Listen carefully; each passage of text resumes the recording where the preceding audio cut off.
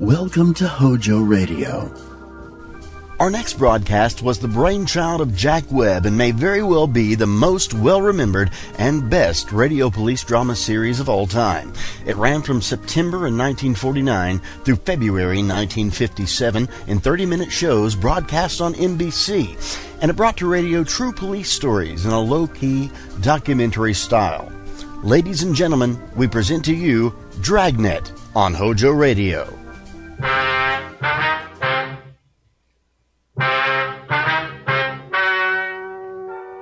Ladies and gentlemen, the story you are about to hear is true.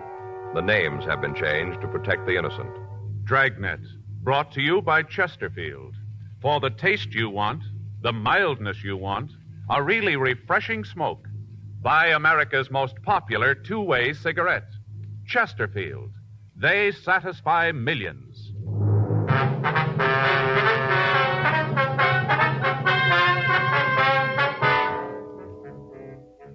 You're a detective sergeant. You're assigned a robbery detail. You get a call that a woman has been badly beaten. She can't describe her assailant. He's still at large. Your job, find him. For the taste you want, the mildness you want, for a really refreshing smoke every time, you should change to Chesterfield. On every count, they satisfy millions. They'll satisfy you. Chesterfield is the cigarette proved highest in quality, low in nicotine. The cigarette tested and approved by 30 years of scientific tobacco research. The cigarette with the taste and mildness you want. Yes, the Chesterfield you smoke today is the best cigarette ever made. Best for you. It all adds up to Chesterfield's world-famous slogan. They satisfy. Regular or king size. Try Chesterfield today.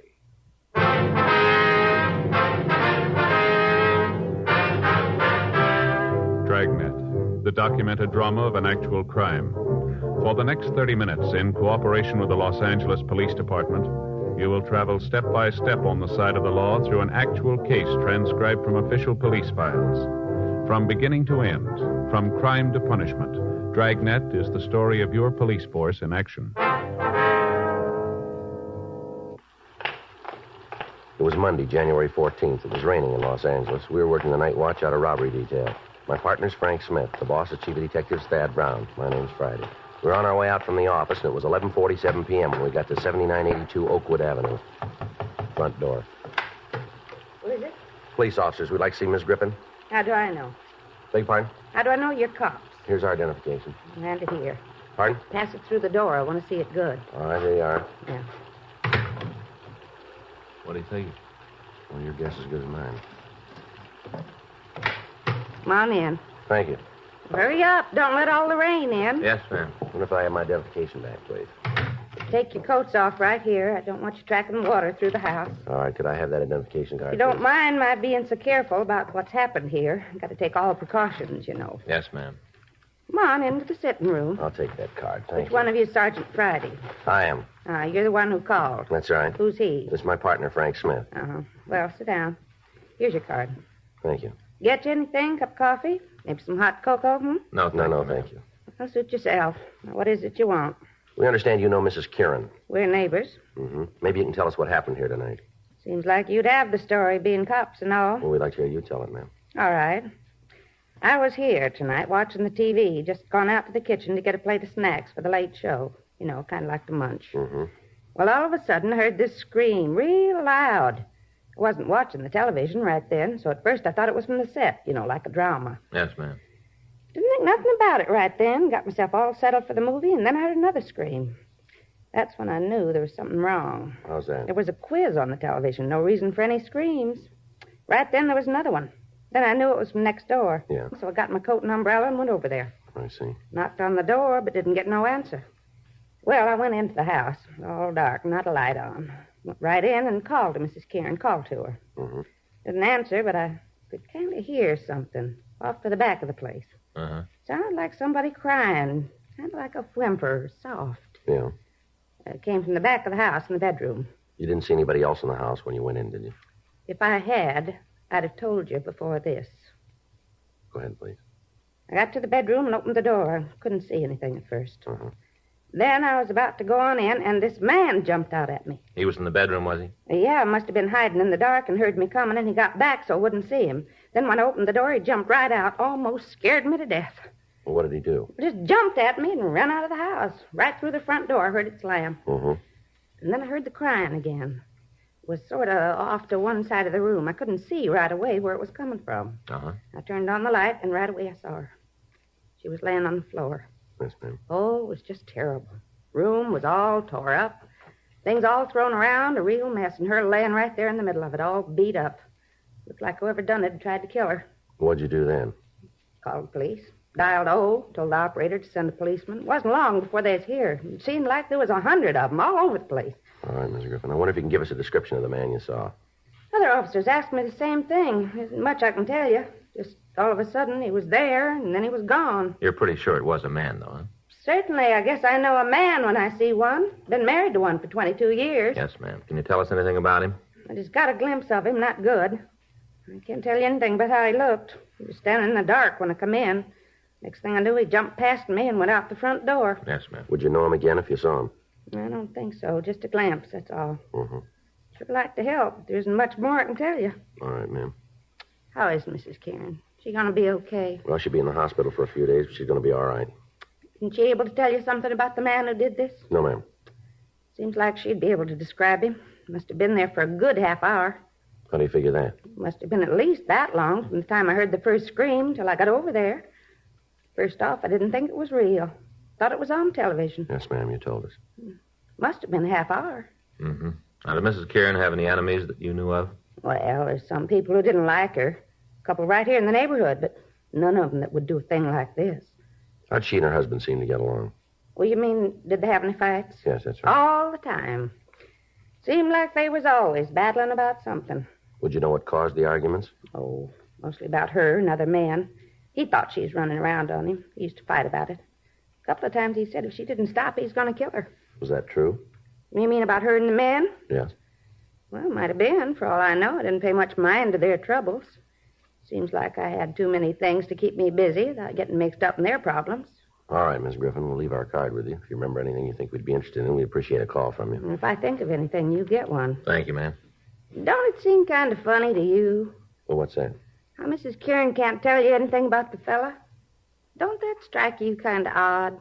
How do you mean? Well, if somebody is in my house for that long, I'd be able to tell something about him. Something for sure. Mm-hmm. Of course, I guess with the lights off, maybe she couldn't see. And then again, Yes, ma'am? maybe she don't want to tell you.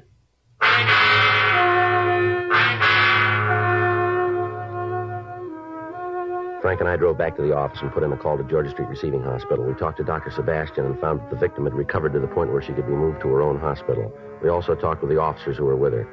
They told us that the woman hadn't given them any new information and that they still hadn't been able to contact her husband. While I checked the crime lab, Frank went down the hall and ran the names Irene and Tom Kieran through R&I. 2:14 a.m. We met back in the squad room. How'd it go in the crime lab? Oh, I got it all here. You want to take a look? Yeah. Beginning to look like we got a good case against the husband. Yeah? Well, here. Here's a picture of the room. The woman was found about here. See? Mm-hmm. You can see the way the stuff's scattered all around the place, all through here. Yeah. It looks like robbery. Well, he wanted it to look that way, maybe. What do you mean?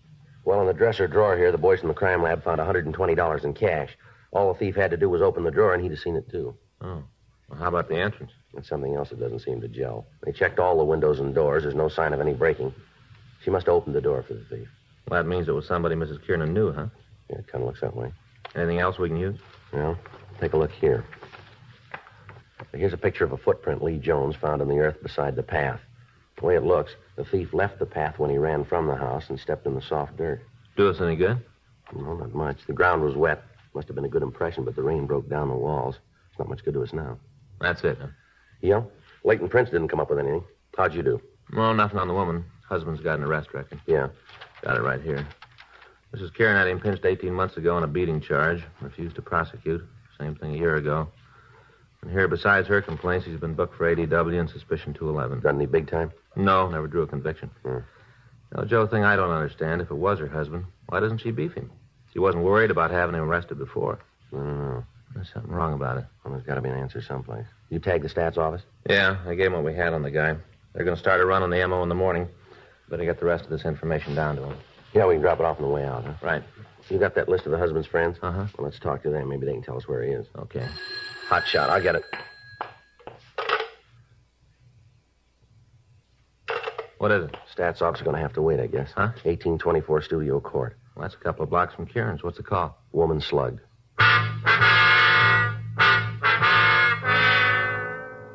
We left the office and we drove over to the address code 3. It was a small house set well back on the lot. When we got there, a felony car out of Hollywood Division had already arrived and the crime lab had been called. The victim was identified as a Mrs. Milo Hudson, age 42. An ambulance was dispatched from Hollywood Receiving Hospital and she was given first aid. She'd been beaten about the head and shoulders. As soon as the attendants had finished, Frank and I talked to her. If you'll just tell us what happened, please. Awful thing. Most awful thing ever happened to me. Yes, ma'am. Did you get a good look at the man? Pretty good. Not real good, but I did see him. Could you describe him for us? How do you mean? Well, how tall was he? I guess about as tall as you, Be about 5'11"? if that's how tall you are. Yes, ma'am. How about his weight? Was he heavy or light? About like him. That'd be about 180, huh? I guess so. I don't know, but I guess that's about what it is. What about his face? Did you see that? Yes, sir. Got a good look. You'd know him again if you saw him, would you? I certainly would. Never forget that face. Not if I live to be 100, I'll never forget it. Now, could you give us a good description of him? Had dark hair, almost black, kind of curly. Little wave right here in front. Mm-hmm. Had blue eyes. Dark blue, might have been kind of hazel color. Dark. Mm-hmm. Was he clean shaven? You mean, did he have a mustache? Yes, ma'am. No, didn't have anything like that. Mm-hmm. Was there anything about him that might make it easier for us to identify him? I don't think I know what you mean. Well, did he have any scars, any birthmarks, anything like that? Let me think. Seems there was something, but I can't remember what. This man say anything to you? Not at first. When he came in, he didn't say a word, just pointed the gun at me and motioned back into the house, like he wanted me to get back there. Uh-huh, but he did say something to you later, is that right? Yes. Well, we got to the bedroom, and he started to go through the place. I told him he better get out, because my husband would be coming in any minute. I see. He smiled and said he knew George didn't get home till 4:30. He used your husband's name, did he? Yes. Come to think of it, he did. I didn't pay much attention to it before, but he did. Do you think you ever saw that man before? Not that I remember. But you're sure you'd know him if you saw him again? I sure would. See, I remember what it was about him. Yes? You know, you wanted something about him that'd make it easier to tell if he was the right man. That's right. He had a scar. Small one right here, by his eye. Made it look like his left eye was real big. Gave him a funny look. Mm-hmm. That what you meant? Yes, ma'am. I wonder if you'd come down to the city hall and go through some pictures for us. Well, I want to do everything I can to help. I'm supposed to check with my doctor. If he says it's all right, I'll be there. When would you want me? Well, if you could make it in the morning. If the doctor says it's all right, I'll be there. Okay, thanks, Mrs. Hudson. We can send a car for you if you like. Might be better if you did. George likes to sleep late and I don't drive. All right, ma'am. We'll call you in the morning. Sure hope you can catch the person who's done this. Lord knows how many more people he's going to hurt. Yes, ma'am. Just seems to know all about people. When they're going to be alone and all, seems to know all about them. Mm-hmm. Knew right where everything in this house was, all the way. Knew right down to a T. You're sure you never saw him before, is that right? Positive. You don't forget that kind of face.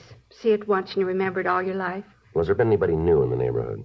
I don't understand what you mean. Well, like any salesman, door-to-door canvassers, anything like that. Residential neighborhood like this, there's always somebody around trying to sell something. Must be a couple of people a day come to the door. But I'm sure the man who hit me wasn't one of them. All right, ma'am. Thank you very much.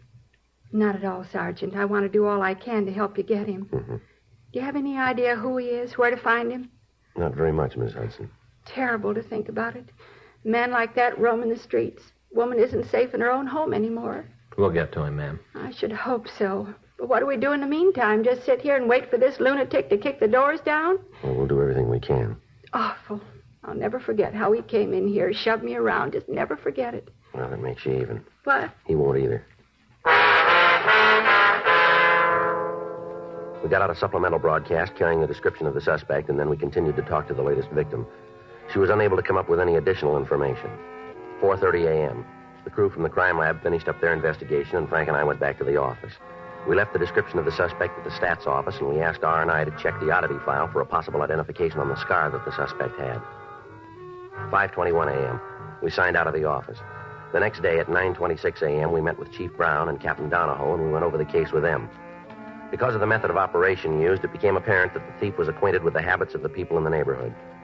2 additional teams of men were assigned to the case, and they began to canvass the area for information on people who appeared to be loitering in the vicinity. It was also decided to assign 3 more police units to patrol the streets during the night hours. We checked all FI cards that had been filed in the area. That afternoon, Milo Hudson came down to the office and went through the mug books, but she was unable to make an identification. She was shown pictures of Tom Kieran, the husband of the first victim, but she stated positively that he was not the man who'd beaten her. The list of possibles came back from the stats office and was checked without result. A week went by. In spite of the additional men involved, the suspect hit 3 more times. In each case, the M.O. was the same. In each case, he escaped. However, we were able to get a little more information on him. We had the artist in Crime Analysis Division draw up a composite picture of the suspect, and we had it distributed to all officers in the city. The daily papers ran it on their front pages. Thursday, January 24th, 5:20 p.m. Frank and I got back to the office from dinner. I want to call Faye and tell her it looks like a late night. All right, I'll check the book. Anything? No. We called her from Pinky. Yeah? He and Leitner talked to that magazine salesman. Check out? No, the guy just got in town a couple of days ago. Description's pretty far off. Oh. I got it. Robbery Friday. Yes, ma'am, that's right.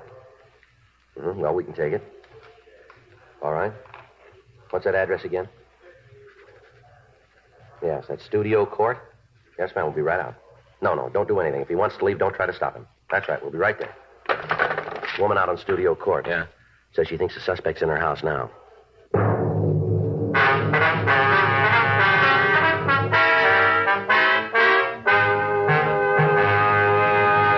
You are listening to Dragnet, the authentic story of your police force in action.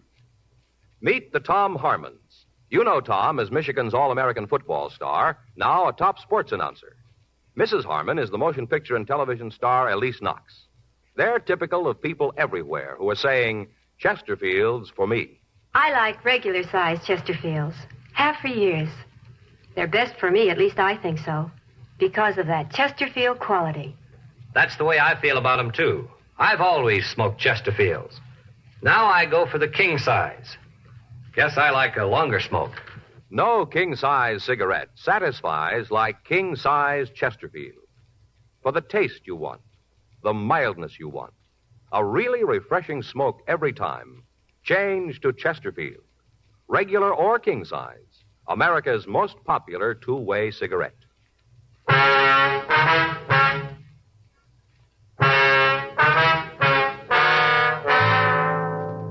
Frank and I left the office and drove over to the address we'd been given on the phone. As we pulled up in front of the house, we could see a man standing on the porch. We got out of the car and we went up the walk. At the front door, we met the woman who'd called. She said that the man had rung the doorbell and had tried to force his way into the house. She went on to say that her husband wasn't home and that she'd managed to stall the man until we got there. We took him back to the city hall and talked to him in the interrogation room. He identified himself as Victor Nadell. Frank went down the hall to run him through records and identification. A lot of trouble you guys are causing me. No reason for all this. What were you doing at that house? Trying to earn a living. You have to force your way in to do that? That old broad's off her rocker. I didn't try to get into the place. She says you did. She's flipped. What do you do for a living? I work, another way? What kind of work? Salesman. What do you sell? Right now I'm selling lots. Real estate? Yeah. Where? Tracked out in the desert. Who do you work for? I don't think I'm going to tell you that. You're not going to get them in no trouble. We're going to find out anyway. Now, why don't you save yourself a lot of grief and tell us? You get paid, you dig it out. You ever been arrested? A couple of times. Where? Oklahoma. What for? Call it hijacking. Robbery? Same thing. You ever do any time? No, they couldn't nail it down. Where do you live? Got a room down on East 5th, room and privileges. Who do you work for? That's your job. How long you been in town? A couple of months. You been working for this real estate company since you got here? Yeah, I got the job a couple of days after I got off the train. How'd you get it?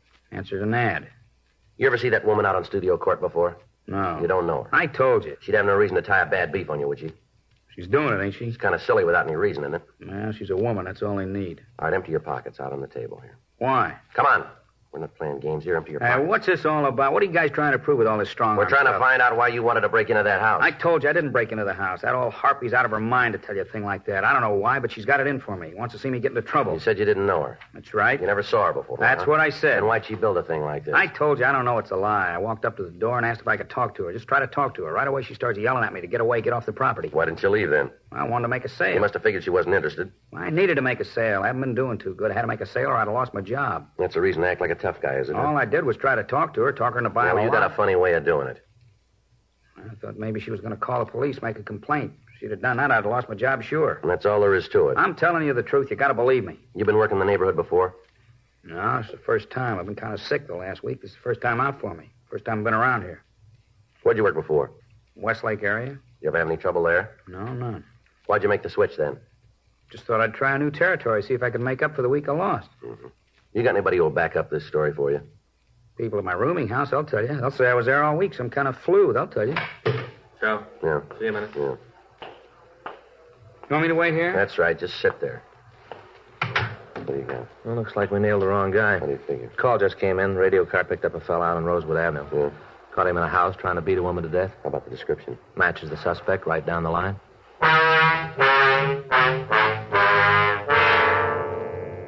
Victor Nadell was booked in at the main jail pending further investigation. We were unable to connect him with any robbery, but Perry Thomas of the city attorney's office issued a complaint charging violation of Section 415 of the Penal Code. At 7:46 p.m., the suspect we'd gotten the call about arrived at the city hall. He was fingerprinted and checked through R&I. We found that he'd served a year and a day in New York State for breaking and entering. He'd served a sentence in the state of Washington on similar charges. Physically, he matched the description we'd gotten from the victims. While Pinky Meade and Dee Leitner contacted the women and asked them to come down to the office, Frank and I questioned the suspect. Rudolph Marnell, is that your true name? Yes, sir. Where do you live? My home's out in Hollywood. It's a big place. Narrow it down, will you? Ledgewood Drive, 2917. You ever been arrested? Yeah, you know that. It was a mistake, though. Both times? Well, the second time was because of the first. What do you mean by that? Now, once you've done time, it seems like anything goes wrong, the cops are on your back, just like this. Mm-hmm. You want to tell us what happened out there tonight? You mean on Rosewood? That's right. Big misunderstanding. Well, you tell us about it, will you? I wanted to use her phone. I don't know. I guess she got scared about something. All I wanted to do was make a call. How'd you ask her? Regular way. Told her I was in trouble. Asked if I could phone. Next thing I know, she's screaming up a storm. There's cops all around me. According to this report, you didn't stop when you were told. Is that right? I guess so. Well, is it or isn't it? Yeah. Why'd you run? Well, I didn't know what was going on. I got a record. I had enough to do with cops to last me the rest of my life. As soon as I heard the sirens, I took off. I guess I didn't hear that cop tell me to stop. Yeah. Kind of hard to believe. Well, you believe the woman who says I tried to slug her. You believe her, but you don't believe me. You see, that's what I meant. What's that? Well, as soon as you fall once, there's a dozen cops right behind you all the time waiting to stomp on you. You ever figure that you helped build it that way? Well, it reads good, but you ain't got nobody on your tail. All right. Now tell us again about tonight. I told the cops who picked me up. I told the cop who fingerprinted me. I already told you once. Now, how many times you want to hear it? Until we get it the right way. Well, how are you going to know? We'll find it. Come on. Go down to the interrogation room. Go ahead. Down this way.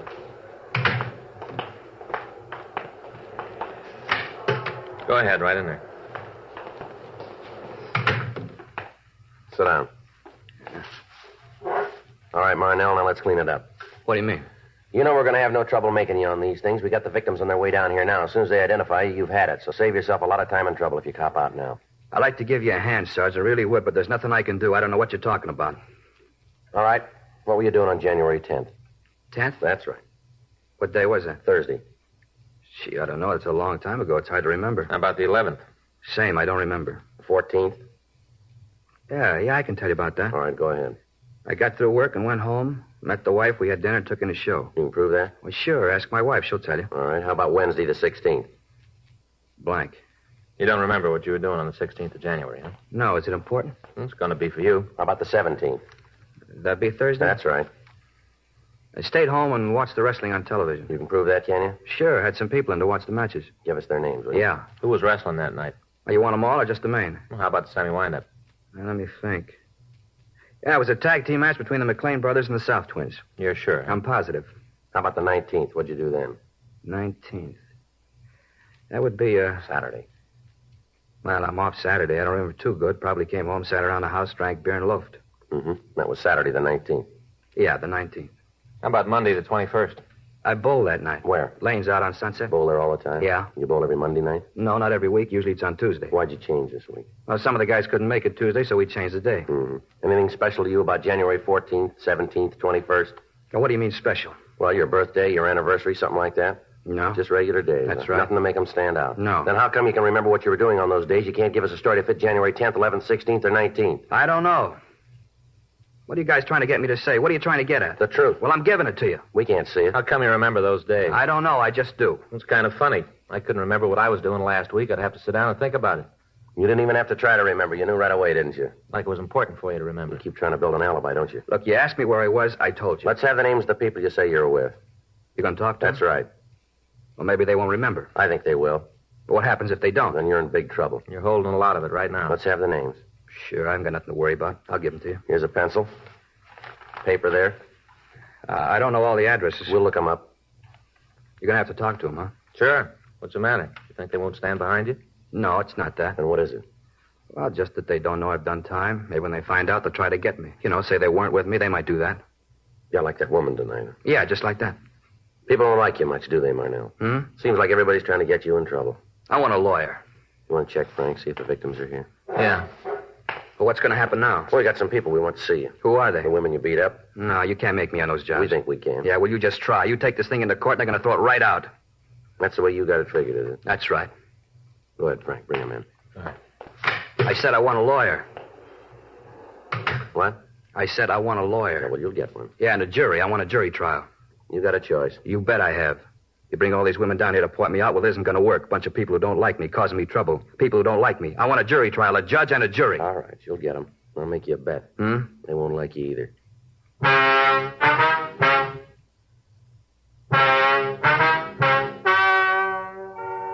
The story you have just heard is true. The names were changed to protect the innocent. On May 16th, trial was held in Department 98, Superior Court of the State of California, in and for the County of Los Angeles. In a moment, the results of that trial. Now, here is our star, Jack Webb. Thank you, George Fenneman. You know, the Chesterfield you smoked today is the best cigarette ever made, and best for you. Now, that's a fact. And to my way of thinking, it's the very reason for you to change to Chesterfield. Try 'em either way, regular or king size. If you try 'em, I think you'll say with all of us, Chesterfield's for me.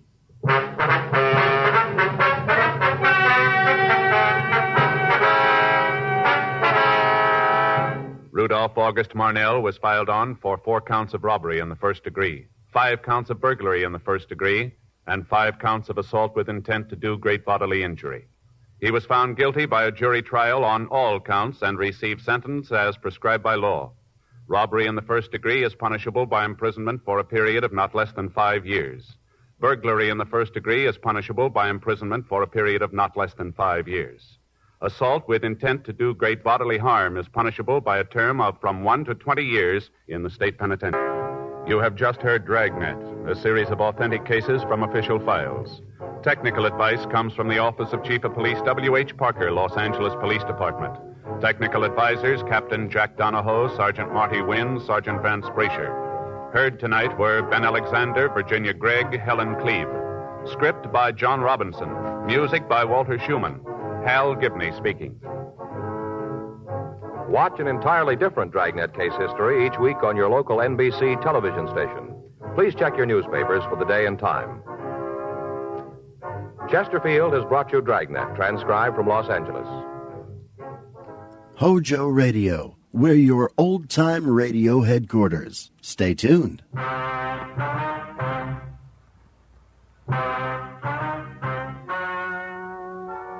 Ladies and gentlemen, the story you are about to hear is true. The names have been changed to protect the innocent. Dragnet.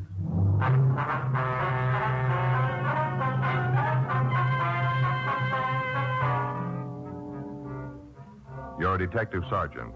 You're assigned to forgery detail. A group of check passers is working in your city. They've hit over 50 places of business.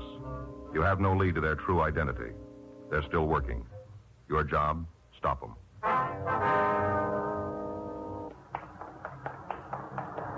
It was Wednesday, July 11th. It was warm in Los Angeles. We were working the day watch out of forgery detail. My partner's Frank Smith. The boss is Chief of Detectives Thad Brown. My name's Friday. We were on our way out from the office. It was 11:20 a.m. when we got to the corner of York Boulevard and Buchanan Street. The York Cannon Market. Yeah, something you're looking for? Like to see Tom Dawson? He's in the back there over by counter 11, cold cereal. Thank you. Yeah? Mr. Dawson? Yeah? Police officers would like to talk to you. Oh, about the check, huh? That's right. Mind if I go ahead with this display? I'd like to get it finished. I got enough trouble with the boss as it is. I don't want to build any more. No, sir. You go right ahead. This fellow cop, too? Yes, sir. This is Officer Frank Smith. My name's Friday. Hi. How do you do, Mr. Dawson? Sure hope you can get the guy that gave me the paper. The way it stands now, I'm going to have to make it up out of my salary. I don't make that much. I haven't told my wife yet. She's going to scream like an eagle when she finds out. We got a real strict budget. Sure going to louse it up. Do you have the check? Yeah. I got it right here. Came back from the bank this morning. Boss gave it to me. Here you go. Thank you. Same as the others? Looks like it, yeah. Here. Thanks. How's that look to you? Sir? The display. Look all right? Oh, yes, sir. It's fine. Got this mask finished, and it's all done. What can you tell us about the man who gave you the check? What do you want to know? Well, what kind of identification did he use? Just about the whole thing. Driver's license, social security card, gasoline credit card, the works. Mm-hmm. There's pencil notation on the back of the check. Is this his license number? Let me take a look. Here. Yeah, that's it. I figured sure it'd be good. Nice-looking fella. Sure never going for a paper hanger. Can you give us a description of him? Yeah, sure can. I got a good look at it.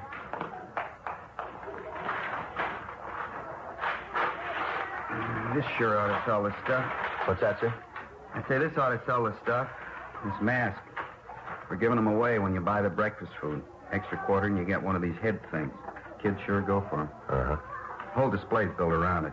See, the finished mask goes right there. Makes it look like the cardboard kid's wearing it. Uh-huh.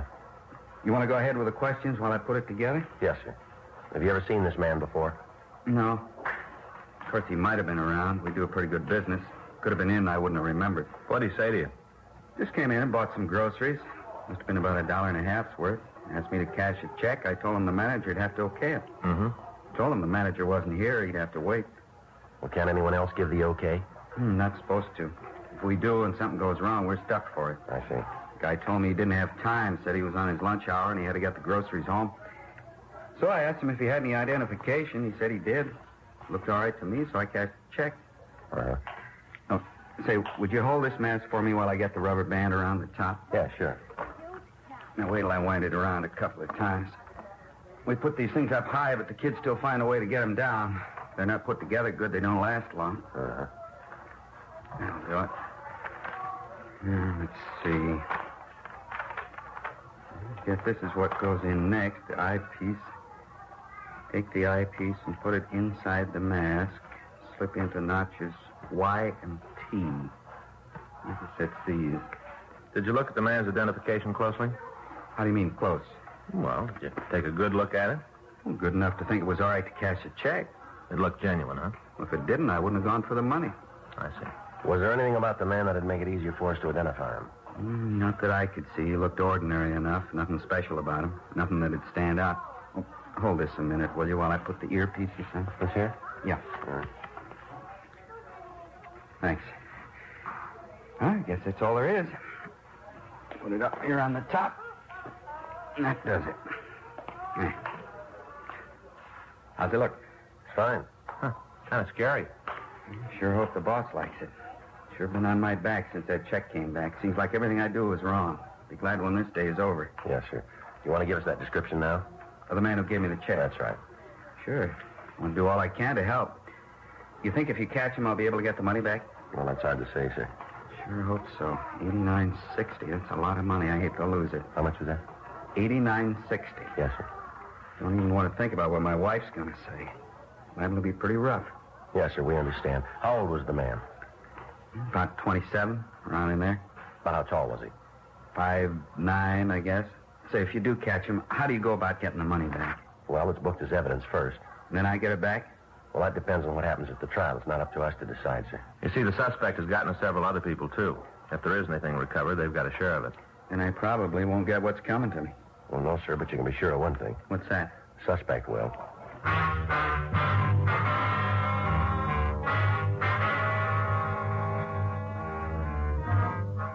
11:46 a.m. We got the complete description of the suspect, and we made arrangements for the victim to come down to the city hall and go through the mug books. The information on the driver's license was checked through R&I in the Department of Motor Vehicles, and we found it to be false. The first bad check had come to our attention on February 16th, 5 months previously. Between then and the present forgery, the gang had taken approximately $60,000 from businessmen in the Southland area. All attempts had been made to stop them.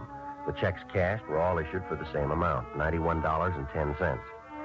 The checks were drawn on real companies, but on banks where no account existed. Examination of the forgeries by the crime lab and by handwriting showed that the checks themselves were not genuine. The signatures on each of them varied. The typewriter used to fill in the payee and the date was different in each instance, as was the check protector used. M.O. bulletins carrying pictures of the checks and lists of the companies that they were drawn on were gotten out to all supermarkets and check cashing agencies in the city. None of the precautions we took did any good. The gang continued to operate. Each of the victims was questioned, but the descriptions of the suspect that they gave us was different in each instance. Examination of pictures of known check forgers using the same method of operation netted us nothing. The stats office had made several runs on the information we had, but they were not able to come up with any new evidence. George Brereton up at Sacramento was contacted, and he furnished us a list of possibles. These were all checked out, and several arrests were made, clearing up other forgeries, but our prime suspects were still free, and they were still operating. Wednesday, 4:15 p.m., Frank and I came back from Captain Welsh's office. Well, now we know how the skipper feels. Now, can you blame him? No, I guess not. We're doing all we can. If the people who run the stores won't look at the bulletins, there's nothing we can do. Well, the brakes are bound to go with us pretty soon. They got to start sometime. I get it. Forgery, Friday. Oh, just a minute, ma'am. Fergie around? I don't know. I'll take a look and back. Hey, Fergie, then? Fergie? No, he's not here. He's not here right now. Can I take a message? Mm-hmm. Yes, ma'am. No, he's not working today. Yes, ma'am. Well, if you give me your number, I'll have him call when he gets in. All right. That's 98? Yes, ma'am. No, it's right in the message book. No, he'll see it. That's right. Yes, ma'am. Mm-hmm. No, he'll look at the book when he comes in. No, the first thing. You bet. Well, you're more than welcome. Yes, ma'am. Bye. Problem? No, she just didn't believe that Fergie'd get the message. Yeah, I know. Sometimes Faye says the same thing. Sergeant Friday? Yes, that's... Oh, hi, B. Come on in. Wasn't sure you'd be in. You know my partner, Frank Smith, don't you? Beatrice Dowling? Oh, yeah, we've met. Sure, I haven't seen you in a long time. Sit down, B. Here. Oh, thanks. There you go. Well, what can we do for you? Just thought I'd drop in and say hello. It's been a while. Yeah, it has at that. How's it been going? Pretty good. Got myself a job when I got out. Things are working good for me. How long's it been now? A year ago, last January. Well, is there anything we can do for you? No. Might be the other way around. How do you mean? I never got a chance to tell you, Sergeant, how much I appreciated what you did for me, what you said in court. Well, we just told him the truth. Yeah, I know. It would have gone a lot harder with me if you hadn't been on my side. Well, it's nice of you to think of it that way, That's anyway. True. Never got a chance before. Now maybe there's a way I can pay you back. Well, it's not necessary, you know. I know. I want to. All right, what do you got? You know how it is. When you get out of jail, you meet a lot of people in the business. They all got a deal for you, something to put you back on your feet. Yeah, I know. Same thing happened with me. I stayed clear of it, though. Never went near them. Well? I'm not going to con you. A couple of times, pretty hard, but I'm on the road, and I'm going to stay there. Well, that's good to hear. Yeah, you get rumbles. You know, things come up. Uh-huh. I got one the other day. More than a rumble. How about you, right away? Figured there's a way to pay you back. Well, what is it? Met a guy in a bar, a little place near where I work. Usually after work, I stop in and have a beer while I wait for the traffic to clear up before I go home. Mm-hmm. The other night, a fellow came up and started talking. Nice-looking guy. We got to talking about different things. Nothing big, just things. You know how you do at a bar. Mm-hmm. He asked me what I did for a living, how things were going, like that. And he wanted to know if I'd like to pick up a few extra bucks. Yeah. Said he wanted me to cash a check for him. I told him I didn't have the money. It didn't make any difference how small the check was. I didn't have the loot. Mm-hmm. Then he sprung it. He didn't want me to cash it myself. Said he wanted me to take it to the store and get it cashed. Said he'd give me half what the check was for. Well, why didn't he do it himself? Well, I asked him the same thing. That's when he told me. As soon as I heard it, I figured it might be something for you. Well. He said the check was stolen. Beatrice Dowling had been convicted of forgery 3 years before. She'd been sentenced to the California Institution for Women at Corona, California. Frank and I had a small part in the investigation that resulted in her conviction. During the trial, we testified that her cooperation had aided us in apprehending the rest of the gang and allowing us to clean up the entire operation.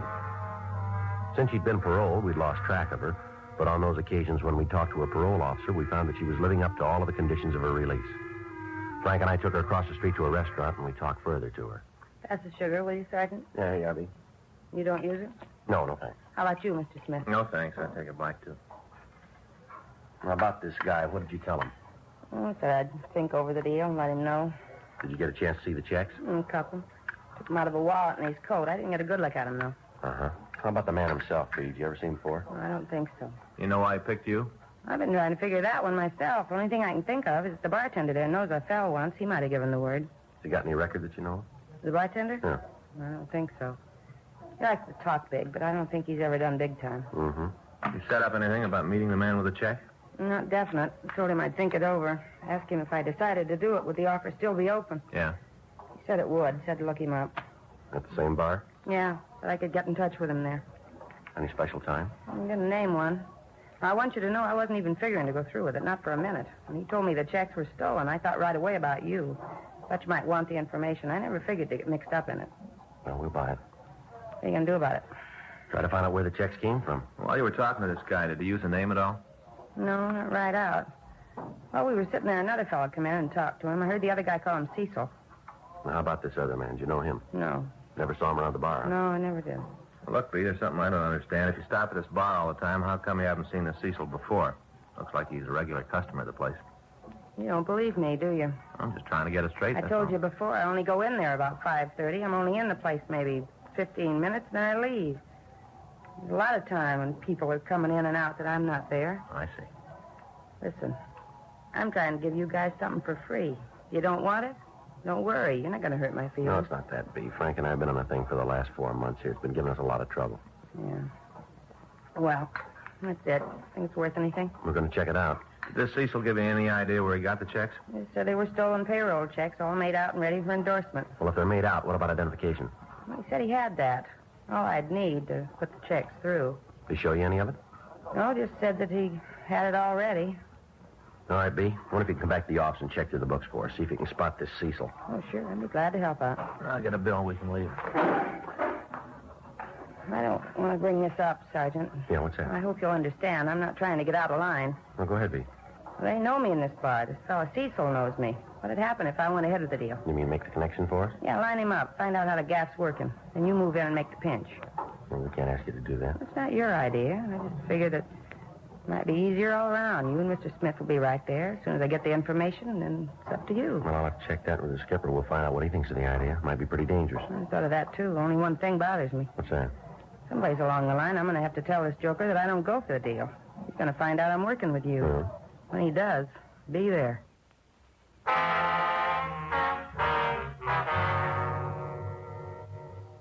We returned to the office and made arrangements to meet Beatrice Dowling the next day.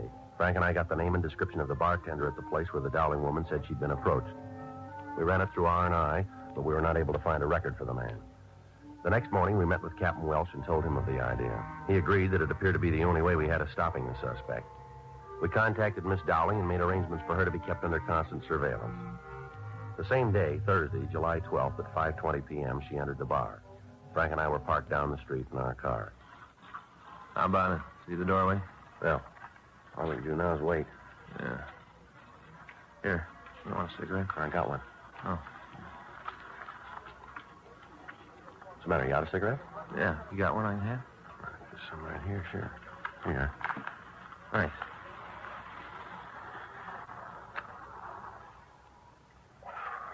Oh, I'll sure be glad to get home. Well, Yeah. Fay and me had a big argument last night.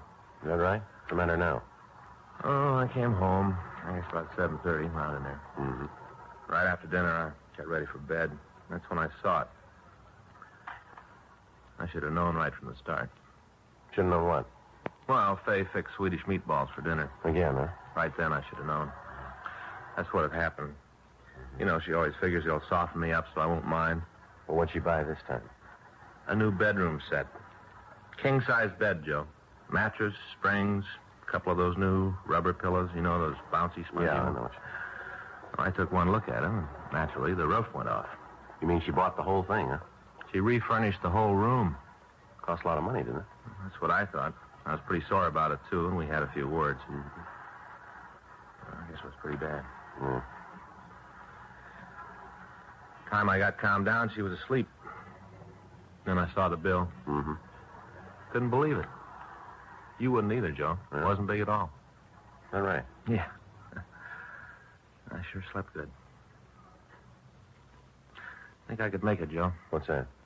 You know how I'm always talking about sleeping for a week? Yeah.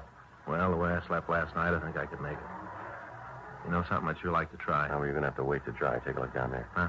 The bar. Beatrice coming out. Oh, yeah. A couple of guys with her. They're acting kind of funny, aren't they? Yeah. The way they're shoving her around? There's only one reason for that. Yeah? They found out about us.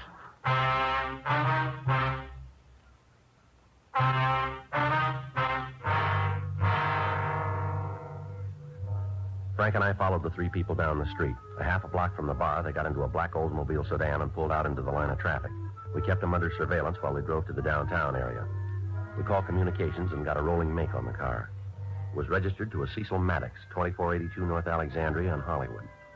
We requested that Maddox be checked through R&I, and we found that he'd been arrested twice before on charges of grand theft, and that he'd served 1 term at San Quentin and 1 term at Folsom Penitentiary. At the corner of Broadway and Clay Streets, the trio pulled into a parking lot and they left the car. Frank and I parked our unit and followed them to a stationery store. From the street, we could see Maddox talk to a salesman, while the other man walked up to a display of typewriters. He took a slip of paper from his pocket and apparently tried the machine. By the time he was finished, Maddox had gotten through talking to the clerk, and they used the same piece of paper to try a check protector. During this operation, Beatrice Dowling stood by and waited for him. Finally, the three of them left the store and walked 2 blocks east to a large market. There, we saw Maddox hand the Dowling woman an envelope. After that, she entered the store and came back a few minutes later. Frank and I were about 10 feet from the pair of check men when the woman returned. Here it is. How'd it go? Thank you, Fred. Here's the money. Okay, let's go to a bar. We'll make the split. Half this is mine, huh? That's the way it was set up. Let's go. Come on, Frank. All right, Maddox, hold it up. For what's this all about? Police officers, you're under arrest. For what? Go ahead, spell out the beef. How's forgery fit? I don't know. You won't hang it on me. Don't book it, mister. You'll get short odds. The wrong beef. I won't You buy it. already have. Huh? You paid for it with a bad check.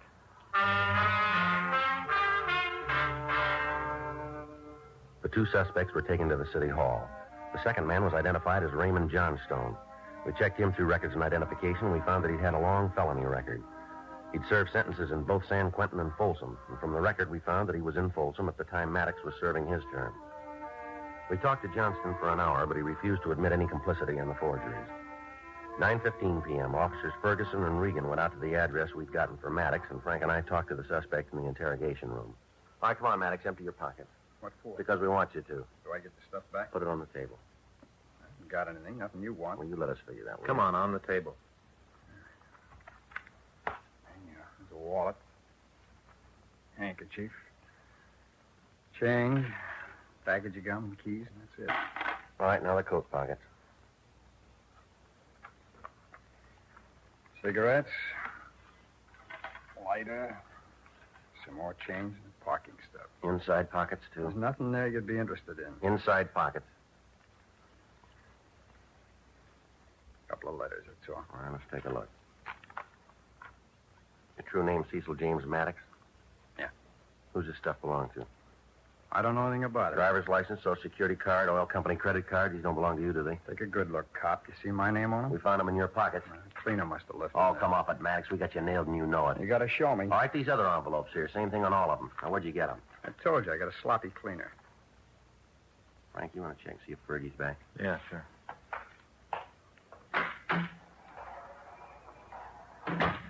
You got any money in the wallet? Couple of bucks. Take it out. Sure. I'll give it to you. Keep it in your hand. Just give me the wallet. Yeah. You find anything interesting in there, and I'll split it with Yeah, you. sure. How about these checks? Where'd you get them? I forget. Well, you better start remembering, mister. I'm trying. It just isn't working out. Pretty important that you do. I think I found them. Where? I don't remember. You turn up with $500 worth of checks and you don't know where you got them, huh? I haven't got the slightest idea. Oh, what about this receipt? What's it for? I don't know. It's in your wallet. You must have put it there. Look at the back.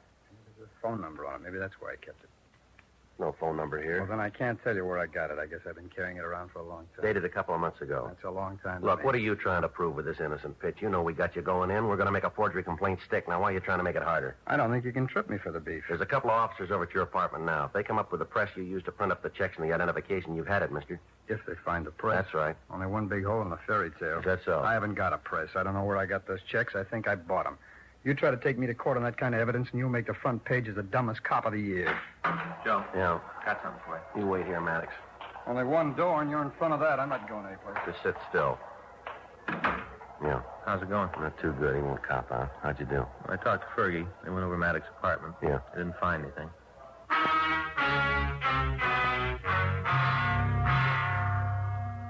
We went back into the interrogation room and we talked to the suspect. He'd admit nothing.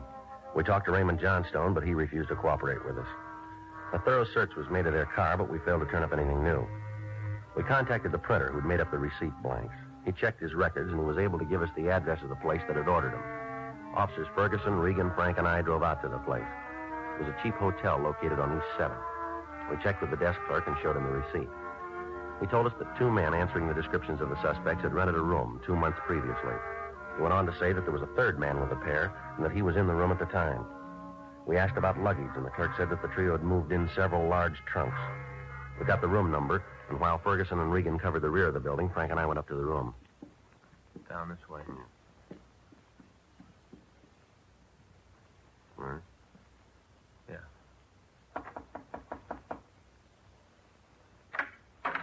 Yeah? Paul Hadley? Yeah, that's right. What do you want? I'd like to talk to you. I'm kind of busy right now. What's it about? Police officers. Get out of here. All right, come on. You got no call to bust in here. I'm not doing anything wrong. Then why'd you try to keep us out? I just don't like cops running all over the place. Where's that door go? Bedroom, but there ain't nothing in there that concerns you. I'll take a look. You stay out of there. What's this all about anyway? What are you cops trying to build? How about it, Frank? Take a look. Come on, Hadley, over here. Press and everything, huh? I do a little printing for the neighborhood people. There's nothing that concern you. You do work for the Department of Motor Vehicles, too? What? These driver's license blanks, what are they for? Who tipped you? What? Who told you about the plant? Who told Does you? that make any difference? You bet it does. All the difference in the world. I don't know what they told you, but I'm not going to take the beef alone. I'm not going to take it alone. That's so? Yeah. You go back and tell Cecil and Ray that they're going with me. I'm not going to carry this by myself. You tell them that, will you? Sure.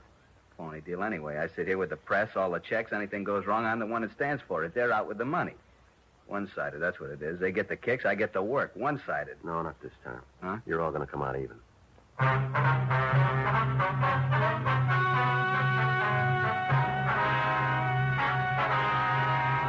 Cecil James Maddox, Raymond Richard Johnstone, and Paul Milton Hadley were tried and convicted on 18 counts of forgery. They received sentence as prescribed by law. Forgery is punishable by imprisonment in the county jail for not more than 1 year, or by imprisonment for not more than 14 years in the state penitentiary. You have just heard Dragnet, the authentic story of your police force in action, and starring Jack Webb, a presentation of the United States Armed Forces Radio Service. Stay tuned to Hojo Radio.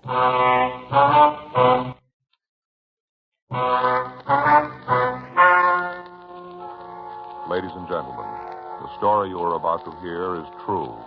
The names have been changed to protect the innocent. Dragnet.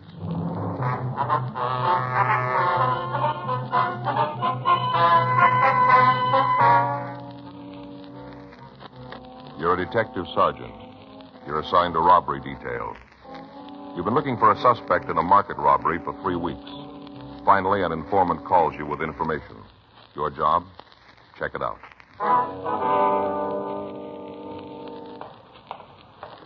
It was Tuesday, February 17th. It was cold in Los Angeles. We were working the day watch out of robbery detail. My partner's Frank Smith. The boss is Chief of Detectives Thad Brown. My name's Friday. We were on our way out from the office, and it was 10:56 by the time we parked our car and got to 4278 Winona, the Balinese room. Hi, Joe, Frank. Van, how's Hi, it going? Van. I'm walking around, about all I can expect. Sit down. Thank you. Get you anything? No, thanks. No, thanks. Just made a fresh pot of coffee in back. Like a cup? Yeah, I might go for one. How about you, Frank? Sure. I'll get it. Hey, you both take it black, don't you? That's right. Yeah, Van. What was it you wanted to talk to us about? What? I say, what was it you wanted to see us about? Just a minute. I'll be right with you. Hey, you want to take one of these cups? Yeah. Here, let me give you a hand there. All right. Here you go, Frank. Thanks. What do you got for us, Dan?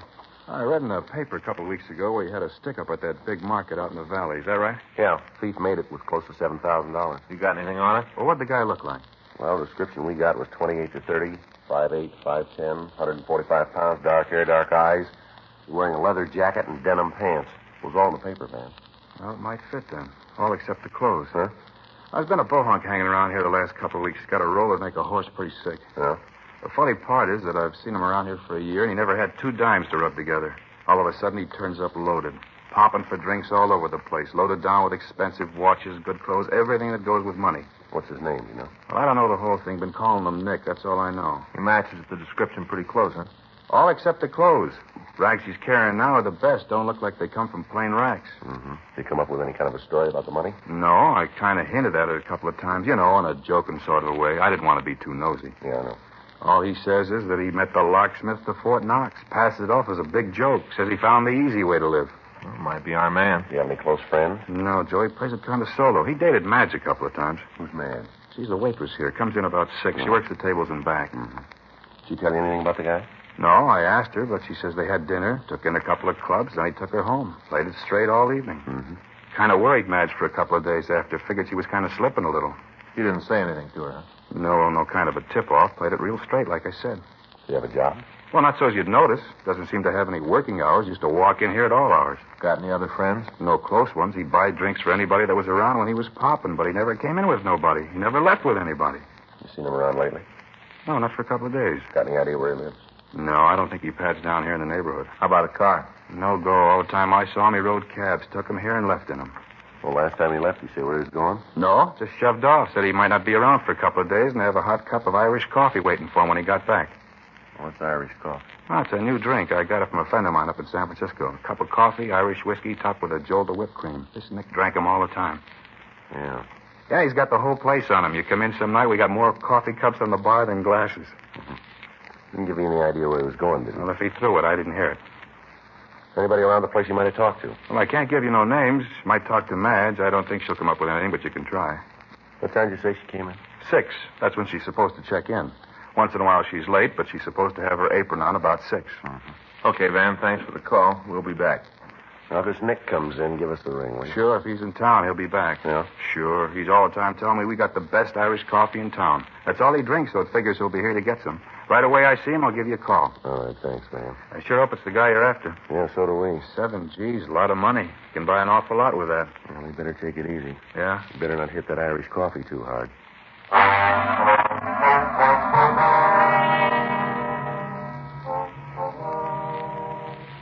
3 weeks previously, on Monday, January 19th at 9:40 a.m., a masked man had walked into a supermarket at the corner of Laurel Canyon Boulevard and Camarillo Street and held up the store for a total of $7,367. The alarm had gone out immediately, but the holdup man succeeded in getting out of the area. All routine procedure had been followed, but it resulted in no information to put us any closer to the thief. Local broadcasts and APBs had been gotten out. The description of the thief had been taken and checked through the stats office. All leads had been followed up without result. The phone call from the bartender appeared to be our first break in the case. Frank and I went back to the city hall and checked the name Nick and the description through the moniker file in R&I. There were only 4 possibles turned over to us. We showed the mugshots to the bartender, but he couldn't give us an identification. We got the home address of Madge, the cocktail waitress, and we went out to see her. Her landlady told us that she wasn't home and that when the girl had left, she said she'd go straight to work. We waited for her at the bar, but after talking to her, we had no additional information to work with. The following morning, we began to canvass the neighborhood. We talked to shopkeepers and store owners. In several clothing stores, we found clerks who thought they remembered the man, but they were unable to give us any information on him. Late that afternoon, we talked to a jeweler. We asked if he had a customer who might fit the description of the suspect. Yes, sir. Seems to me I remember a man like that. What can you tell us about him, Mr. Hobbs? Not much. Bought quite a bit of merchandise. What is it you want to know? Could you give us his name? I'm afraid not. How about receipts? Anything like that? No, sir. It was a cash sale. There was no reason to take his name. Uh-huh. Can you give us any information on him at all? Maybe if you could tell me what this is all about, I could help you out. Well, it's a police matter, Mr. Hobbs. You must understand, Sergeant, I want to do what I can, but it's rather difficult without knowing exactly what it is you're after. Well, we want to find a man. Any information you have that'll help us do that will be appreciated. I'm afraid there's nothing I can do for you. Well, how about the things he bought? You want the complete list? Yeah, how much did he buy? I'll have to look it up. Just a minute. All right, sir. Keep a record of your sales, do you? Yeah, I have to for tax purposes. Just a minute. Uh-huh. I'm not certain of the date. Take a minute to find. All right, sir. Take your time. Let's see. Yeah. Here it is. Bought a gold tie bar, set of cufflinks, and a wristwatch. Can you give us the description of the goods? Plain gold tie bar, square ends. Cufflinks were plain, sort of square design, no relief work. How about the watch? A Patek Philippe, solid gold. Anything about the watch that would make it easier to identify? No. You got a record of the case and movement number? Mm-hmm. You want that? Might help. Yeah, I can get it for you. All right, fine. How'd he pay for this merchandise? In cash. Yes, sir, but what about the denominations of the bills? Would you remember what they were?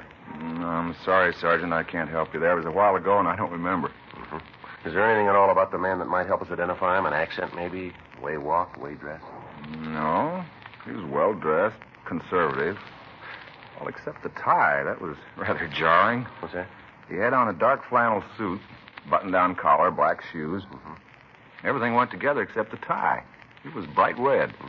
What about his speech? Was there anything there? Not that I remember. Nothing else about it? No, sir. Well, all right, Mr. Hobbs. I'm going to leave one of our cards with you. If you think of anything else, we'd appreciate a call. Mm-hmm. As for you, Mr. Friday? Well, either me or Frank Smith here. All right. If I think of anything. If you'll get the numbers on the watch for us, please. Oh, yeah, almost forgot. Say, there is something. Yes, sir? When he bought the new watch, he was wearing one. Uh-huh. Asked me if I'd give him anything for it. Wanted to trade it in. Yeah. I told him it wasn't worth anything to me. Suggested he try to sell it to a second-hand store. Yeah. He said he's seen the last of hock shops. Said if I didn't want to buy the watch, he'd make me a gift of it. Well, did you take it? He left it here. You still have it? I think it's still in the back. I got a box of old parts. His watch might be in there.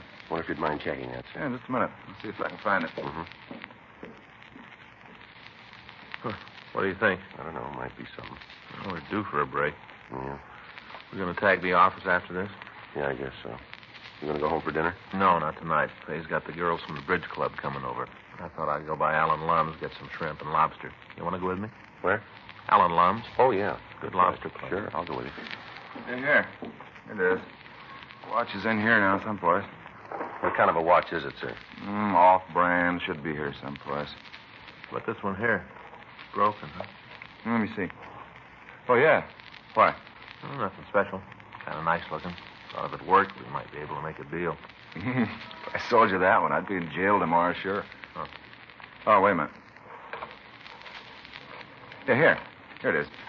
This is it? Yes, sir. Well, now, is there anything about the watch that would make it possible to tell where it was bought? No, sir. It's a cheap brand. Most of the drugstores in town carry them. Uh-huh. What if you mind if we take it with us? We'll give you a receipt. That won't be necessary. I trust you. We appreciate it, Mr. Hobbs. We'd better give you a receipt. Well, all right. I'll get the book. Oh, I just thought of something. Might not work, but it's worth a try. Yes, sir. What's that? Just a minute. Yeah, he did. Sir? He had the watch repaired at one time or another. You see here? Let me see. No, I don't believe I see what you mean. Well, here. See the initials there and the numbers? It's RJ 10567, is that it? Yeah. That's the initials of a watch repairman when he worked on the watch. That should make it pretty simple, shouldn't it? Yes, sir. It'll help. Yeah, simple. All you have to do is find RJ and get the name of the man who had work number 10567. He should be able to give you the name of the man you're looking for. Huh. Simple. Yes, it's not quite that easy, but it's a place to start.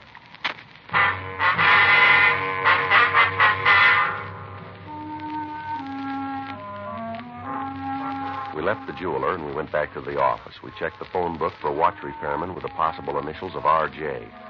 Frank got on one phone and I got on another. There was a long chance that the watch had been bought and serviced in Los Angeles. We went through the watch repair companies with the initials we were looking for, and then we started at the top of the list of jewelry concerns. I see. Uh-huh. That's right, sir. Well, thank you very much. That's all the information we have. Yes, sir. Mm-hmm. Thanks a lot. Goodbye. No, I wouldn't be able to tell you any more than that. Bye. I got nothing. Well, we better get on it, or we're going to have to wait until tomorrow. 5:20. Most of the place is closed in a few minutes, so let's stay with it. Yeah. It's getting so I can't see the numbers on this dial anymore.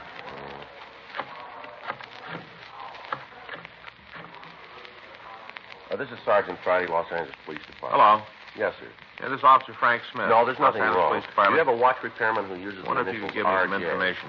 No, that's R.J. Yes, Yes, sir. Do you have a watch repairman I who uses see. the initials R.J.? No, sir. No, we're looking for R for information, Robert, that's J all. as in James. Mm-hmm. We'd like to Nothing talk at all. Yes, ma'am. All right, sir. Thank you. I'll wait. Bye.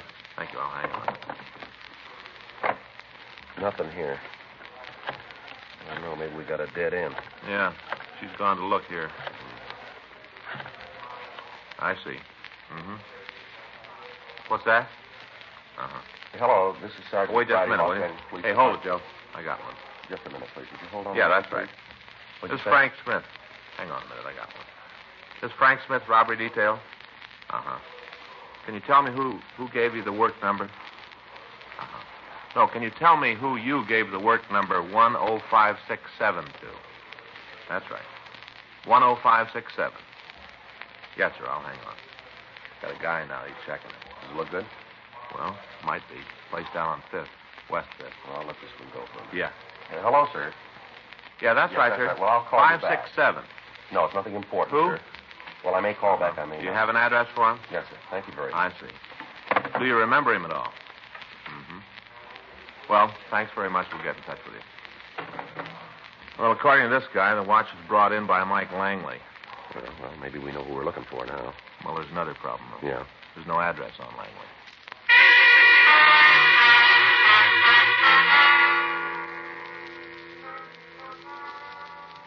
We checked the name Langley through R&I, but without any description to work with, there was little chance that we'd find anything. We checked the description on the arrest reports against that of our suspect, and we ruled out all the possibles that we came up with. We checked the name in the phone book, but we found no listing. We checked the city directory without result. 6:15 p.m. We got in touch with the utility companies and asked them to check their records. They told us they'd call us back by the next morning with the information. Wednesday, February 18th, 9:12 a.m. Frank and I were in the squad room. I got it. Robbery Friday. Yes, that's right. Mm-hmm. Okay. Yeah, go ahead. Mm-hmm. 2647 Gilbert. That's G as in George, I-L-B-E-R-T. Yeah. Okay. Uh-huh. Well, how long have they had that service? Uh-huh. Right, you betcha. Thanks very much. Friday. Yes, right. Thanks very much. They came up with it, huh? Yeah, looks real good here. Service started on Friday, January 16th. Yeah. 2 days before the robbery.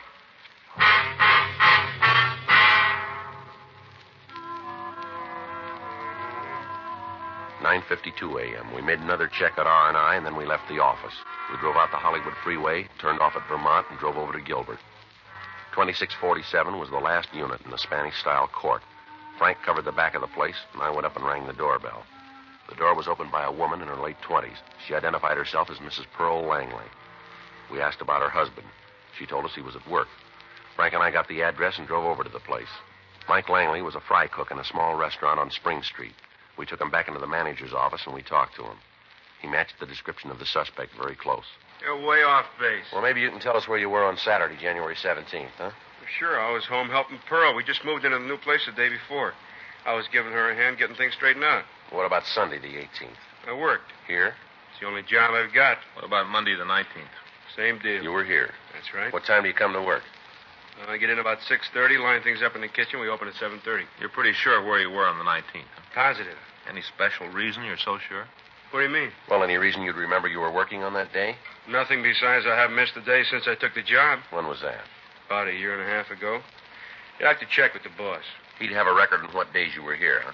That old skinflint, he's got a note on every minute I was in the kitchen. Probably tell you how many eggs I fried since I've been cooking for him. You want to check on that, Frank? Yeah. I want you to look at something here, Langley, and tell me if you know who it belongs to. Sure, what do you got? Right here. It's a cheap watch. It isn't mine. You ever seen it? I don't think so. You ever been arrested? Why you ask that? Have you? No. Never been in trouble with the police? Not in California. Where? Texas. Where in Texas? Galveston. What was the beef? Drunk driving and nailed me on the boulevard. What'd you draw? Paid a fine, did 10 days. That's the only trouble you've ever had with the police? That's it. You're sure about this watch? Yeah. Never saw it before? No. Joe. Yeah. Be right back, Langley. I'd appreciate it if you could step it up. The boss is going to start docking me if I'm off much more. Yeah. What do you got? I checked with the owner. Uh-huh. Looks like we're far out on this thing. Huh? Langley was working all day the 19th.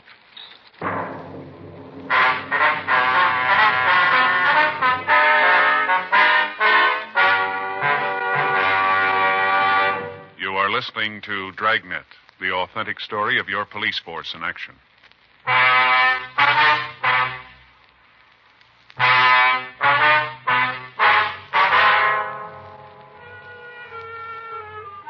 We contacted the authorities in Galveston and talked with officers Rex Torian and Reuben Guzman. They told us that Mike Langley had been arrested for drunk driving. They went on to say that he'd lived in the beach city for several years and that until his arrest, he had never been in trouble. We brought him down to the city hall and we talked to him further. The victims of the holdup were asked to a special show-up, but although they said Langley looked quite a bit like the stick-up man, they couldn't give us a positive identification. He was released from custody. On Thursday, February 19th, we got a call from him asking us to come out to his home. Frank and I left the office and drove to the Gilbert Street address. We met Langley and his wife. You met my wife, Pearl, didn't you? Yes, sir, we did. Yeah. We met yesterday. Now, what'd you want to see us about, Langley? Sit down. Can I get you anything? A cup of coffee, something? No, thank you, ma'am. I hate to bring you guys out here, but I want to get this thing cleared up. Yes, sir, we do, too. You got that watch with you? Yes, sir. Yeah. Here you are. Oh, thanks. Now, I got to thinking about it last night, about why you think it was mine. Yes, sir. I guess it didn't make much of an impression on me at the time, but I remembered it. Yeah? I figured out how you got my name on it. Yes, sir. I did take the watch in to be fixed. It isn't mine, but I did have it fixed. Well, who does it belong to? My cousin, Herbert Langley. He got in some trouble, and when he was at Quentin, he sent the watch out to me to have it fixed. I guess I must have forgotten all about it. You know where he is now? He was staying here with us. How long ago, ma'am? He got here the day after we moved into the house. That'd be Sunday. Yeah, I remember because Mike and me were trying to get the place straightened out, and Herb didn't do anything but sit around and guzzle beer. Didn't look to hand to help. So you here now? You mean staying here? Yes, ma'am. No, he moved out about a week ago. Did he tell you where he was going? No, just said he was tired of being a fifth wheel and left. Him and Pearl didn't get along too good. We sure didn't. One thing I don't go is a man that doesn't work. Laying around the house all day or else down at some bar, drinking all day. Mm-hmm. Do you know what he was in jail for? Herb kept telling us it was a bad beef. They didn't have anything to do with it. What was the charge, do you know? Robbery. Where was that? Up north, was it San Rafael, wasn't it, honey? A real bum. Wish you wouldn't say that, Pearl. Why not? It's true. You just didn't understand him. No, and I didn't want to. I don't like him. I never did. All the time laying around, giving orders, wanted to be waited on, hand and foot. Always asking for something. Him and that lousy coffee. That was the end when he started asking for that Irish coffee. What do you mean? Oh, coffee, Irish whiskey, and whipped cream. Something he heard about someplace. Do you know where he is now? No. How about you, sir? Well, I haven't got the address, but he did say something about going back to see Mother. Where would that be? Texas. He wasn't sure. He just said he was thinking about it, though. Uh-huh. Did he say when he was coming back? No. Him and Pearl had a beef before he left. Yeah. Packed a bag, said he'd never be back.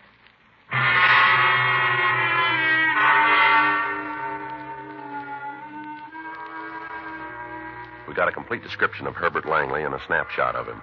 Frank and I went back to the office and put in a call to Fred Galloway in the Adult Authority office. He contacted Sacramento and got Langley's prison number. We checked the coming out mug books and got a good picture of the suspect. This was shown to the victims, and they identified him positively as the holdup man. A local and an APB were gotten out on him, and a radiogram was sent to the authorities in Galveston, Texas, asking them to check on the suspect. We got a list of his known friends and other relatives. These were interviewed, but they were unable to give us any further leads on Langley's whereabouts. A week went by. On Friday, February 27th, Frank and I got back into the office from the main jail. Think he's telling the truth? Yeah, well, if he is, it's the first time. He hasn't had an honest job in the last 6 years. Better check the book, huh? Yeah. Robbery, Stewart. Yeah, just a minute. Joe, take one. Thanks, Stu. One? One. Miss Friday. Yes, ma'am. Uh-huh. Well, no, he won't hear it from us. Yeah. Well, how long ago was that? Yeah. All right, no, we'll check it out. Thanks for calling us. Right? Bye. Nothing in the book. It was Pearl Langley on the phone. Yeah? She just got a message from the suspect. Yeah? He's in town.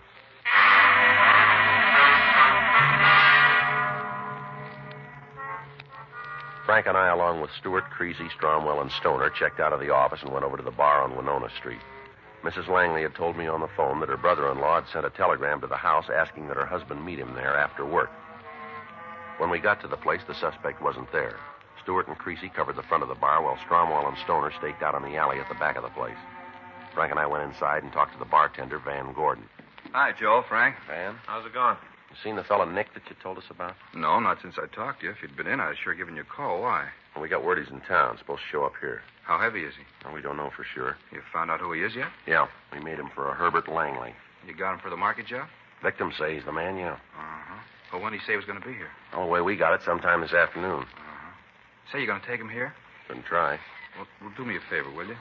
try to. What's that? Well, if there's a beef, will you try and steer him outside before it gets bad? I don't want the place broken up. We'll do what we can. We get you anything while you're waiting? How about some coffee? Yeah, I think there's some left. I don't know how good it is.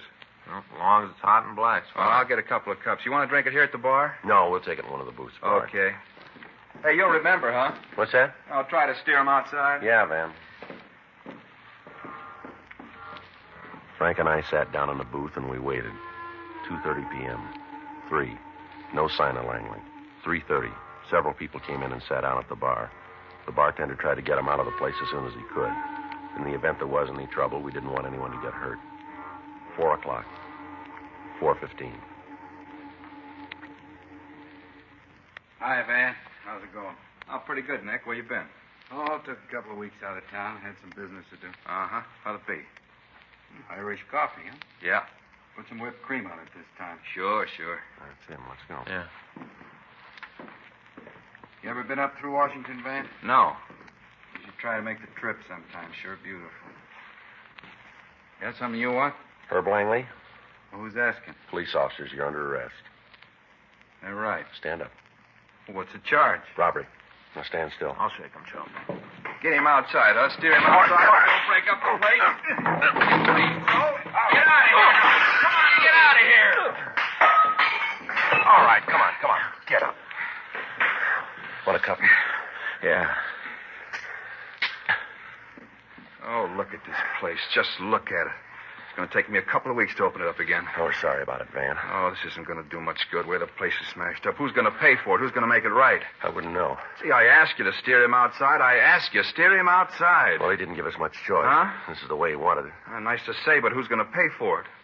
Well, it wouldn't do much good if I told you. Huh? He's got another bill to pay first.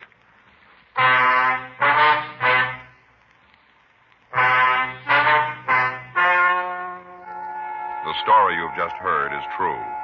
The names were changed to protect the innocent. On July 13th, trial was held in Department 92, Superior Court of the State of California, in and for the County of Los Angeles.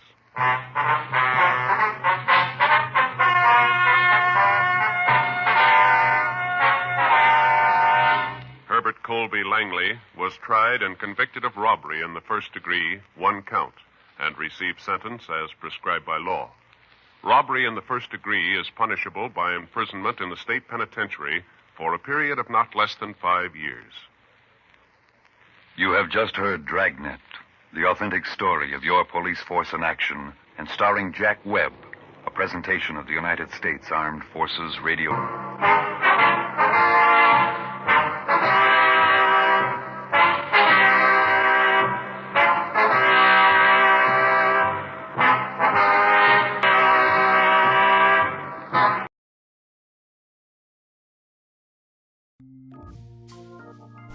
The origins of Dragnet can be traced to a semi-documentary film, He Walked by Night, in 1948, in which Jack Webb had a small role. Both employed the same Los Angeles Police Department technical advisor. They used actual police cases and presented the case in a just-the-facts manner that became the hallmark of Dragnet. It's interesting to note that Jack Webb employed that format in other radio series, some predating the film mentioned above. And now, more Dragnet on Hojo Radio.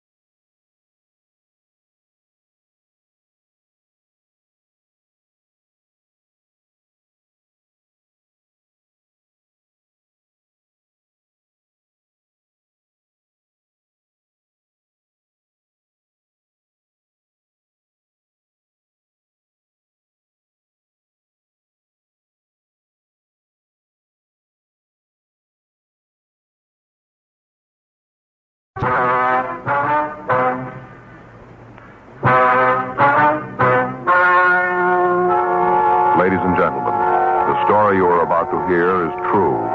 The names have been changed to protect the innocent. Dragnet.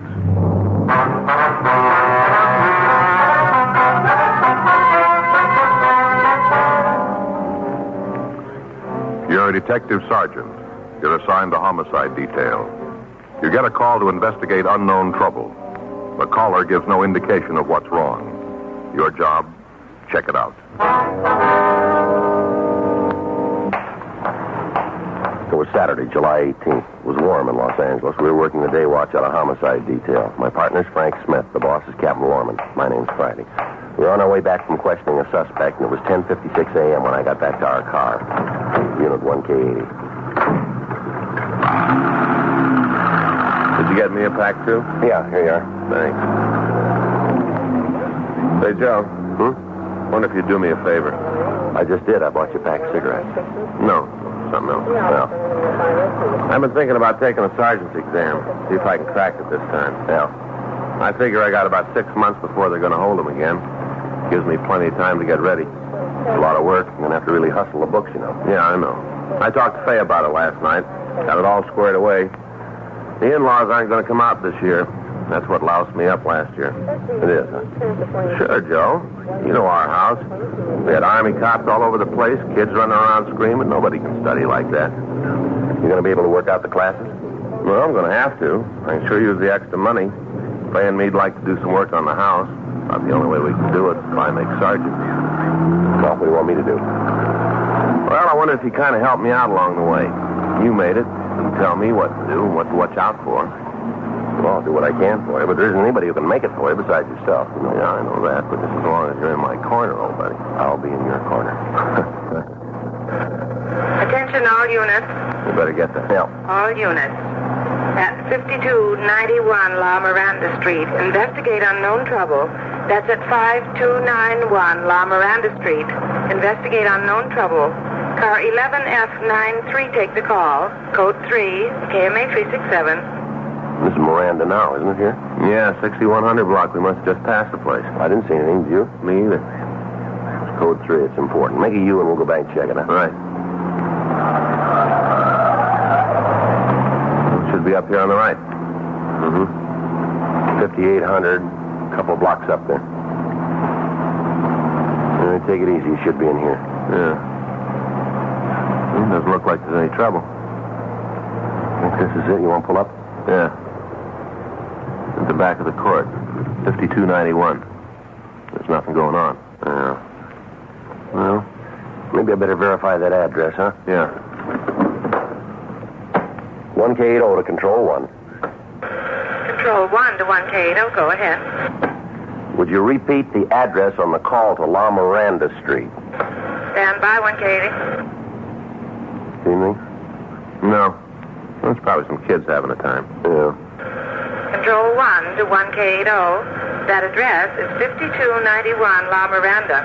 5291 La Miranda. Roger, Control 1. 1K80, code 6 at that address. KMA 367. Well, this is it. We better check it out, huh? All right.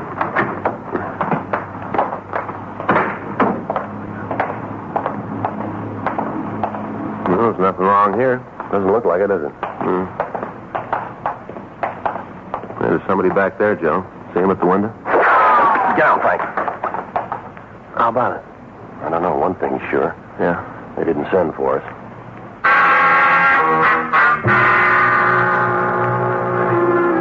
The 5 units of the court were arranged in the shape of a U. 5291 was the building at the far end.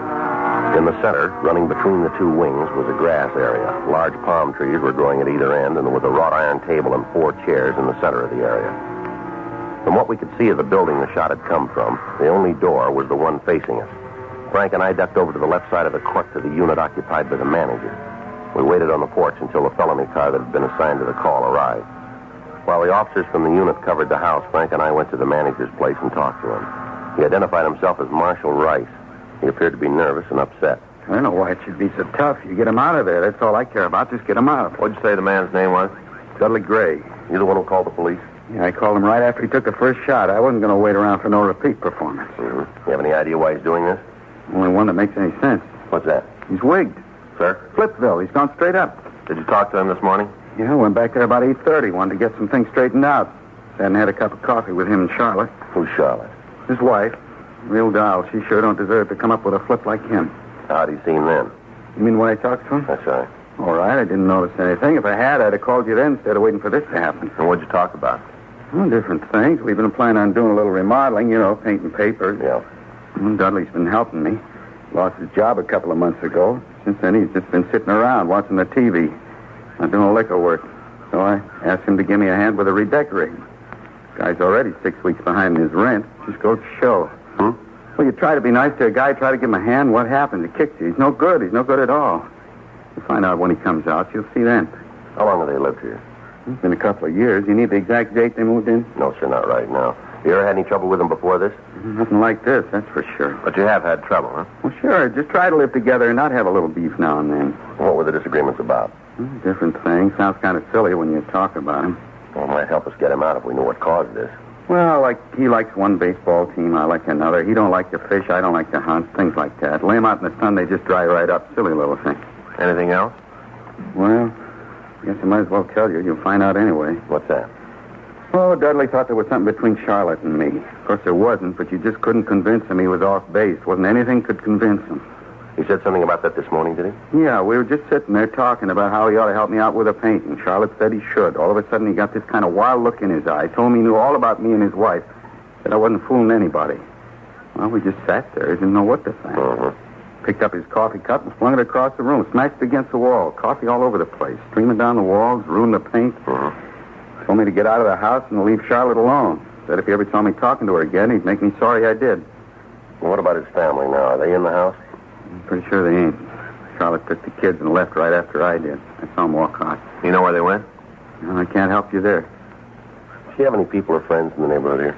Not that I ever heard. Got a sister down in National City, but I don't think she went there. Why say that? I didn't have no grips. She'd have gone there. She'd have taken clothes for the kids. Didn't have no grips when she left. Pretty sure she didn't go in National City. But you don't know where we can find her, huh? Not the least. Might have gone to a show till Dudley calms down. Yeah.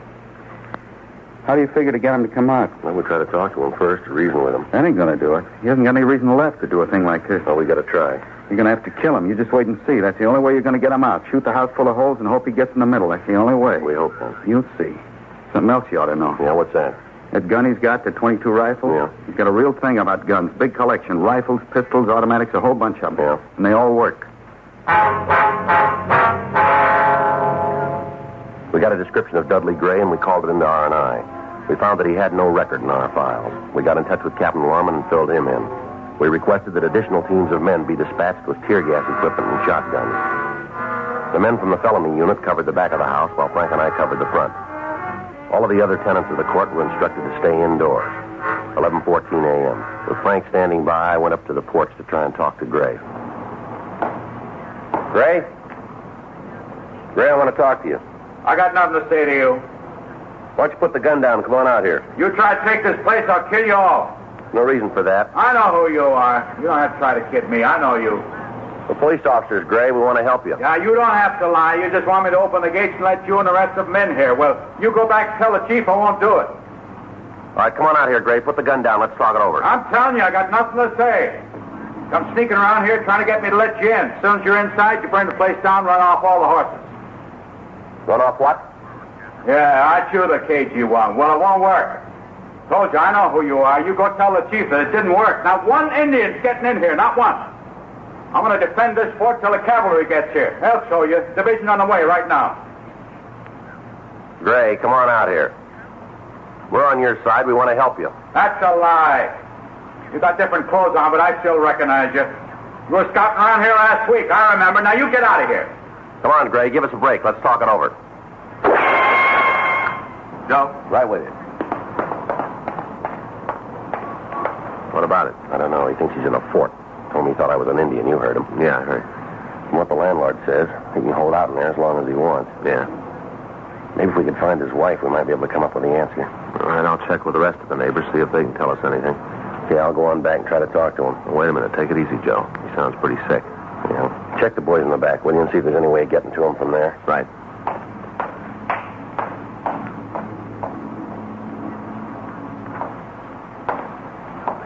I I see you out there. I see you. Now, don't try anything. I'm ready for you. Sure you are, Gray. We couldn't put anything over on you. You bet you can. I'm too smart for you. How long do you think it'll be before the cavalry gets here, Gray? Should ride in a couple of days. Left Tucson day before yesterday. Should be here day after tomorrow. Sure gonna fix up the Indians then, won't you, Gray? Yeah, gonna make them sorry they ever tried this. Gray, how about letting us fight on your side? We'd sure like to be with you. You mean that? Sure, we'd like to be with a smart fellow like you. Not kidding. No? How can I know if I can trust you? Well, you can. I couldn't do anything that'd hurt you. I suppose not. Okay, come on in. I can use somebody to watch if the Indians start using fire arrows. Come on in.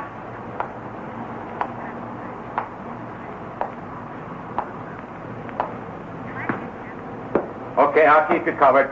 As soon as you get here, I'll take the bar off the gate. All right. Now hurry up. Them Indians see you. They'll be all in here. Want to open the gate? Wait till you get a little closer. Can't take any chances. Almost there, Gray. You better open the door. Yeah, just a little closer. Thought you could fool me. Well, it didn't work, did it? Didn't work. You found out. It didn't work. When Gray fired at me, I dropped to the ground while Frank and the other officers returned the fire, driving the man away from the window. 11:47 a.m., the additional men arrived from the office with tear gas equipment. It was distributed, and we worked out a plan to take Gray. It was decided that 2 men would cover the right side of the house while another team covered the back. Frank and I would go around to the left side and fire tear gas shells into the building until Gray had to leave. 11:58 a.m. All of the officers were in position, and Frank and I started to move in to use the tear gas gun. All right. That's enough of that. Just get out of there. Other building, Joe. Yeah, I see her. You just get out of that garden. Go on now, out. Would you get back in the house, please? We don't want to get hurt here. Then you just better get right out of my azaleas. You knock down one more bush and you're in trouble. You don't understand, ma'am. There's a man in that house, and he's got a gun. I don't care about Mr. Gray. What he does is his own business. I'm just telling you to get out of my flowers. All the year I've been worrying over it, trying to coax the blossom out of them. Now you come around here with your big feet and ruin it all. We're sorry about that, but we have to get Gray out of that house. Then do it without stepping all over my flowers. You're a cop. You're supposed to know how to handle things like this. And look what you've done to my tuberous begonias. 3 months I've been working with them. Just put them out last week, and now look, they're all broken. You just ought to be ashamed of yourself, big men like you doing a thing like this to my flowers. Ashamed. Look, ma'am, if we hurt your flowers, we're sorry. As you did. Think you better get inside now, lady? Are you telling me what to do? Yes, ma'am. That's a direct order. Yes, ma'am. All right. I'll go, but you just remember, you ordered me to go. You're going to hear about this young man. What's your number? Beg your pardon? What's the number on your badge? I intend to report you for this. You'll find out. Poor tuberous begonias. You'll find out. Now, what's your number? Frank, you want to handle it? Yeah. Come on, ma'am. We can talk right over here. Oh, you don't think you can soft-soap me out of it? I'm going to cause a lot of trouble, a lot of it. Nothing you can do to stop me. If you'll just go on inside, well, I'll talk to you later. All right, but I'll be watching you. I'll be right here watching you.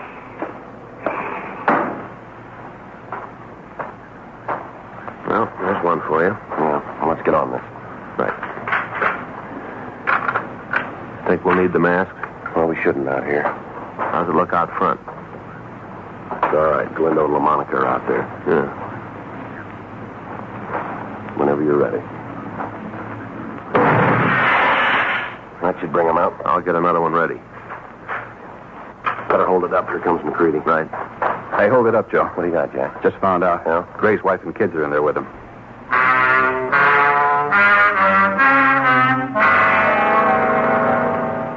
Sergeant Jack McCready was standing by in the manager's office when Mrs. Gray had telephoned from the house. With the possibility that innocent people might be hit, we were unable to fire into the home. We met with Captain Warman and discussed the methods we could use to get the woman and children out of the place. We worked out a plan. It would depend entirely on being able to talk to Mrs. Gray and explain what we were trying to do. Frank and I went to the manager's place and put in a call to the house. How about it? It's just starting to ring. Figure it'll work? I don't know. The only way we can make it go is to talk to the woman, explain the setup to her.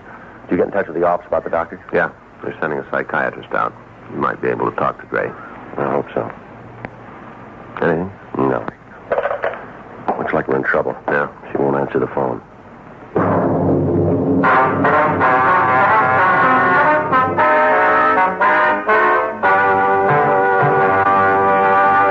You are listening to Dragnet, the authentic story of your police force in action.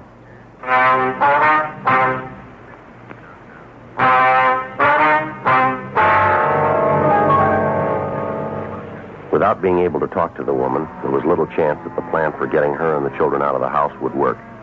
1:14 p.m. A large crowd of people had gathered on the street in front of the court. Additional policemen from Metro Division had to be called in to control them.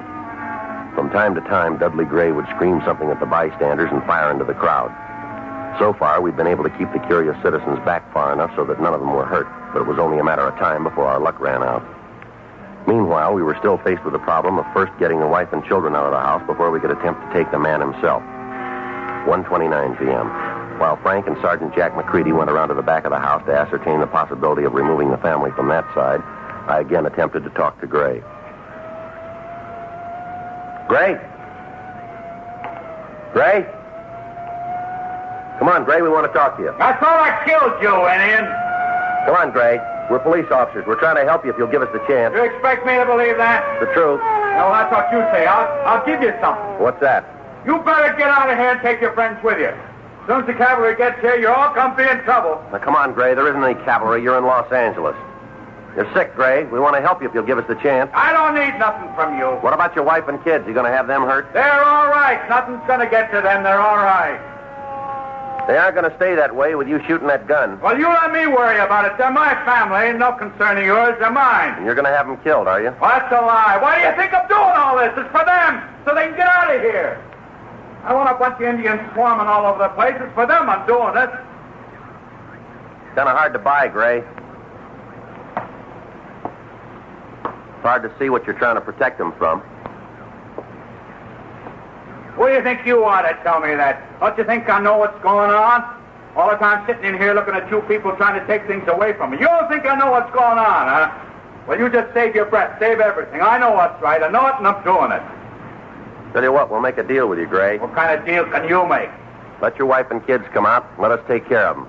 Give us a chance to prove that we're on your side. You can't catch me with that one again. You tried once before, and it didn't work, remember? You tried once before. We didn't cause you any trouble. I don't believe anything you say. Might as well save your breath. All you Indians are tricky. You're not fooling me. What about all the people out there in the street? Well, what about them? You want to hurt them, too? Be real honest with you. One you got coming, but I'll be honest. All right. I don't much care. They're dumb enough to get caught in the middle of an Indian war. It's their tough luck. You've come close to shooting a couple of them, you know. Now tell them to go back to their homes. Leave the fighting to the men. Come on, Gray. Let's get together and talk things over out here. What do you say? Nothing doing. You get me out of the fort and you'll try something. I'm not falling for that. What? And what are you trying to do? I don't know what you're talking about, Gray. Don't try that with me. You're trying to break into the back of the place. Well, it won't work. I'll take care of you all. Joe, get out of there. All right. How about it? We're getting the gas equipment ready now. Yeah. We got his family out.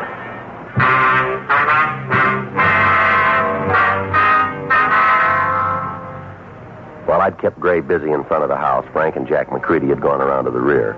They'd found the room where Mrs. Gray and the children were hiding. By breaking a window, they'd been able to remove them from the house. The children were taken to one of the neighbors, and Mrs. Gray was waiting for me in the manager's place.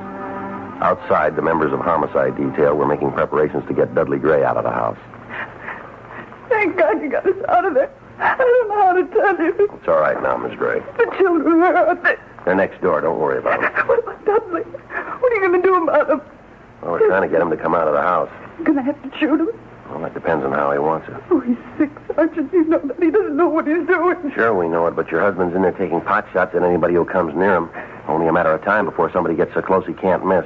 Isn't there some way to get him to give up? You're a policeman. There've been things like this before. It seems like it'd be your job to get him out without hurting him. Well, we're trying. What caused this to happen? A lot of things, Sergeant. Well, Miss Gray, if we knew what's wrong with him, it might help. Could you give us some kind of an angle on it? I don't know how long it's been building. Maybe a year, maybe longer. It's hard to say. Just try to take care of the family, keep it together. Sometimes you don't see the signs. Yes, ma'am. It might be my fault. I guess it is. Just all of a sudden things got too heavy for him to carry. He lost his job. We couldn't pay the bills. Got so I wouldn't answer the phone because I knew it was somebody wanting their money. I try to take it easy, Miss Gray. He didn't have any way to get the pressure off. No way at all. It finally got him. All right, go ahead. You sure the children are all right? They're being taken care of? Yes, ma'am, they're fine. Are they having lunch? I couldn't fix them anything. They haven't eaten since this morning. I'm sure they'll be fed. Alice is kind of picky with her food, needs coaxing to eat. They'll be all right, Miss Gray. Now, would you go on, please? Well, it finally broke this morning. Once it started, there wasn't anything we could do. Marshall came over. That's the manager? Yes, he came over to ask Dudley if he'd help with the painting, mentioned that it'd be a way to pay some of the back rent. Didn't mean anything. Dudley just took it the wrong way. What's that? When Marshall told him about the rent, I said it was nice of him to give Dudley the chance to make it up. I didn't mean anything by it. Yeah. Dudley got up from the table and went into the living room and turned on the television. Didn't say a word to me, just got up and walked out. Mm-hmm. Sat there watching a picture, one of those cowboy things. Just sat there and watched it. Yeah. Kids went in and tried to talk to him, so did I. Tried to bring him out of it. He didn't even know we were in the room, just sat there and looked at the picture. Has your husband ever been under the care of a doctor? You mean for his mind? That's right. No, I was afraid to ask him. I should have, but it just seemed that it'd mean another bill. That was causing all the trouble anyway. I told you I was trying to believe that it wasn't anything serious, that it'd go away. Yeah. It's been better to have the bill. Anyway, he sat there for a while, then he just got up and walked to the closet, picked up the rifle, and told me and the kids to get into the back bedroom. Said that they weren't going to take the place. Did you know what he meant? Well, no, not at first. I knew there was something wrong, but I didn't know it'd be as bad as this. Is there anybody your husband's particularly fond of? Well, we've been married for 8 years, Sergeant. I guess I could qualify. That isn't what I mean, ma'am. Is there anyone that he'd listen to, a friend, maybe a minister or a priest? No, any friends he had have gone. They didn't understand his moods. There isn't anybody. All right, Miss Gray. Joe, see you, man? Yeah. Excuse me. Yes. Yeah. We ran out of time. Huh? Gray just shot a cop. The officer was not seriously wounded. He was removed to Georgia Street Receiving Hospital for treatment. People in the adjoining units were evacuated. The streets were cleared as much as possible, and the men were in position to move in. Frank, Jack McCready, and I were opposite the front door of the house. From Mrs. Gray, we learned that her husband had several hundred rounds of ammunition for the rifle that he was using. In addition to this, he had several handguns and ample shells for them. She told us that the other guns were located in a closet in the rear of the place. It was decided to pour tear gas into the back windows and try to keep Gray away from the other guns. Frank was armed with a sawed-off shotgun loaded with double-aught butt. McCready had a .45 caliber machine gun. The officers were in position and the signal was given. There go the gas guns. Yeah. They should be coming out pretty quick. Hope we can take them without killing them. We'll try. Gas is starting to come through the front windows. Go in. I quit. All right, throw the gun out, Gray. Throw the gun out. They won't do it. Come on, throw that gun out.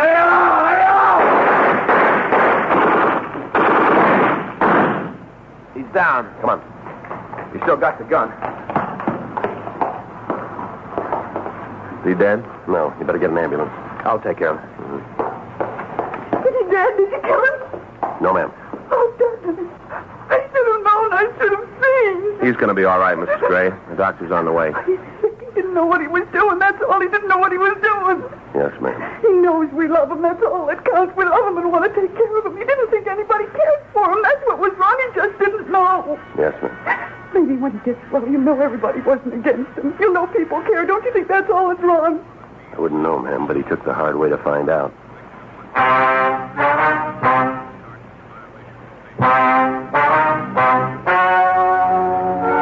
The story you have just heard is true. The names were changed to protect the innocent. On August 26th, a preliminary hearing was held in the prison ward of the county hospital in and for the county of Los Angeles, state of California.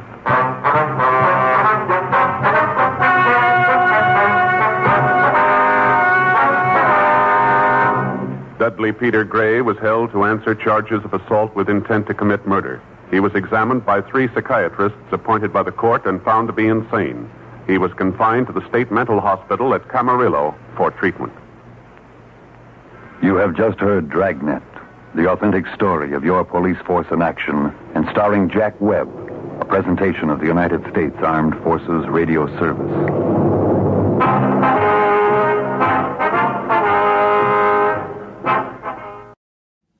Stay tuned to Hojo Radio.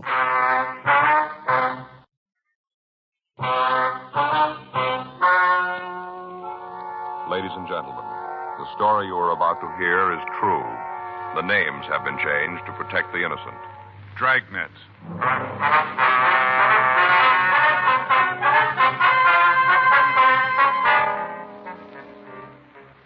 You're a detective sergeant. You're assigned to robbery detail. A hold-up man has been hitting the banks in your city. After 2 months of following down leads, you get a possible identification. Your job? Check it out. It was Thursday, July 25th. It was warm in Los Angeles. We were working the day watch out of robbery detail. My partner's Frank Smith. The boss is Chief of Detectives Thad Brown. My name's Friday. We were on our way out from the office, and it was 10:42 a.m. when we got to 896 Duane Street. Front door. I'll get it again. Guess there's nobody home. Huh? Yeah.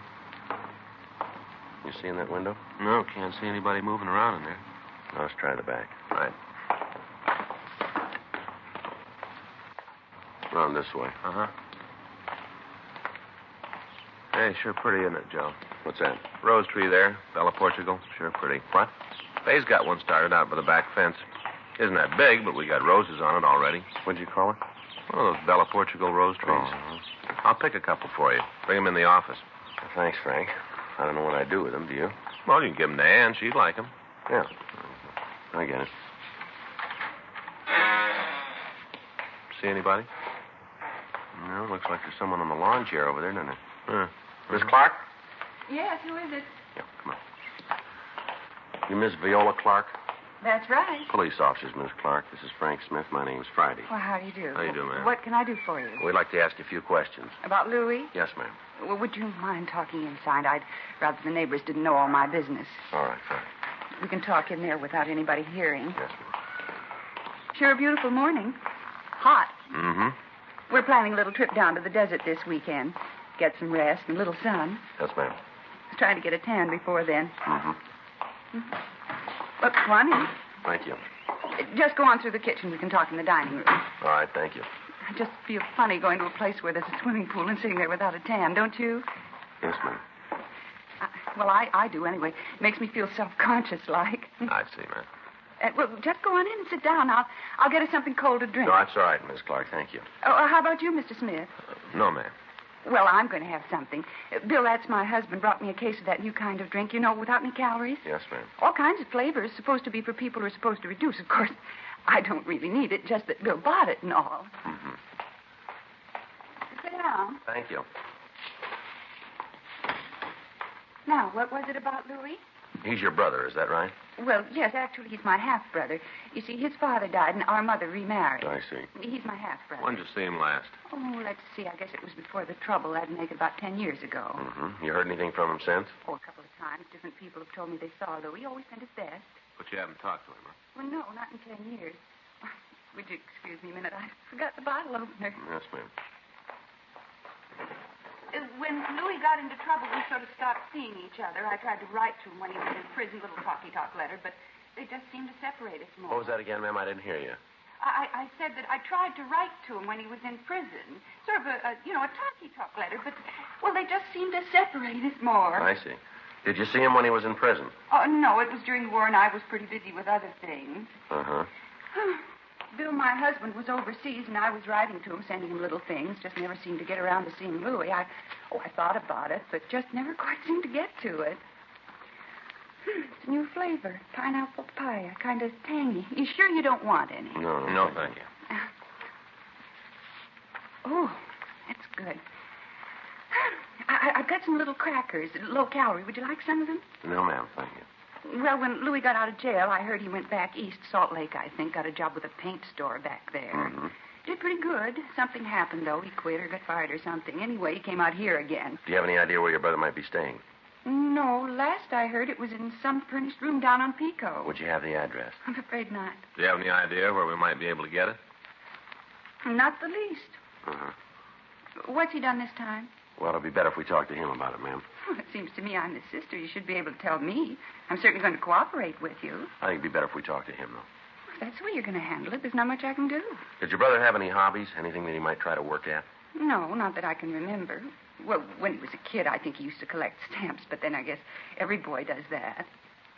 Mostly, though, he used to read a lot. Always had his nose in a book. Mm-hmm. Had a big collection of those books you could buy in the 5 and dime. You know, the little thick ones. Yeah, I think I know what you mean. I guess he had just about every one that was ever published. There was a big thing with the kids in the neighborhood. Well, Louis had about 100, all different stories.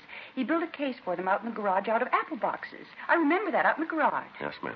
Had a library going, little cards and everything. Charged the kids 2 cents to read the book. Real going business. Mm-hmm. Oh, he was a funny kid. Always trying to figure out how to get somebody else to do the work for him. He'd say that if he had his way, he'd get what he wanted without really working for it. Wonder if being in jail made him change. If he still feels like that. What's that? That he can live the easy way. He's still trying.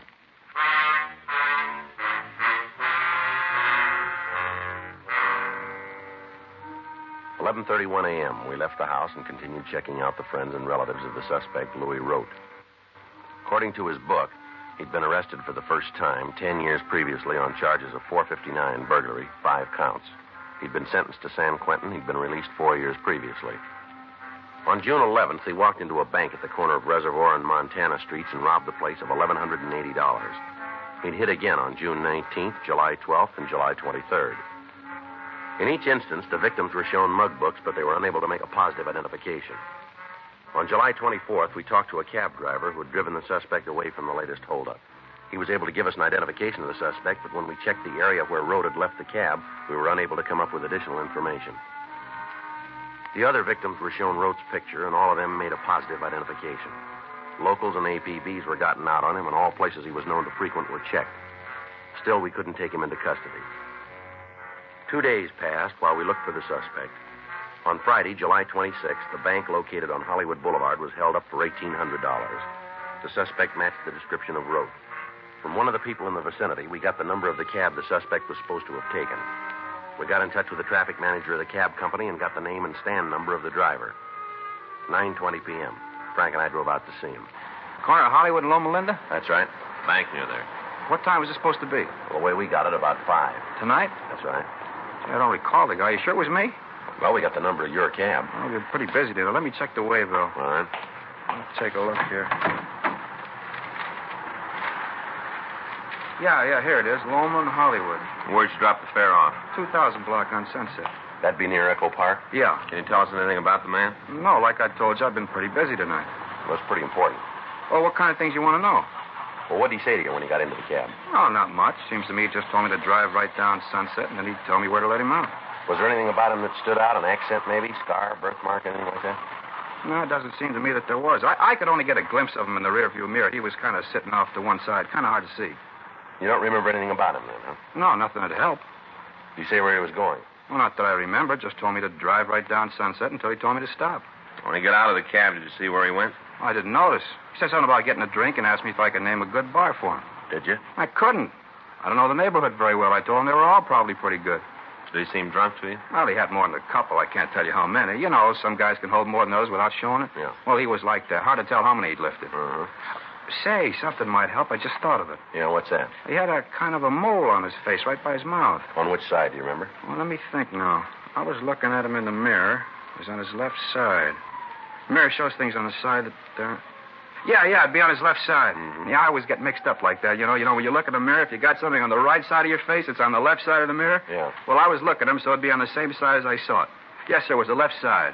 Where was the mole? Right here, right by the upper lip. Not real big, so you'd notice it right off. Yeah, I forgot about it until just now. And when he paid the cab bill, what did you use? You mean the size bill he gave me? Yeah. A 20. I think I got it right here. Real new. Yeah, here it is. He had a whole fistful of those, just like this, all brand new. Mm-hmm. I asked him if he was going on a trip. You know, people draw a lot of money out when they're going to take a trip. I figured maybe that's what he was going to do. What'd he say? Well, he said he wasn't. Said he just made a withdrawal from the bank, but he said he wasn't going away. Well, he's wrong there. Huh? As soon as we find him, he is.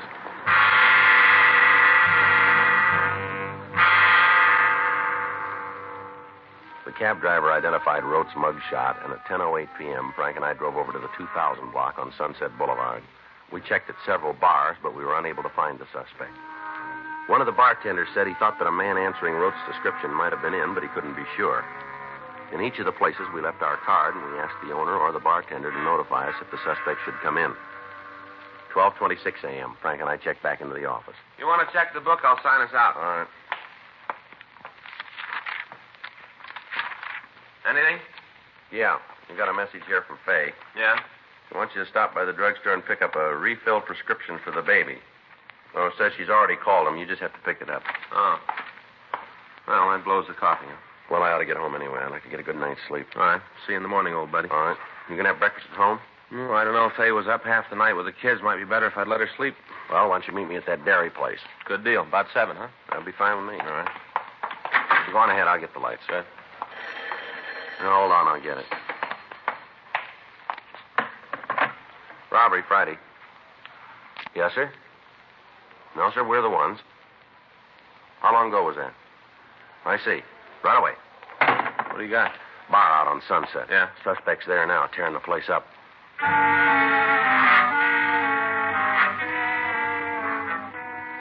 We left the city hall and we drove over to the bar on Sunset Boulevard. By the time we'd gotten there, a police unit had arrived and the disturbance was under control. The suspect had left the scene and a broadcast was put out to all cars in the area carrying his description and the description of the clothing he was wearing. When we walked into the bar, the bartender was sitting at one of the tables in the back of the place holding a stake to his left eye. The place itself was a mess. Bar stools were scattered over the floor, tables were upended. The back bar was smashed and the mirror that ran along the length of the bar itself was broken. Frank and I checked with the officers from the unit, and then we went back to talk to the bartender. Why didn't you guys tell me about him? Sir? Why didn't you tell me who he was? I didn't know. Look at this place. Look what he did. What started the fight? I don't know. Did you recognize him when he came in? No, right off. He sat down, ordered a drink. Next thing I know, the place is coming down around me. And when did you know he was the man we were looking for? After he belted the fella next to him, that's when I knew. Called you right away. You should have told me he was rough. You should have told me.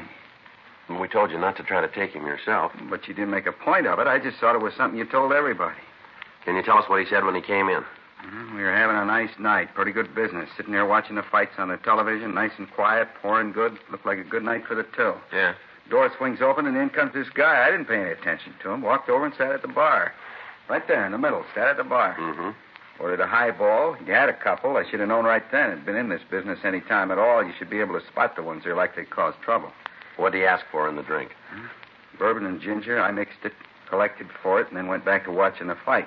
I had a little bet on it. Always take the white corner with one of the regulars. You know, a couple of bucks. Mm-hmm. I'm standing there watching the fight. All of a sudden, there's one going on in the room. This new guy and the fella next to him. Going at it hot and heavy. All right, go on. This do any good, you know? What's that? Holding a stake on a black eye. Supposed to take swelling down. I wouldn't know, sir. Sure hope so. The guy laid a bottle on my cheek. Feels like he broke something. You want us to call a doctor for you? No, I'll check one later. Other cops asked me the same thing. I'm all right. Yes, sir. Would you like to go ahead with your story, please? Not much more to tell. The place just seemed to explode. I jumped over the bar. I got a billy club in the back. Grabbed that and jumped over the bar and tried to get the two guys apart. They were throwing everything they could lay their hands on at each other. Well, look at the place. You bet if I just put a lock on the door and open up someplace else, it'd be easier. Just to be sure, would you take a look at these? Just the man who caused the fight. Wait a minute. I can't see too good. Yeah, that's him. You're pretty sure, are you? Yeah, Louis wrote. That's the fella. Well, this afternoon when we talked to you, you said you didn't know him. It didn't make much of an impression then. When I saw him in person, I remembered. Well, he was in here earlier then. Yeah, same guy. Did you hear him say anything at all that might help us find him? No, but you ought to talk to the guy you had the fight with. Yeah? He went to school with Rote.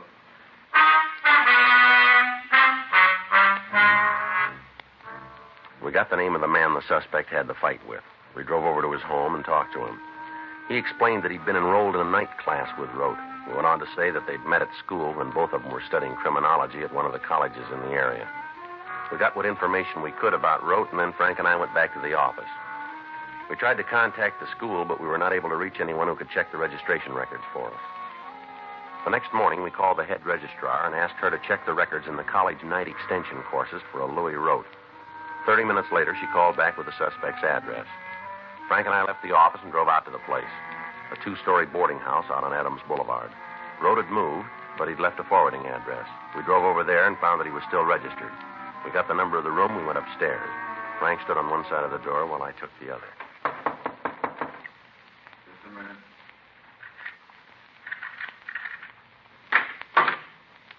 Yeah? You Louis Rote? Yeah, what do you want? Police officers, you're under arrest. For what? Suspicion of robbery? How'd you get to me? We did. Can I get a coat? No, you tell us where it is. We'll get it for you. Closet over there. I'll get it. There's a bottle of aspirin in the pocket there. Make sure you don't drop it. Hangover I got, I'm going to need something. Yeah. Don't think I ever had a headache like this one. terrible. Well, you better get used to it. Huh? They're going to get worse.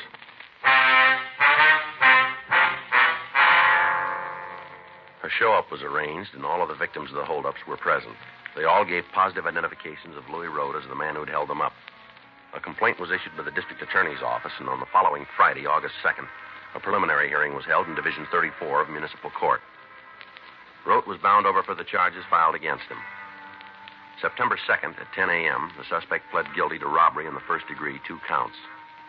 Rote asked for immediate sentence, and the judge complied with the request. He was sent to San Quentin, where he went through the clinic. On recommendation of the authorities at the prison, the board ordered him sent to the penitentiary at Chino, California. 7 months had passed since his arrest, and from what we heard, Rote was a model prisoner. During that time, we cleaned up a string of loan company holdups, and Frank's children had gone through the chicken pox and several types of virus. On Sunday, February 23rd, Frank and I were in the office trying to catch up on the detail work. You got the L.A. number on Lawrence Pachetti? Yeah, wait a minute. Here you are. 168947. 68947. Sure mean one. Yeah. Terrible what he did to that kid, isn't it? Oh, man. Robbery Friday. Yeah, Savage. Mm-hmm. When did it happen? Well, we know how he did it? All right, we'll check into it right away. No. Send it down, will you? Right. Bye. Teletype in from Chino. Yeah? Rote just broke out of jail.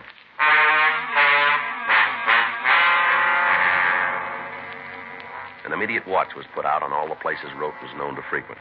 All officers in the field were supplied with descriptions and pictures of the suspect. From the story as we got it from the prison officials, we were able to piece together the method of Rote's escape. Several months before he'd started on the bank robberies, he'd gotten work as a day laborer up at Chino. He'd managed to bury a gun and several $100s in a watertight container in the prison grounds. On his arrival at the prison, he'd waited for the right moment, and then he dug up the weapon and the money and made a break. He'd picked Sunday, a day when the prison grounds were crowded with visitors. Fortunately, there'd been no one hurt when Rote had escaped. However, we knew he was armed and he was to be considered dangerous. 2 days after his escape, a man answering his description held up a grocery store. From the clerk, we obtained a positive identification of Rote. The next day, he hit again. This time, he beat one of the clerks in the store when the man refused to open the cash register. Additional information was forwarded to all law enforcement agencies throughout the area. Rote's picture was carried on the police television show, and the daily newspapers cooperated and carried his likeness and description. Calls began to come into the complaint board from people who thought they'd seen the suspect. In each instance, the information was checked out, and several of the reports appeared authentic. On Wednesday, March 4th, we got a call from Calvin Niles, the bartender who'd given us the original information on Rote. Frank and I drove out to see him. I tried to hold him here, tried my darndest, but he wouldn't go for it. Mm-hmm. Did you talk to him at all? Yeah, I had a couple of words. What about? Mainly about the fight he had before he got him. You know, when he broke up the place? Mm-hmm. Talked about that. He said he was sorry about it. Told me the other fellow caused it. Mm-hmm. Said he'd like to be able to pay for it, but he didn't have the money. I thought he was going to hit me up for a loan. The way he acted and all. Thought sure he wanted to make a touch. Did you say anything at all about where he was staying? Not a word. Didn't give you any indication Nope. at all? Was he driving the car? Not that I could see. When he walked out, I went over to the door to see if I could spot anything, but by the time I got out from behind the bar, he disappeared. Is there a cab stand around here? A couple of blocks up the street. Think he might have taken a taxi? We'll check it. I don't think he could have gotten that far in the time it took me to get to the door. I can see that far, and I didn't see him. Mm-hmm. I don't think he took a taxi. Did he come in alone? As far as I could tell, he came in, sat down, ordered a highball, drank it up and left. I don't think he was here more than 5 minutes, all told. But you're pretty sure there wasn't anybody with him, are you? Yeah, I had been. I'd have seen him. Did he look like he was going to meet anybody here? Not especially. Give you any reason for coming in? Not right out, he didn't. How do you mean? Lucky I did it now, I guess. I didn't plan it that way. What's that? I told you I thought he wanted to make a touch. Yeah. I told him I'd just taken the money to the bank, dropped it in the night depository, said I'd cleaned the place out. He left right after that? Yeah, finished up his drink and walked out. Sure got a lot of nerve, if you ask me. What do you mean? Well, he comes in the place once, breaks it up, then comes back to try to hold it up. Well, you're not sure about that, are you? As far as I'm concerned, that's what he came in for. Can you give us a description of what he was wearing? Plain blue suit. Looked like it was gabardine, 2-button. How about a hat? No, he wasn't wearing one. He had on a white shirt, black knit tie, you know, the narrow kind. One of those little stick pins shaped like a little ladybug. You know the kind I mean? Yes, sir. One of those. All right, Mr. Niles, if anything more comes up, we'd appreciate a call from you. You get it. I'll tell you one thing, Sergeant. What's that? After that fight, I did just about everything I could to help business, help pay for the damage. Yes, sir. This is one customer I want to lose.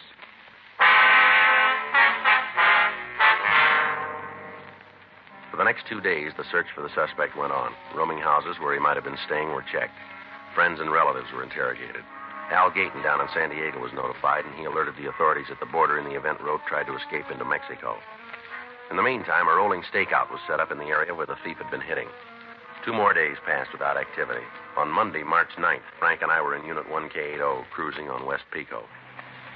Sure is a quiet night. Yeah. Be glad when it's over. I'll get home and hit the sack. How you coming with the books? Huh? Oh, you mean for the sergeant exam? Yeah. Oh, pretty good. All units, attention, all units. A 211 has just occurred at the grocery store at the corner of Pico Boulevard and Ottawa Street. Unit 1R13, handle the call, code 3. Better hit it. Yeah. Attention, all units. A 211 has just occurred at the grocery store at the corner of Pico Boulevard and Ottawa Street. Unit 1R13, handle the call, code 3. 1K80 to Control 1. Control 1 to 1K80, go ahead. Code 6 at Pico Boulevard and Ottawa Street. Control 1 to 1K80, roger, KMA 367. Attention all units. Attention all units. Be on the lookout for the following described suspect wanted in connection with 211 at grocery store at Pico Boulevard and Ottawa Street. Suspect described as WMA, 40 or 50 years, 5 feet 8 and 1/2, 150 to 155, medium build, gray hair. Suspect was wearing a dark blue suit, no hat, white shirt, black tie, and black shoes. Suspect has a mole on the left side of his face just above the mouth. He is carrying a large blue steel revolver, Western type. Suspect believed to be driving a 1952 Chrysler sedan, dark in color, license number unknown. Vehicle has a damaged left rear fender. Use caution. Suspect is considered dangerous. KMA 367. Sounds like Rote, doesn't it? Yeah. Hang on. Here's Pico. The car that just passed us. Yeah? Dark Chrysler sedan, dented left fender. You better check it. Right. Hold it. It's taking off. You better lean on it. Doesn't look like he's going to stop. Watch it, Frank. The streetcar.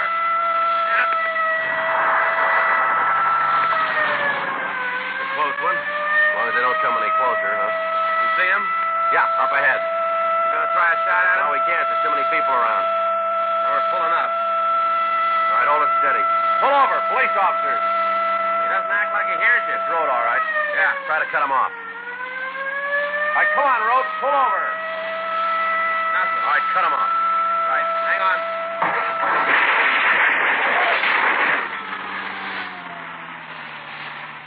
Come on, pull up. Let's go. Well, he really plowed into that lamppost. Yeah. All right, come on, out of the car. All right. Getting out. Getting out. See, I've got my hands up in the air. Throwing like you All right, say. come on, move it. There. Come on, put your hands in the car here. Yeah. Lean on it. I'll shake him. Yeah. Here's the gun, Joe. All right. Come on, Ruff. Get your hands behind you. Yeah. All right, let's go. About my car. We'll take care of it. You're not going to just leave it there, are you? I wouldn't worry about it. Huh? You're not going to be driving it for a while.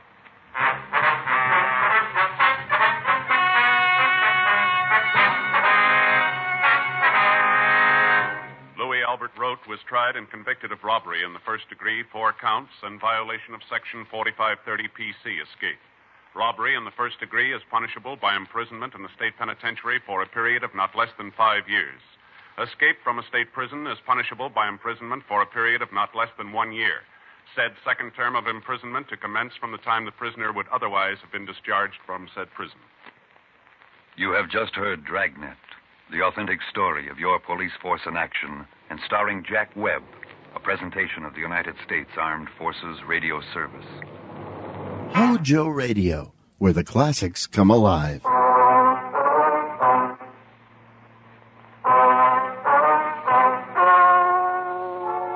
Ladies and gentlemen, the story you're about to hear is true. The names were changed to protect the innocent. Dragnet.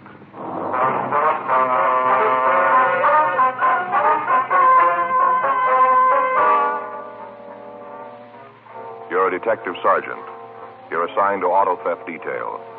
You receive a report that a circus truck has been broken into. Several of the animals are missing. Some of them are dangerous. Your job, find them.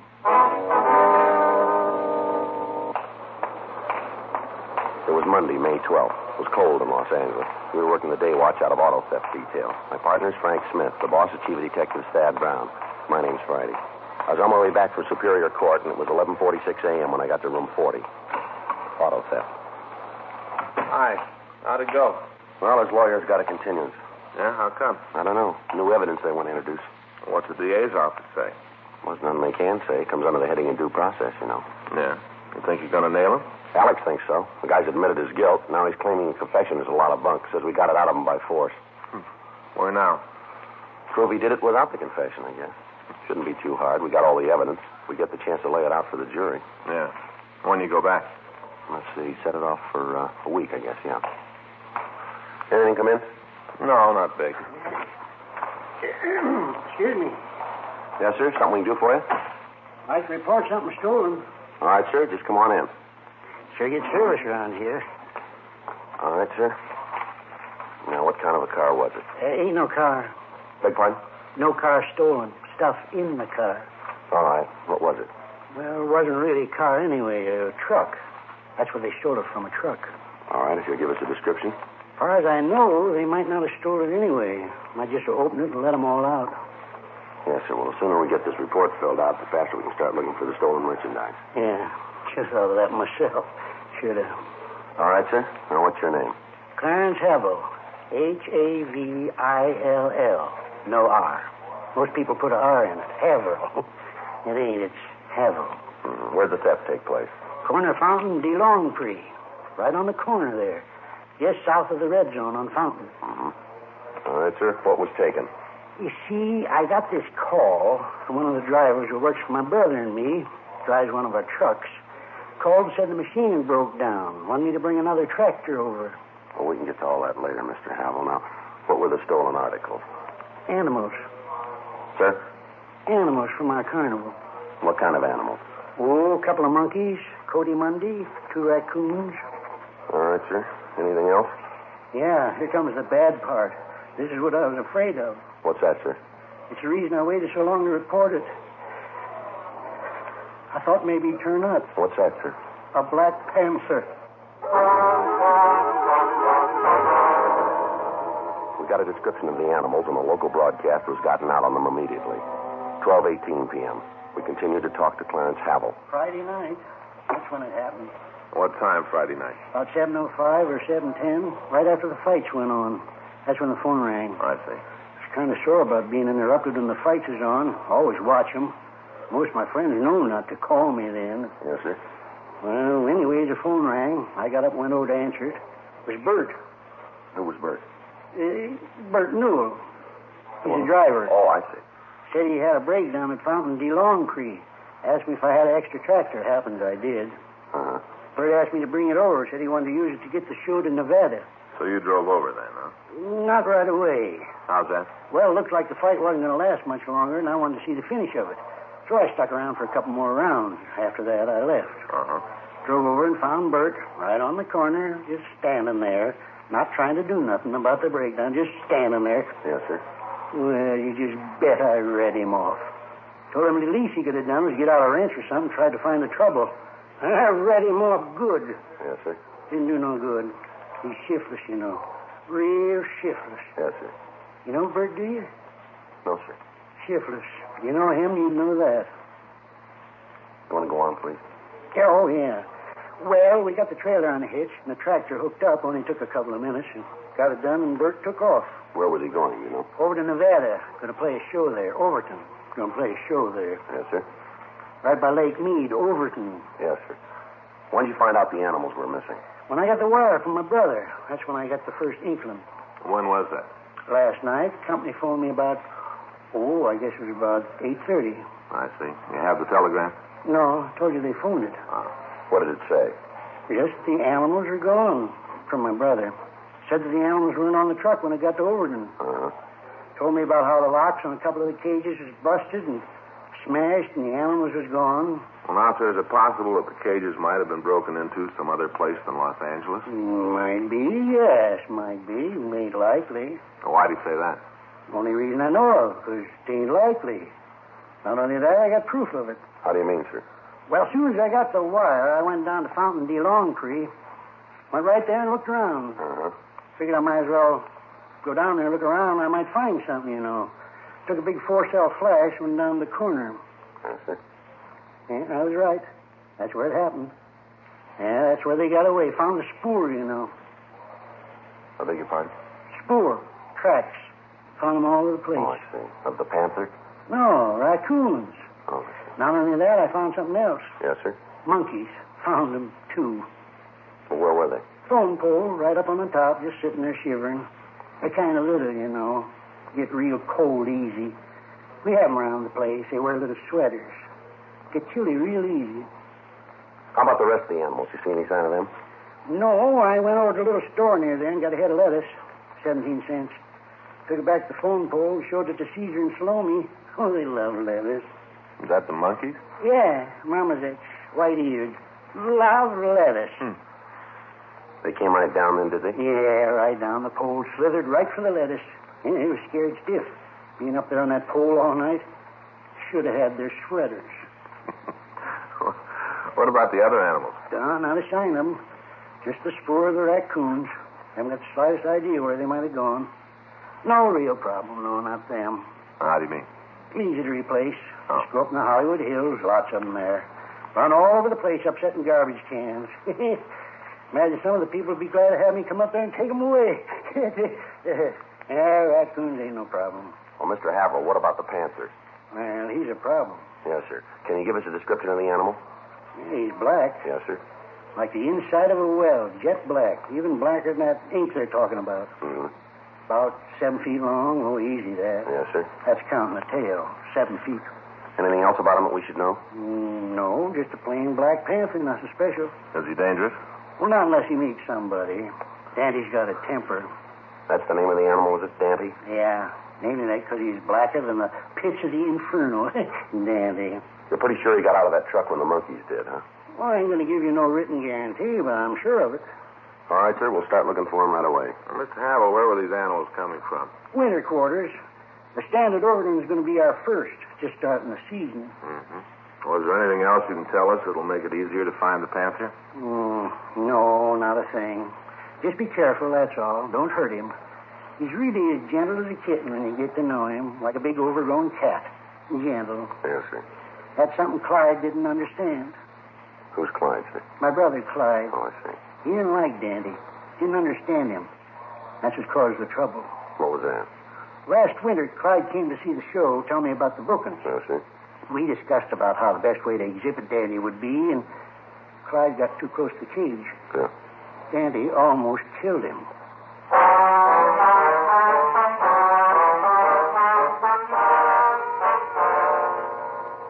All officers in the area where the Panther had escaped were notified, and an additional team of men were called from Metropolitan Reserves to patrol the vicinity. The presence of the animal on city streets presented a very real menace to all citizens in the city. A team of detectives from Auto Theft Detail were dispatched to the corner of Fountain and DeLongpre to talk to the people who lived in the area. However, they were unable to come up with any new information on the escaped Panther. Frank and I talked to Chief of Detectives Thad Brown and with Captain Nelson. It was decided to start a block-by-block search for the missing cat.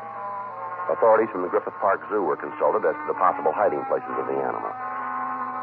When the afternoon newspapers hit the streets, calls began to flood the complaint board asking for additional information on the Panther. Local radio and television broadcasts carried stories about the escape, and the number of calls went up. Additional men had to be called to care for the switchboard. The search went on. Frank and I worked in the field along with the other men from Auto Theft Detail and officers from Metro Division. Every possible hiding place in the vicinity of Fountain and DeLongpre was searched without turning up any new information on the cat. It was the opinion of authorities that the Panther might try to hide in the brush of the Hollywood Hills, and the search was moved to that vicinity. Tuesday, May 12th, Frank and I got back to the office from the area. We'd been up all night looking for the animal. You want to check with the skipper? Anybody around who can bring in some coffee? I'll call Sal. He'll bring some over. That'll be a good idea.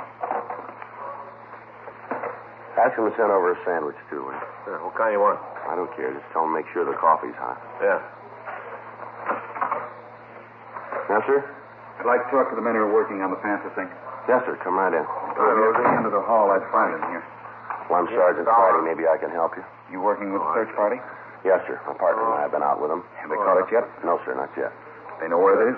Well, no, sir, we don't. That's what I thought. I'm Sidney Norton. I live in this town. Yes, sir. Got a family. I pay taxes. Uh-huh. Just want to ask one question. Yes, sir, go ahead. Now, according to papers, this Haverhill, or whatever his name is, he owns the Panther. Is that right? His name's Clarence Haverhill. But he owns the cat. Yes, sir, that's right. Well, I want his address. Beg your pardon? I want the number of his house. That's simple, isn't it? Well, we're not allowed to give that out. I'm sorry. All I want is his address so I can go over there and punch him right in the nose. You going to give it to me? No, sir.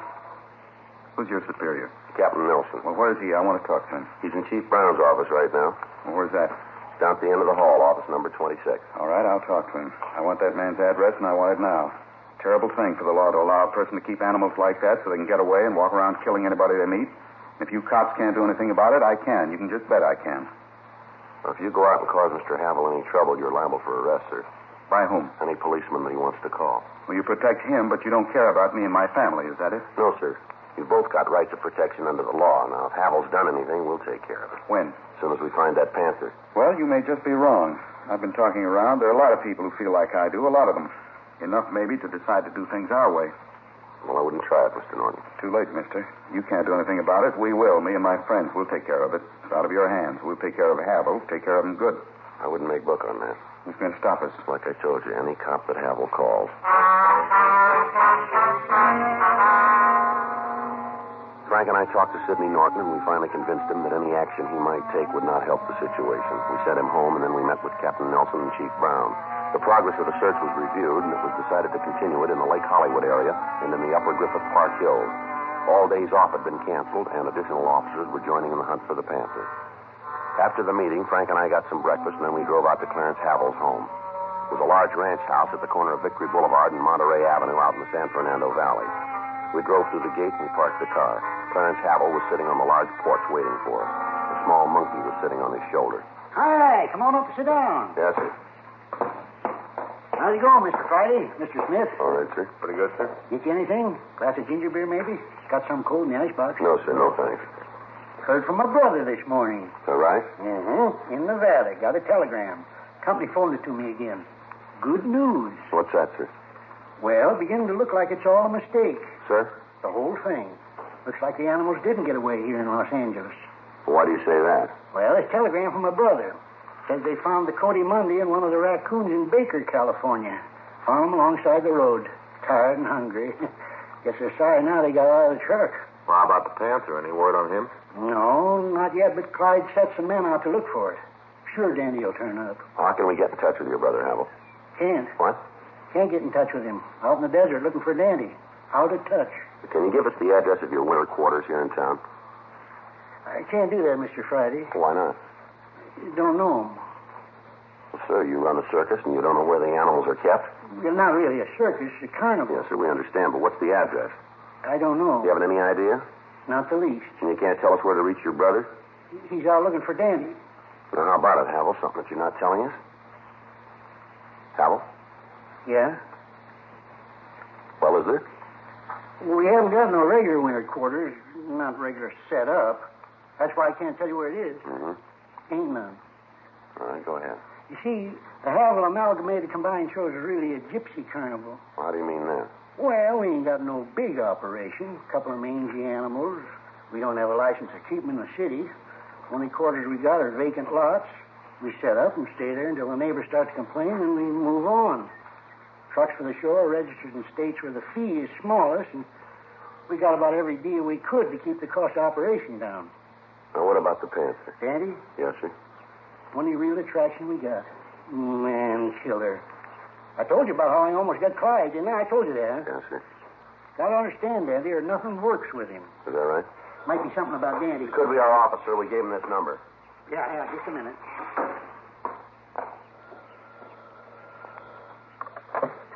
Hello? Yeah, this is number. Huh? Yeah, just a minute. It's for you, Mr. Friday, your office. Thank you. Thank you very much. No trouble at all. Like to do what I can. Yes, sir. Friday. Yes, Skipper. That's right. Well, you want to give me that address?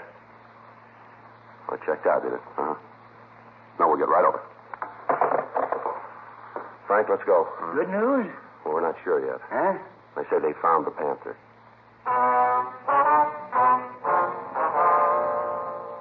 The address we'd gotten on the telephone was in the Hollywood Hills just off Beechwood Drive. Frank and I drove down the freeway, turned off at Gower, up Franklin to Beechwood, and we continued up to Ledgewood Drive. By the time we got there, other units had arrived, and the immediate vicinity where the animal had been seen was surrounded. From one of the officers, we got the story. The Panther had been seen by one of the civilians searching the area. The animal had run between two houses and jumped through a window into a ground floor garage. We checked the house, but we found that the occupants were not there.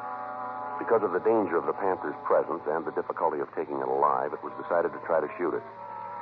The officers involved in the search were armed with large caliber weapons. Frank and I took 2 sawed-off shotguns, and we approached the door leading to the garage. Who's covering the window? Mac. All right. I'll hit the door. Stand back. We'll try to see what's inside. Okay. I can't see anything from the window. No, it might be behind those boxes at the rear there. Yeah. You all set? Yep. No.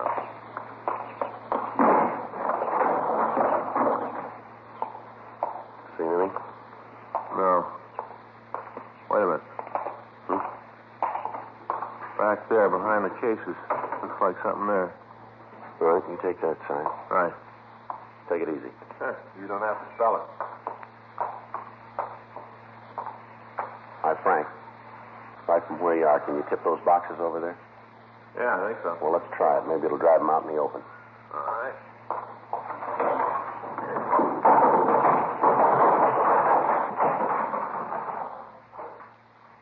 Well, there he is.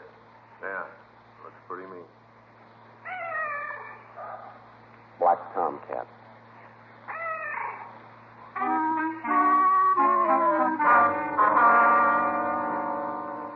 The event was similar to several that had happened during the hunt for the Black Panther. During the 20-odd hours we'd been looking for the animal, there'd been several reports that seemed authentic enough to be checked out. All of them turned out to be false. By this time, there were over 300 officers engaged in the search. Frank and I went back to the office and put in a call to the telegraph company in an effort to find Clyde Havel. They checked through their files, but they were unable to find any record of any wires. We then put in a call to the California-Nevada border station in an attempt to get information. Yes, sir, that's right. Havel Amalgamated Combined Shows. What? Sorry.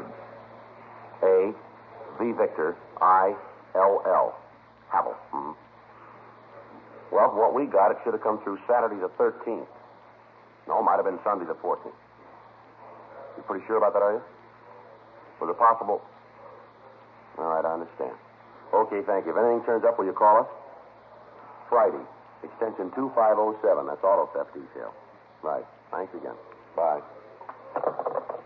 How about it? They got a record of the show going through? They never heard of it.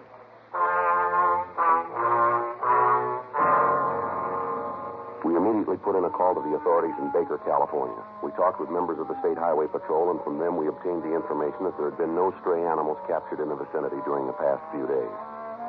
The conversation with them lengthened the possibility that the story we'd gotten from Clarence Havel was a lie. We checked his house, but Havel wasn't there. From his neighbors, we obtained the name of his sister. 6:10 p.m. We drove out to the address, a 2-family stucco duplex. We rang the bell and we waited. Yes, Miss Havel? that's right. What is it you want? The police officers. Frank Smith, my name's Friday. Hello. How do you do, ma'am? What is it you want? We'd like to talk to you about your brother. Clyde? No, ma'am. Clarence.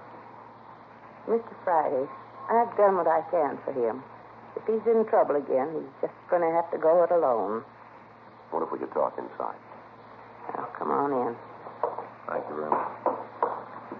What's he done this time? Beg your pardon? What's my brother done this time? Does your brother own a circus? Is this a joke? No, ma'am. It's pretty serious, does he? Sure. Big one. Havel's Amalgamated and Combined Shows. Travels all over the country. Animals, concessions. Even got a man-eating Black Panther. Yes, ma'am. That's one of the things we want to find out about. Dandy? You know the animal, do you? Oh, Clarence's friends do. Talks about him all the time. You know where the circus is right now? Same place it's always been. Ma'am? Never been any place else. Yeah. In Clarence's head.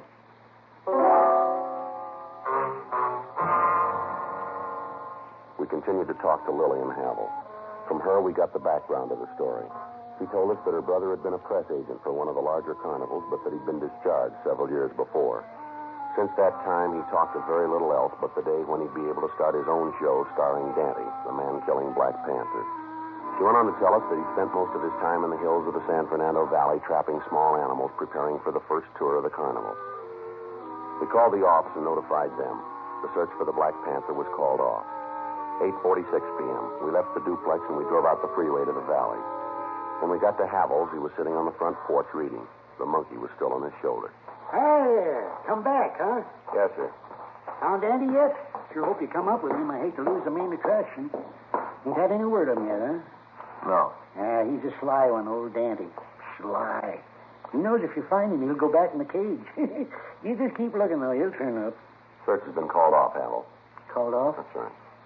You mean you quit looking? That's right. Well, you can't do that. You can't.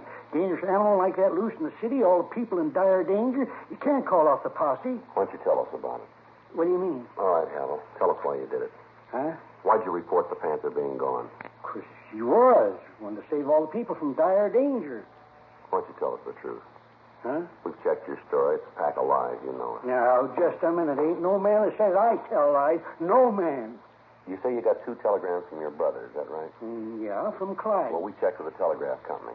We've got no record of any such messages. Hey, it's a big company. They might have lost them.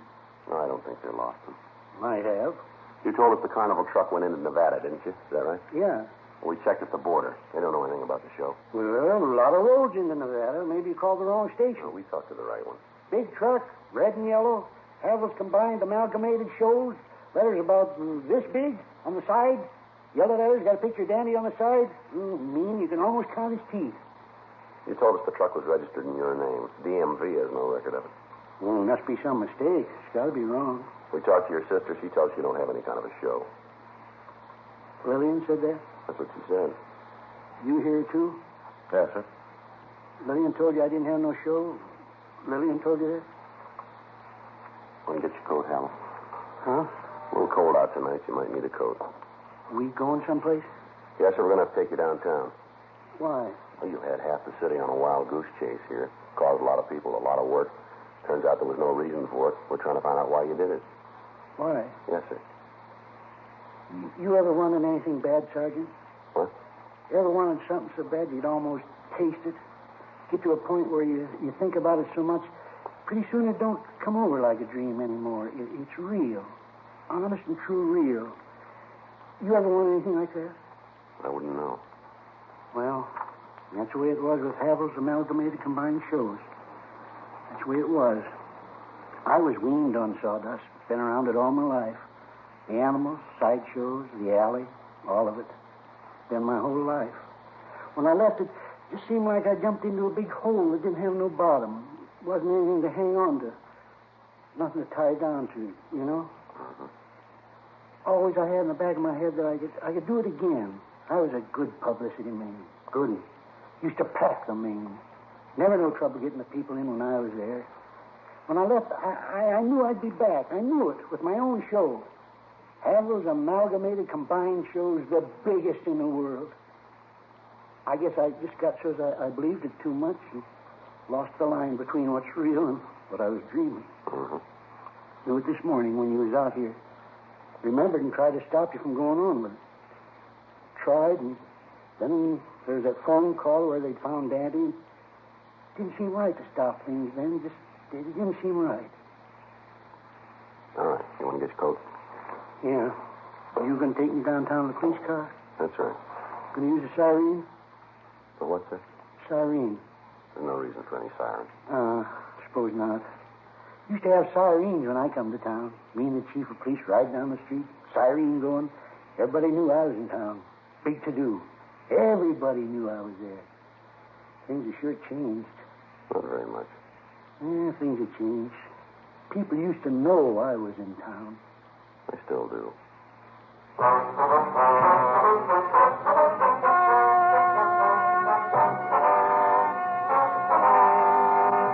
Clarence Neil Havel was held over for a sanity hearing in Superior Court. On recommendation of the court, appropriate action was taken. Dragnet, The story of your police force in action is a presentation of the United States Armed Forces Radio Service. Actor and producer Jack Webb's aim in Dragnet were for realism and unpretentious acting. He achieved both goals, and Dragnet remains a key influence on subsequent police dramas in many media. The show's cultural impact is demonstrated by the fact that even after 5 decades, elements of Dragnet are known to those who have never heard nor seen the program.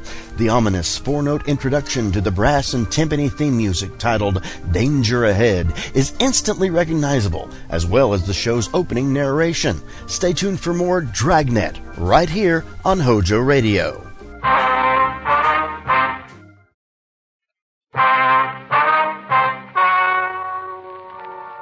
Ladies and gentlemen, the story you are about to hear is true.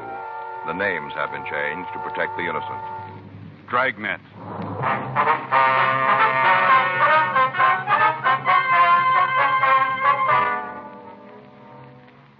You're a detective sergeant. You're assigned a robbery detail.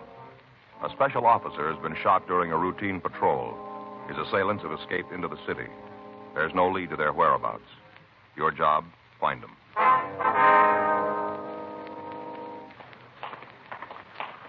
It was Saturday, May 21st. It was warm in Los Angeles. We were working the night watch out of robbery detail. My partner's Frank Smith. The boss is Chief of Detectives Thad Brown. My name's Friday.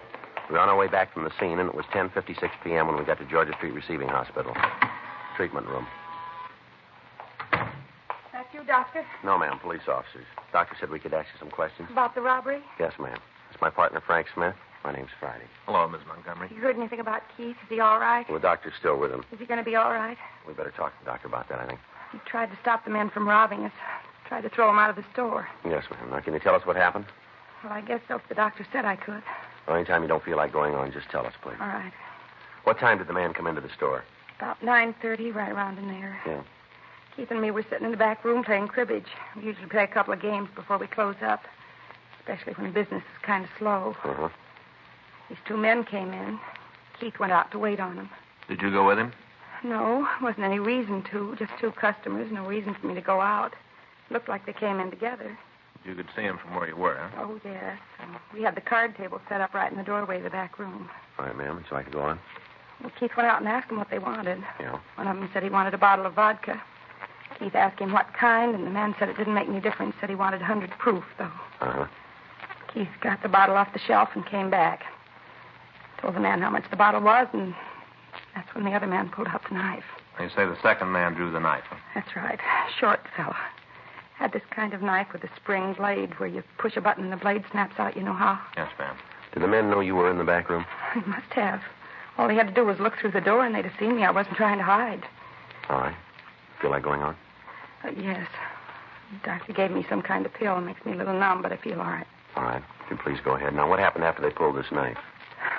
Well, the short one told Keith to give him the money. Said it was a holdup. Could you remember his exact words? Oh, I don't know. Seems he said, "All right, old man, this is a stick-up. Put all the money in the register in a paper bag and don't cause any trouble." That's as near as I can remember. That's what he said. All right. What happened then? Well, Keith told him to get out of the store. Said the 2 of them were too young to get mixed up in that kind of foolishness. Told him to get right out. Yeah. Little fella, the short one with the knife, grabbed Keith and told him they weren't playing games, but if he knew what was good for him, he'd do like he was told. Had the knife right at his chest. I thought he was going to cut Keith. Mm-hmm. That's when I came out of the back room, when I thought they were going to hurt Keith. All right. You go on, please. Yes.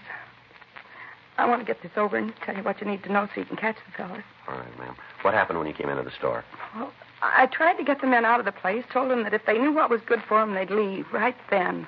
Uh-huh. Might as well have been talking to a wall. They didn't pay any attention to me. Yeah. Well, that's when I tried to get to the phone. I wanted to call the police. What was your husband doing at this time? Standing there trying to keep from moving into the knife. This short little fella had it pressed right against his chest. Had the point right here. Keith made any kind of a move, he'd have been stabbed. I see.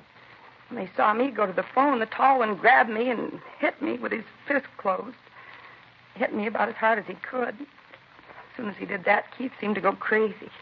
Wrenched himself away from the one with the knife and jumped on the tall man and fought him as hard as he could. Yeah. Terrible the way it happened. Yes, ma'am. The tall man hit Keith along the neck with the edge of his hand and knocked my husband down. Then the little fellow jumped on him. held his knife right at his throat and told him to take the money and put it in a bag. That he didn't want any more trouble or he'd kill us both. All the time he had the knife right here at Keith's throat. Yes, ma'am. Your husband did what they said? That's right. He opened the register and gave him the money, put it in a paper bag. I thought they'd leave after that, but they didn't. Only made them madder. Why was that, do you know? It wasn't enough money, only about $30 or $35.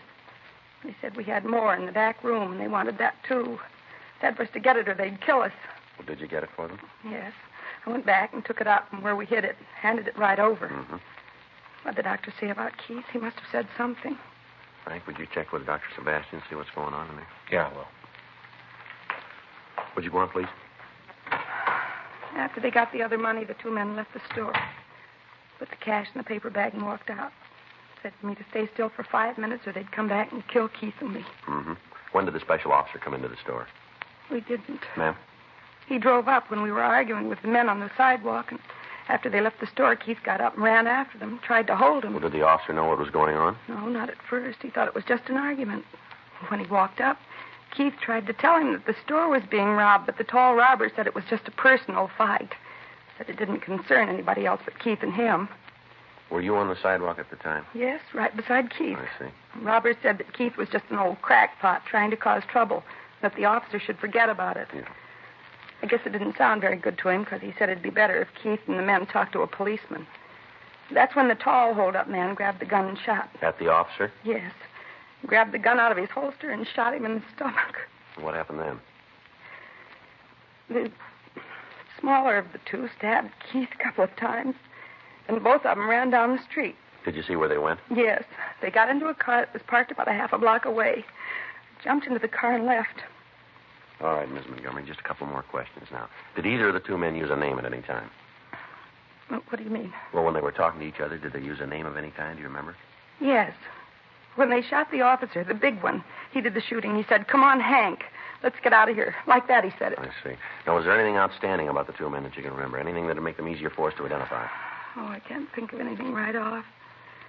Just that one was tall and the other one was short. That's all I can think of. About how tall, do you remember? The big one? Yes, ma'am. Oh, over 6 feet. I'd say he was about 6'3", maybe even more. Mm-hmm. Did he have any special marks or scars that you can recall? No, nothing like that. Now, how about the short one? Anything to make it easier for us to identify him? Just his fingernails. How do you mean? They looked like he'd never cleaned them. Real long and dirty. I remember that. Was there anything else? No. Did either of them speak with any kind of an accent, would you remember? No. Sounded just like anybody else. Nothing special about him. I see. Joe? Yeah, Frank? See you a minute. Did you find out about Keith? Did you talk to the doctor? He'll be right in to see you, Miss Is Montgomery. Keith going to be all right? Why don't you tell me what's happened? Try to take it easy, ma'am. The doctor will be right in. All right, but tell him to hurry, please, please. Yes, we'll do that. Did you call county? Yeah, they're operating on Holman. How's he doing? Well, as soon as they get the bullet out, he should make it. Wound's not serious. What about Keith Montgomery? He just died. Knife wound.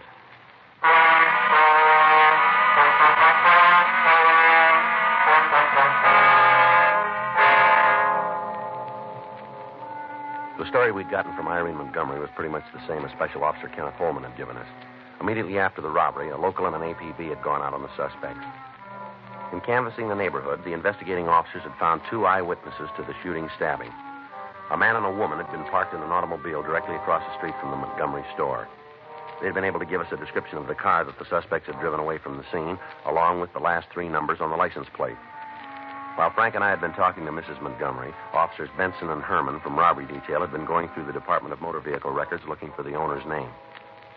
Information on the method of operation used in the crime was sent to the stats office, and the run was started.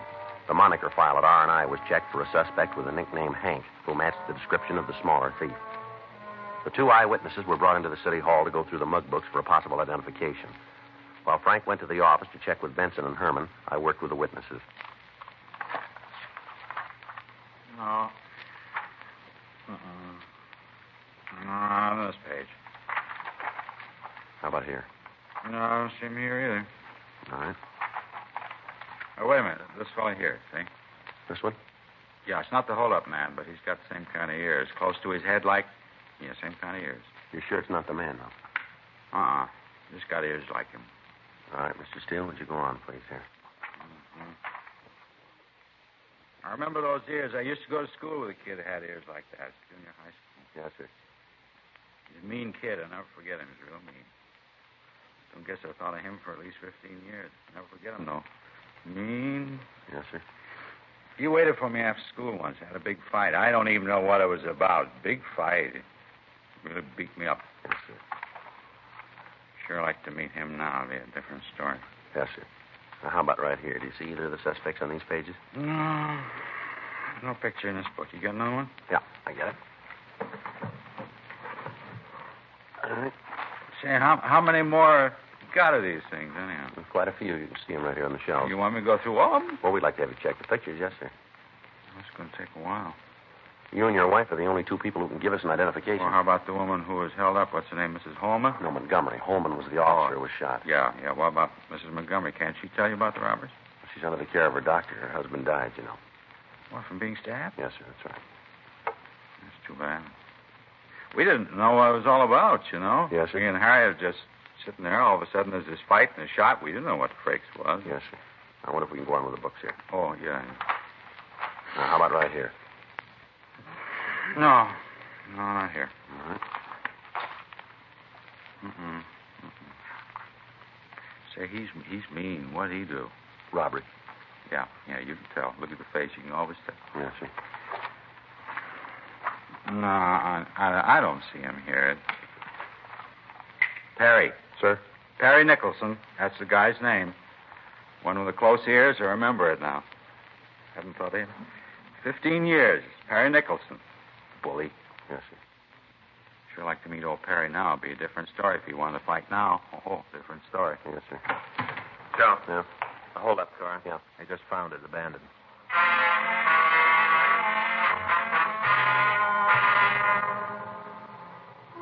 Two officers in the radio unit had found the car in a parking lot at the corner of Rosemont Avenue and Waterloo. When the vehicle was discovered and the similarity to the description that had been broadcast was noticed, the car was put under surveillance and our office had been notified. Frank and I left the city hall and drove out to the parking lot immediately. The car was placed under surveillance again and we checked it through DMV. We found the car was owned by an Edwin Vargas, 1879 Moss Street out in Burbank. We checked the name through R&I, but we found that he had no criminal record in our file. We drove out to see Vargas. While Frank covered the rear of the place, I rang the bell of the house and waited. Yeah? Like to see Mr. Vargas? Well, he's not in right now. Anything I can do? You know where he is? No, I imagine he got held up downtown, probably working late. Wonder if it'd be all right if I wait for him. I'm not sure. You mind telling me who you are? Sorry. Police officer. My name's Friday. What'd the cops want Ed for? Might be better if we talk to him. You alone? Anybody else in the house, ma'am? No. Your husband owned a 1953 dark blue Ford sedan? Yes? You driving it tonight, is he? Well, sure. He took it to work with him this morning. All right. Might be better if I waited inside, huh? All right, come on in. I don't know what this is all about, but you can bet it's some kind of mistake. Ed's never had no trouble with the cops. Never. None. Mm-hmm.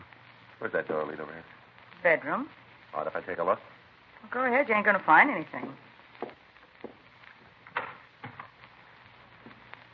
What's that over there, the bathroom? Yeah?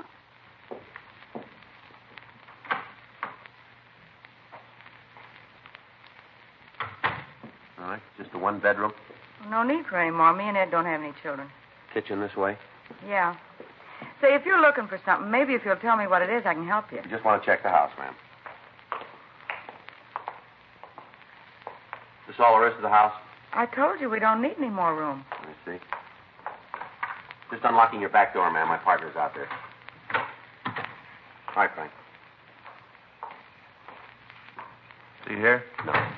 No, Who he's is not. this, another cop? This is my partner, Frank Smith, Miss Vargas. Hello.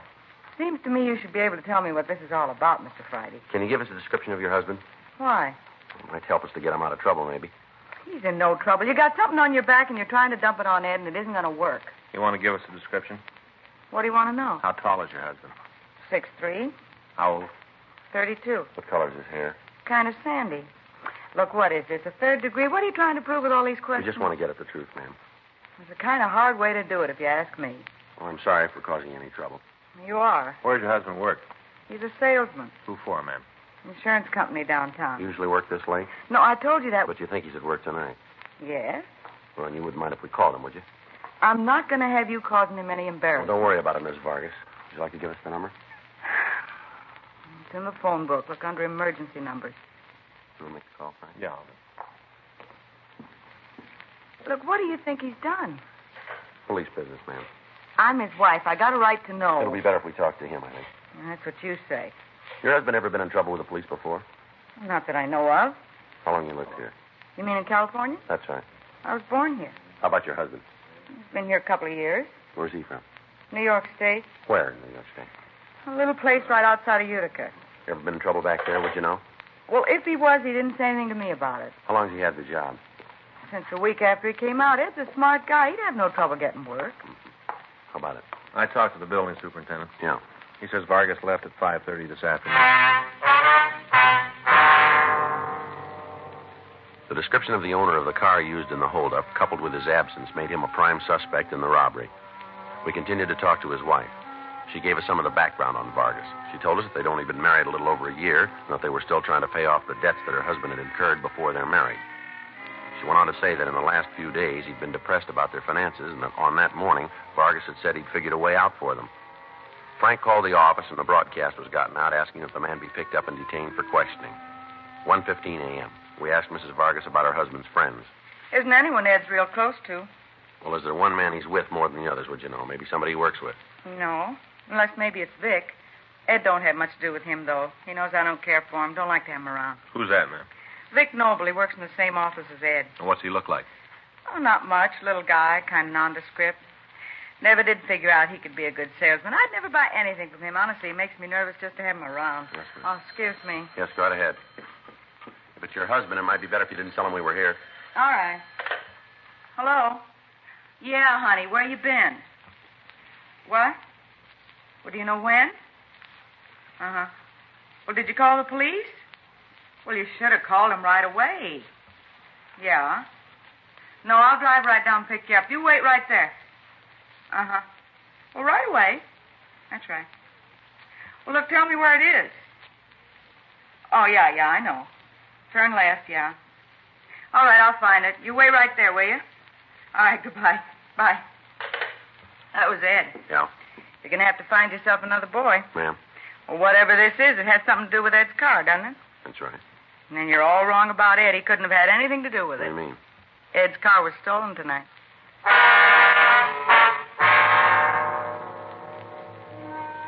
We got the address of the bar where Ed Vargas had called from. Frank and I drove down and talked to him. He told us that he'd left work and had stopped in the bar for a couple of drinks before he went home. However, when he left the place, he'd found that his car was gone. He returned to the bar and spent the next several hours trying to figure out what to do. We talked to the bartender, and he verified Vargas' statement that he'd been in the place all evening. He was released from custody and allowed to return home. Frank and I continued to talk to the bartender. Got to get ready to close up pretty quick. Just a couple more questions. Will you mind if I clean up the back bar while we talk? No, sir. Go right ahead. Thanks. Well, what do you want to know? You told us that Vargas came in about 5:45. Is that right? Near as I can remember, yeah. Give or take a couple of minutes on either side. But he was here before 7. For sure. You meet anybody here? How far is this going to go? What do you mean? Is his wife going to find out if I tell you? Not from us. Well, Ed and the missus haven't been getting along so good lately. You know, been beefing a lot. Yeah. Ed's a funny guy. He don't like no trouble at home. As soon as Sarah started giving him problems, he found another girl, a kid that works in his office. They usually drop in here for a couple of drinks before he goes home. Yeah. Nothing serious going on with them. Just they like to sit and talk. Ed's all the time telling her how this wife doesn't understand him. Old line, but I think he means it. He was in here with a girl tonight, was he? Yeah, just like all week. Every night they come in about 5:15, sit in the back booth, have a couple of martinis, and then they leave. I think maybe Ed drops her off on the way home. She don't have a car. Yeah. Tonight they had more than just a couple of drinks. I think maybe there was something wrong, you know, a little problem. What about? Look, people come in here to relax. They all got something on their minds. I make it a practice not to eavesdrop or interfere. What was their problem, do you know? Sarah won't hear it? No, we told you before. Yeah. Well, wouldn't want her to come around here causing no beef. She's jealous, you know, real jealous. That so? Oh, yeah. Anyway, Ed must have told the girl that he was thinking of leaving his wife, because tonight she told him to do something about her, or she was walking out. Had a little kind of tiff, and then she left. After that, he went out to get the car and found it been stolen. Where'd he leave it, do you know? A lot behind the building. Did he leave the keys in the car? I don't know. You saw him when he left, carrying a big load. He don't remember. Probably did, though. You have anybody else in here tonight that looked like Vargas? What do you mean? Well, as tall as he was, maybe. A lot of tall people come in here. Yes, we understand. But were there any tonight? A couple, yeah. Any of them come in with a short fella, about 5, 6, or 7? Yeah. What time did they come in? Oh, about a little after 7. When they leave? Well, I don't know, maybe 7:30, 7:45. I'm not sure. There's one of the tables back there. I served them a couple of times. Didn't take much notice when they left. They paid for the drinks when I brought them, left a $50 tip, took off. They come in here regular, do they? Yeah, a couple times a week, maybe more. They're usually together? Oh, I've never seen them any other way except once. I'd rather not remember that time. What do you mean? Came in here early, spent the whole night here boozing, got pretty plastered. I had to take Nick home. He couldn't make it alone. Which one is Nick? The short one, little guy. What's he do for a living? Nothing I ever heard of. Well, how's he live? Any way he can. Always seems to have dough. I think maybe some kind of gambler, something like that. Always loaded. The way he looks, though, you'd think he was some kind of mechanic, but he's not. Is that right? Sure, he dresses nice. Always got a good suit on, but he doesn't know how to carry it off. What do you mean? His fingernails. I don't think he ever cleans them.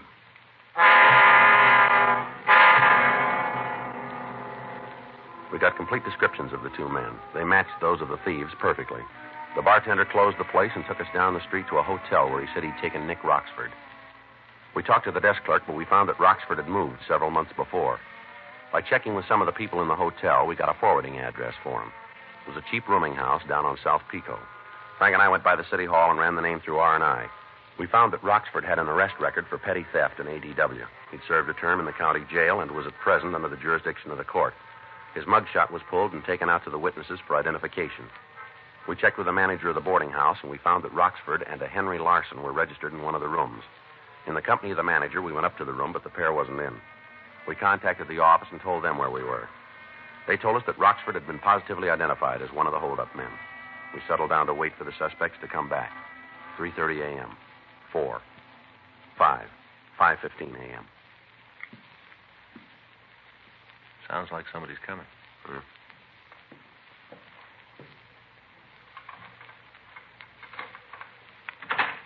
there wasn't no other way. You was there, didn't see you do nothing to stop it. You shot the cop. I still think so. All right, hold it right there. What are you doing here? Police officers, you're under arrest. Watch it, Frank.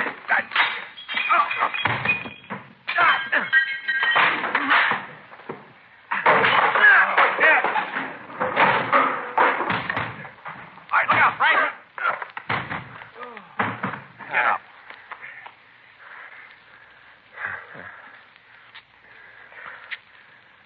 They made it kind of rough, didn't it? Yeah, they did. All right, come on. Get up. Come on, get on your feet. Now, let's take them downtown. Yeah. I better check the cuffs. Don't want them too tight. No, you might hurt them, huh?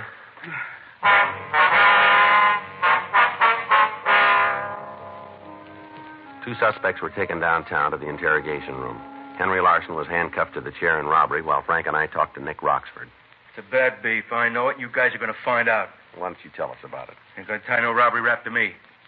Look, we've already done it. The witnesses gave us a positive identification on you. How could they? They never seen me. We got a picture of you. It's pretty good. You want to tell us about it? I got nothing to say. I want a lawyer. I ain't going to talk till I see a lawyer. All right. Yeah. Do you know the old man died? I don't know nothing about no old man. His wife says you're the one who stabbed him. She's crazy. She's willing to take it to court. It'll never stick. We think it will. We think we can make you for first degree. What about Hank? Who, Larson? Yeah, what happens to him? Same charge. You know it yet? No, you're the first one to hear. What if I give you a hand? How do you mean that? Well, suppose I tell you it was Hank's idea, the whole thing. Go any better with me? You know we don't decide that. Well, it seems like if I helped you, you'd be better with me. All right, you want to tell us about it? I'll make you a deal. No deals. Look, just promise me you won't tell Hank if I give you the real story, huh? All right, go ahead.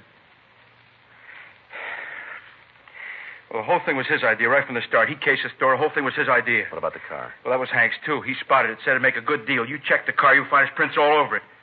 All right, what happened after that at the store? Oh, it was Hank again. I didn't want no part of it. Hank made me. Said if I backed out, he'd get me. He's a big man. He gets mean when he's crossed. I wasn't about to give him no trouble. Go ahead. Well, we got to the place, and he made me go in. He made me take a piece of the action. Now, wait a minute. Let's back up here and get this straight. You trying to tell me all the time you wanted no part of it? No. No, you got to believe it. Well, the way we got it, you were having a time with a knife. Well, I got scared, that's all. I got scared. I didn't know what I was doing. Sure you did. Look, you got to believe me. I'm telling the truth. It was all Hank's idea, the whole thing. I want no part of it. Never did. All right, just keep your voice down, will you? I told you. Now, you know about the whole thing. You won't tell Hank, will you? What difference does it make? If he finds out I told you, he'll kill me. Remember I asked you before? Huh? What difference does it make?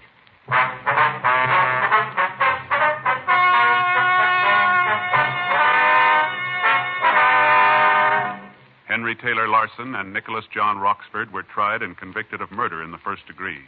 On recommendation of the jury, they received maximum sentence and were executed in the lethal gas chamber at the state penitentiary, San Quentin, California. Dragnet is a presentation of the United States Armed Forces Radio Service. Keep it tuned right here to Hojo Radio for more classic old-time radio.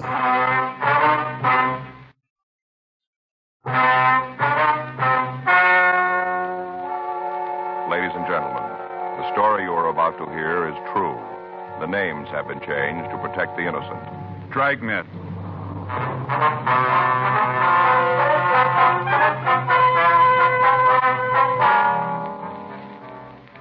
You're a detective sergeant. You're assigned a narcotics detail. The body of a man has been found in a public park lake. Physical evidence indicates he was killed by narcotics. Your job? Check it out.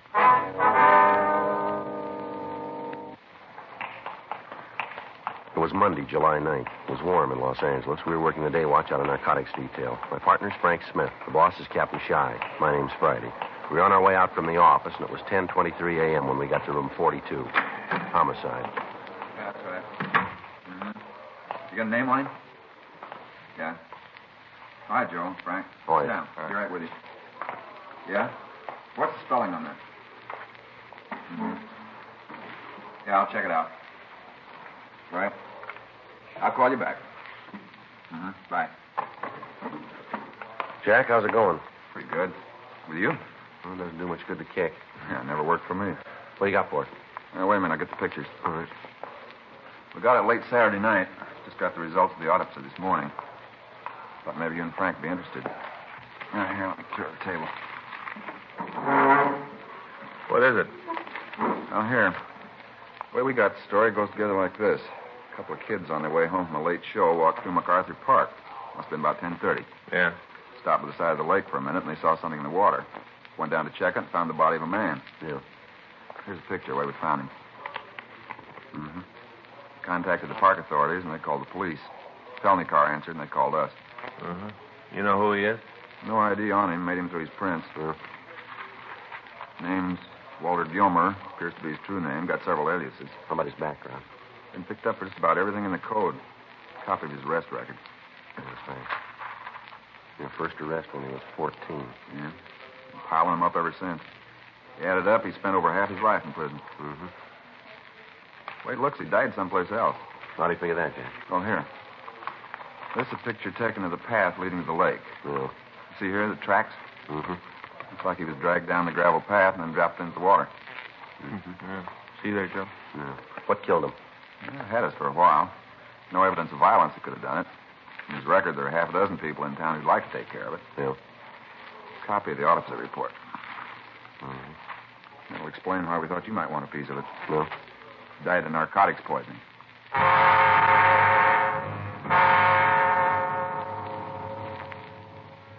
We went over the dead man's effects without coming up with any additional information.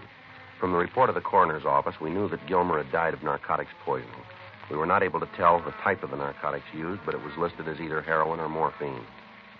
During the past 3 months, the Southland had been flooded with an inferior grade of heroin. From chemical analysis, we knew that it was being processed in Mexico. We'd been in touch with Mexican authorities, but in spite of our joint activities, the drug continued to cross the border and it continued to be circulated. Arrests of mules and pushers had been made, suspects had been interrogated, and all other leads had been checked out, but we were still unable to come up with the key people in the operation. The death of Walter Gilmer gave us a possible lead. We couldn't be sure that he died of the low-grade drug, but it was worth looking into. Working with Sergeants Jack McCready and Danny Galindo of Homicide Detail, we pulled Gilmer's package and we went over all of the available information on him. We made out a list of his known friends and his associates. All of the places he was known to frequent were checked. For the next 2 days, anyone who had been seen in Gilmer's company was talked to. Apparently, we were at a dead end. Thursday, July 12th, 11:14 a.m., Frank and I got back from talking to an informant. There was a note in the book to call McCready. McCready there? Yeah. Oh, Jack, Joe Friday. Well, where's he now? No, we'll be right over. Thank you. What's he got? One of Gilmer's friends. Yeah? Says he was with Gilmer when he died. Frank and I left the Central Police Station and walked over to the City Hall. By the time we'd gotten there, McCready had pulled the suspect's package and had what background information there was on the man. The three of us talked to him in the interrogation room. For the record, what's your name? David Flack. How old are you? 26. Is still your address? Yeah. How well did you know this Walter Gilmer? We roomed together. How long? A couple of years. According to your package here, you've had several arrests for being a user. Is that right? You got the paper. Told us you were with Gilmer when he died. Now, look, there you go again. What? I said I was with him when he was sick, that's all.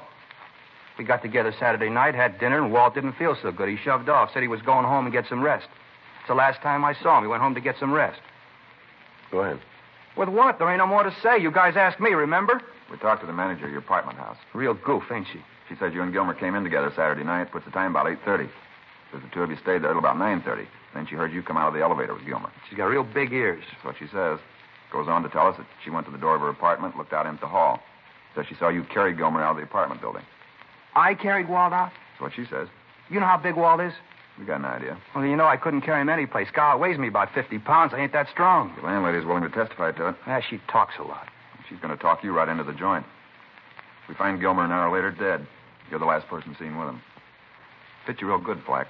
From here, it looks like you're right for a 187 charge. You figure you can nail me down for murder, huh? It's worth a try. Yeah, but can you make it go? We think so. Now, one thing's going to louse it up. Yeah? I didn't do it. I had no part in it, none. You better tell us then, huh? If I give it to you, it'll make a difference? Depends on the words. Go ahead. Where do I start?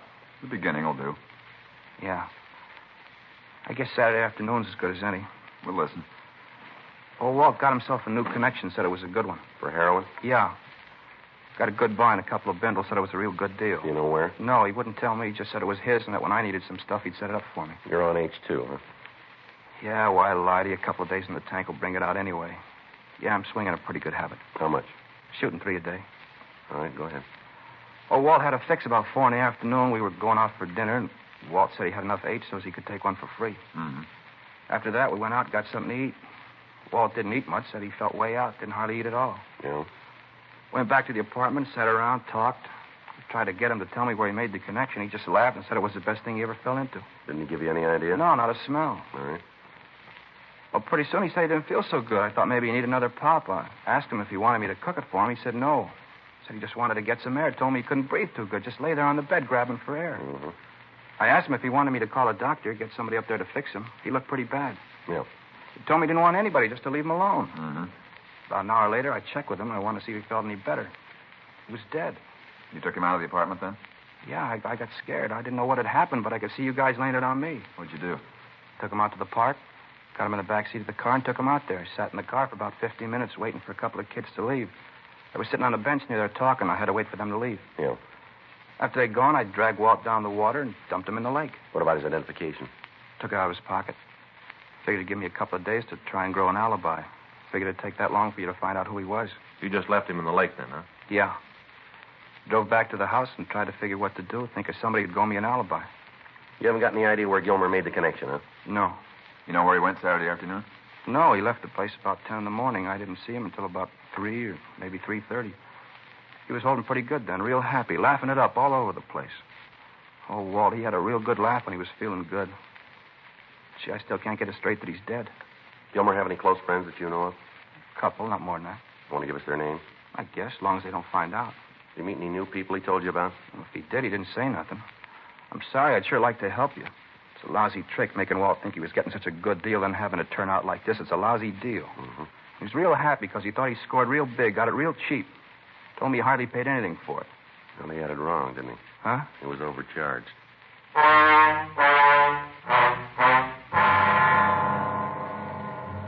We continued to talk to David Flack. From him, we got additional names of people Walter Gilmer had dealings with. We also got the addresses of bars and restaurants the dead man was known to have frequented. In our interrogation of Flack, he was unable to give us any lead as to where Gilmer might have bought the lethal narcotics. Thursday afternoon at 4:21 p.m., Flack was taken to the main jail to be booked in on suspicion of violation of the State Narcotic Act, a felony. Frank and I went back to the office and talked with Captain Shy. We told him what had happened, and we reviewed the progress we'd made in attempting to apprehend the leaders of the narcotic ring. After talking over all the possibilities, it was decided that the only way we had of getting to the higher-ups in the operation was for one of us to go underground. It was decided that I would act the part of a buyer from Northern California and try to make the contact with the members of the ring. I was given a quantity of marked bills and fictitious identification before I left the office. Frank and I worked out a method for communication, and I went home to change my clothes. I left all of my police identification there, and the next morning I began to be seen in the bars and restaurants where Walter Gilmer was known. For the first week, it went slow. The people involved were cautious of all newcomers. On Saturday, July 21st, I had breakfast, and then I walked over to a small place on East 7th Street. Not open for business yet, Joe. No problem. I had some time to kill.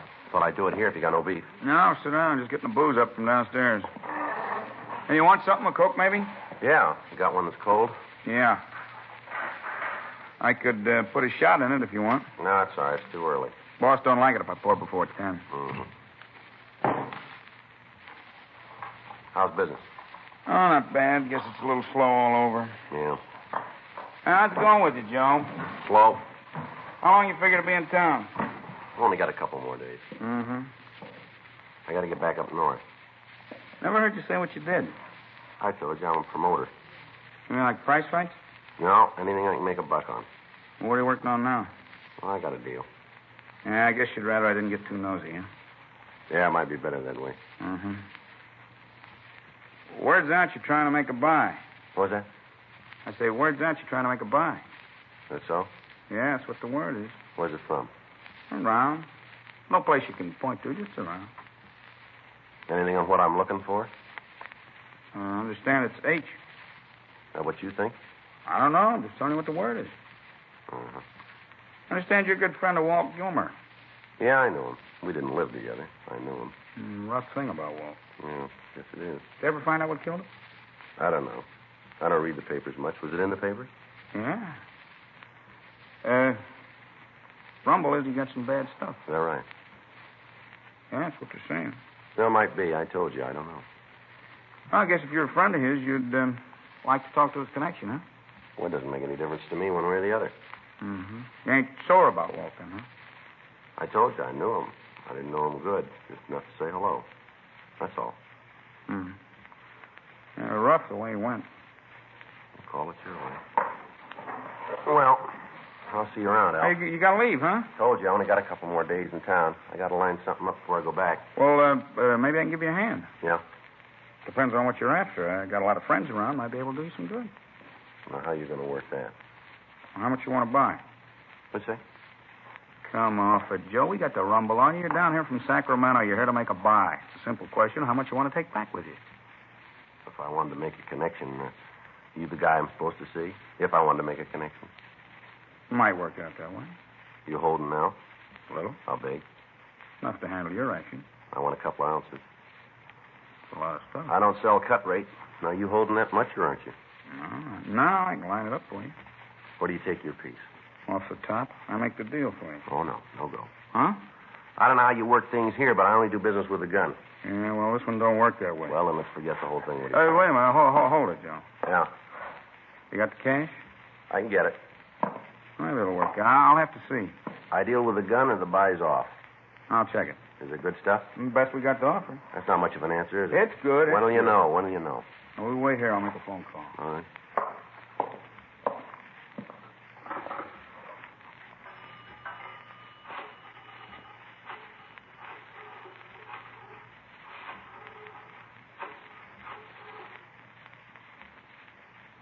This is Al. Yeah, I know, but this is important. Got a guy here who wants to buy a couple of shirts. All large size. Uh-huh. As far as we know, he is. I talked to you about him. Yeah, that's the one. Yeah. No, he says he won't buy them from anybody else. Yeah, that's what I told him. He says he's got it. Just a minute, I'll check. You be here about 7 tonight? Huh? You be here tonight about 7? Well, we can make the deal, sure.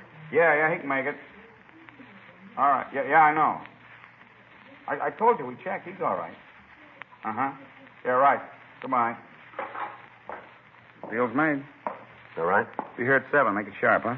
Okay. You meet the boss.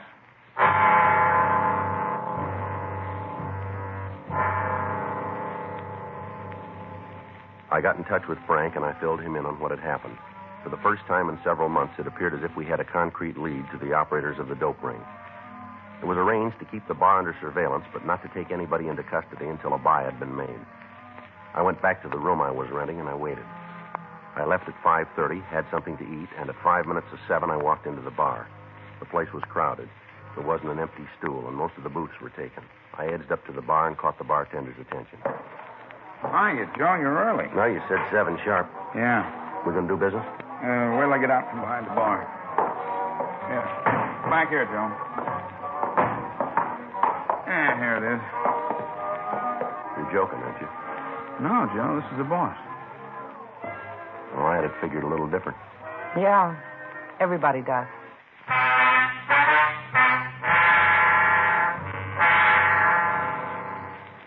The woman sitting in the booth was in her late 30s or early 40s. It was hard to tell. She had dark hair and blue eyes. The suit she was wearing was gray, and it looked expensive. After the bartender introduced us, she told him to bring a drink, and then she motioned me to sit down. Your name's Joe Frizee, is that right? Yeah. Alf tells me you want some action. Nellie gave you the story. How do I know you're a legitimate dealer? You don't. Still, you want me to go out on a limb and turn over 2 ounces of heroin to you. I'm willing to pay for it, lady. Where's it going to go? Up north. A lot of ground. Sacramento. You got the route to get rid of it? They're waiting for it now. Go in, and I should tell you I haven't got 2 ounces. Well, and I'm wasting my time. But I can get it. How soon? Sit down. All right. How quick do you need it? I want to leave town in a couple of days. I told Al. You working alone? I don't see how that figures in the price. You're wrong. What? H we've got goes for $4.50 an ounce. It's pretty high. It's the best we can get. Should be. If you want to make a deal, the price comes down. No, I can't swing more than 2 ounces. Even if the price was dropped? How much? To $3.50. No, it doesn't fit. What's the angle? If you're on your own, it must get a little tiresome to have to carry the load by yourself. Maybe. I was thinking that maybe you'd like a partner. You? That's what I had in mind. No go. Why? Oh, a lot of reasons. Mainly because I don't need anybody. Then it's going to cost you $4.50. Well, I figured that going in. When do you want the stuff? Tomorrow night will do. It'll have to be late. We got it coming in then. From where? The price doesn't include that. Okay. Where do I pick the H up? Alf will call you. He'll give you the time and the place. Well, if it's high grade, I might want some more. You can pay our price. You'll get it. It's all right. You're making a big mistake, Joe. That's so? Yeah. I got L.A. sewed up good and tight. Good distribution. All the product I need. You got the North. We put them together. We could both come out real well. No, I told you before. I don't need partners. You might be wrong, Joe. What? You might already have one.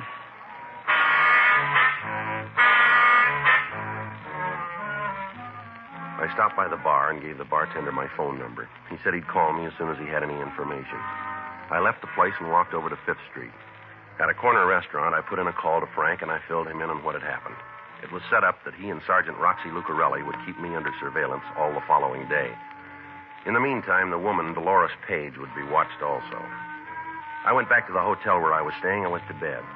At 3:30 a.m., the phone rang, and the bartender, Alf, told me to get dressed and meet him in front of the hotel right away. He said we were leaving town immediately to make the narcotics buy. I tried to call Frank and fill him in on what had happened, but I couldn't reach him. I got in touch with the office and left word regarding the meet, and then went downstairs to wait for Alf. At 3:45 a.m., Alf drove up to the entrance. I tried to stall as long as possible to give the men from the office time to get there, but finally we left the hotel before they arrived.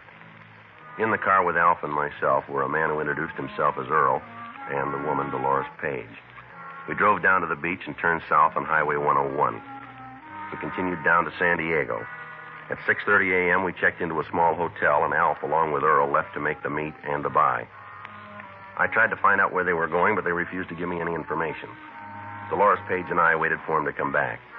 I was unable to contact the San Diego authorities, telling them what to watch out for. Apparently, I'd lost contact with Frank and Lucarelli. The only hope now was that someplace along the line, the Page woman and her associates would make some kind of a mistake. We waited at the hotel until 12:15 when Alf and Earl returned. Where's Earl? Downstairs in the car. How come you're so late? We got hung up on the other side of National City. Customs inspection. Went through the car. Find anything? No, but there's something wrong about the whole deal. What do you mean? Looked like they were waiting for us, like somebody had tipped them off we were coming through. What makes you think that? The way they acted. Other cars they just looked over. Ours, they went all the way through, took the seats out, checked the tires, even climbed underneath. I tell you, somebody tipped them off. They were waiting.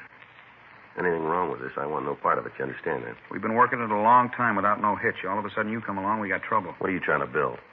Just that it's funny it'd happen now, first time you're here. Are you trying to say that I got something to do with the shakedown? If it fits, wear it. Now, you listen, you two-bit punk. I got more to lose than you have. I'm paying top price for this product. I got customers waiting now. You come breezing in here and try to lay one of your own mistakes on me, and I'll break your back. You talk like a man 12 feet tall. I don't have to be that big. All right, you. knock it off. You two beefing isn't going to do any good. They didn't find anything. You got no call to figure it was a tip, Alf. No reason at all. Now, let's get out of here. Tell your boy to get off my back, will you? Don't worry about it. There won't be any more trouble. Better not be, because I'll spell it out for you. Is that right? There is, and I'm going to cause it.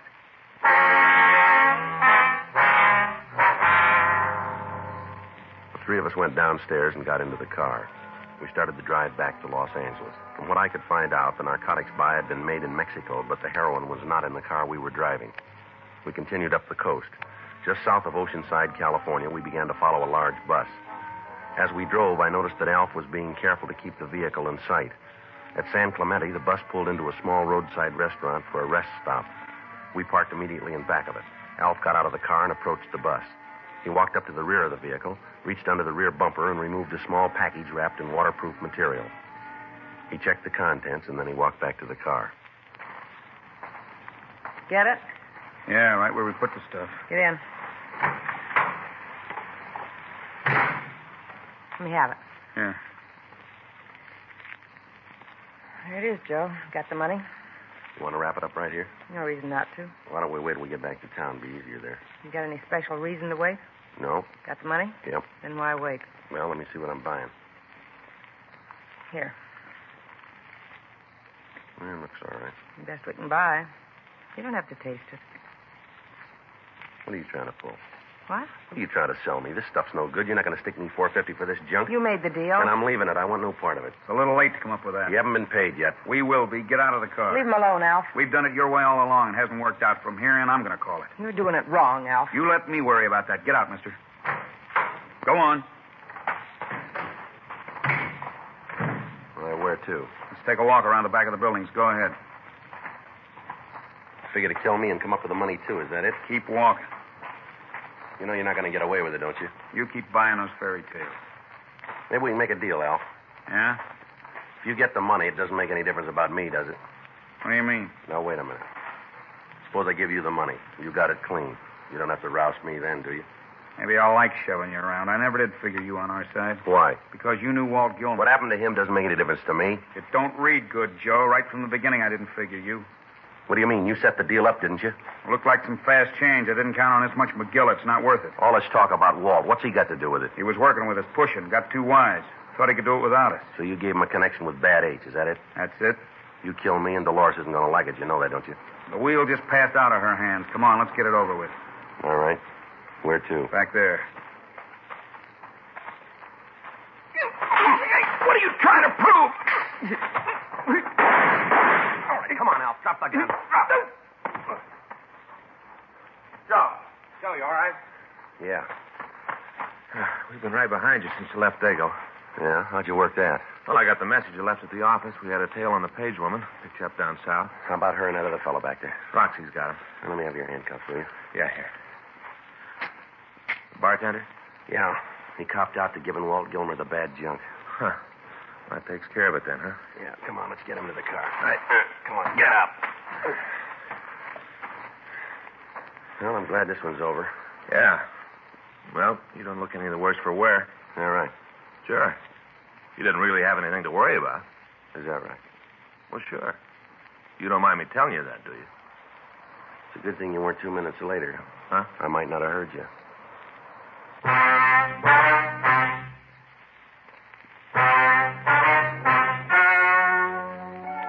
The story you have just heard is true.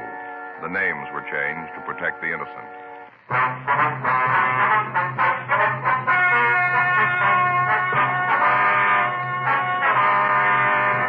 Dolores Marie Page and Alfred Giles Harnett were tried and convicted of murder in the first degree.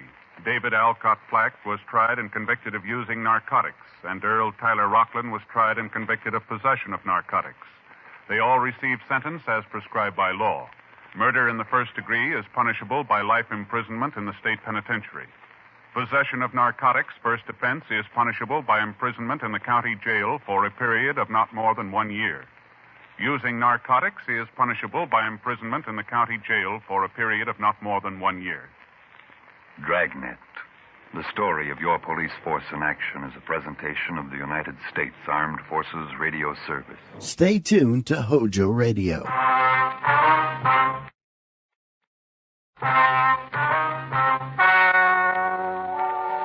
Ladies and gentlemen, the story you are about to hear is true. The names have been changed to protect the innocent. Dragnet.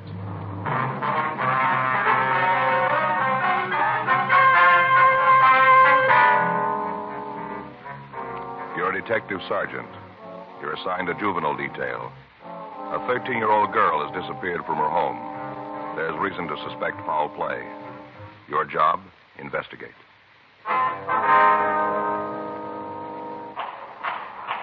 It was Saturday, April 17th. It was cold in Los Angeles. We were working the night watch out of juvenile detail. My partner's Frank Smith. The boss is Captain Powers. My name's Friday. I was on my way back from the 4th floor, and it was 11:52 p.m. when I got down to the main floor. Squad room. That you, Joe? Yeah. How'd it go? Oh, not too good. Did he say anything? No. He says we got him for the job, but it's going to end there. He's playing the big man now. Says he's not going to name that other kid. Yeah. Well, let him sweat it out tonight. He'll feel different in the morning, maybe. I hope you're right. Anything come in? As soon as I finish up this log, we can shove off if you want to. All right. You going right home? I say you're going right home. Well, I thought maybe I'd go by the city hall. I'd like to see Danny Galindo for a minute. What are you going to eat then? Yeah, I'll probably grab something. You want to go? Might as well. Kind of hungry. I don't like to wake Faye up. She sleeps kind of light, you know. She always wakes up when I get to rattling around the kitchen. Yeah. Maybe stop and have a poached egg and some corned beef hash? How's that sound to you? Like a poached egg and some corned beef hash. Well, I'm not kidding. I'm hungry. Are you about finished there? Yeah. I want to see Danny before he leaves. What is it, something special? No, I heard that he had a set of golf clubs for sale. I thought maybe I'd look at them. Are you going to start playing golf? No. I thought maybe I'd take a look at them. I got it. Juvenile Division, Friday. Yes, ma'am, that's right. What's that address? All right, no, we'll find it. We'll try not to worry. We'll be right there. Yes, ma'am. Bye. Well, that food of yours is going to have to wait. What? 13-year-old kid's missing. Probably at a neighbor's. Her mother thinks she's been kidnapped. Frank and I left the office immediately, and we drove out to the address I'd been given on the phone. The caller had told me that her 13-year-old daughter was missing from the house. We parked our car a block from the place and walked the rest of the way in the event that the house might be watched.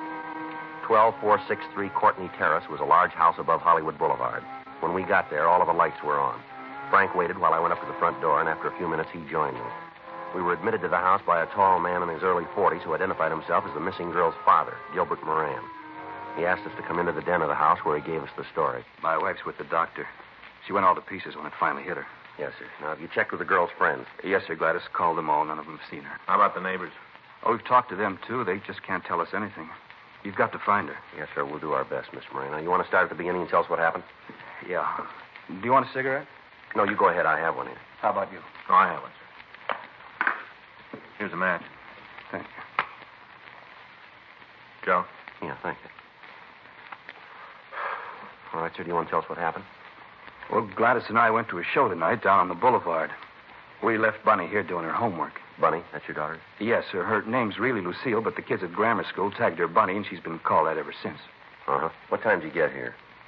It must have been about 11:40, somewhere near there. Mm-hmm. Did you notice that your daughter was gone right away? No, sir, not at first.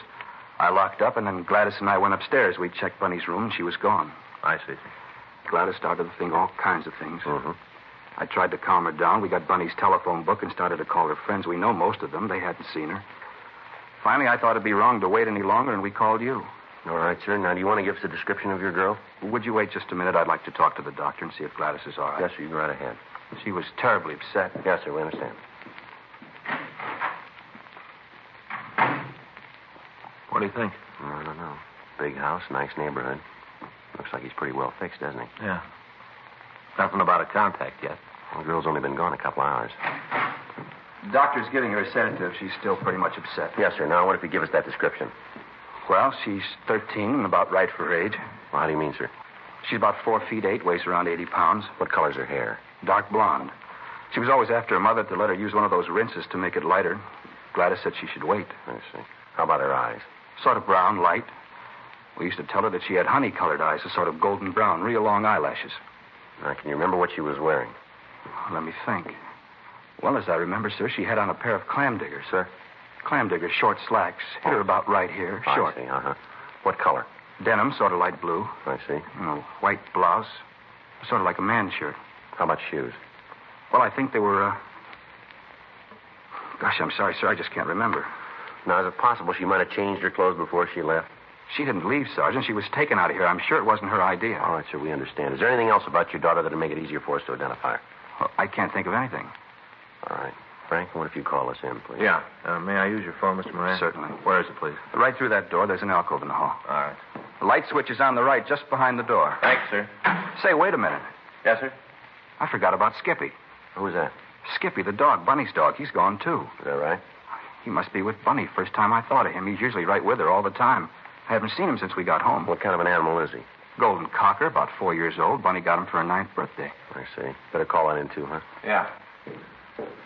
I wonder if I could see her room. Oh, sure. It's upstairs.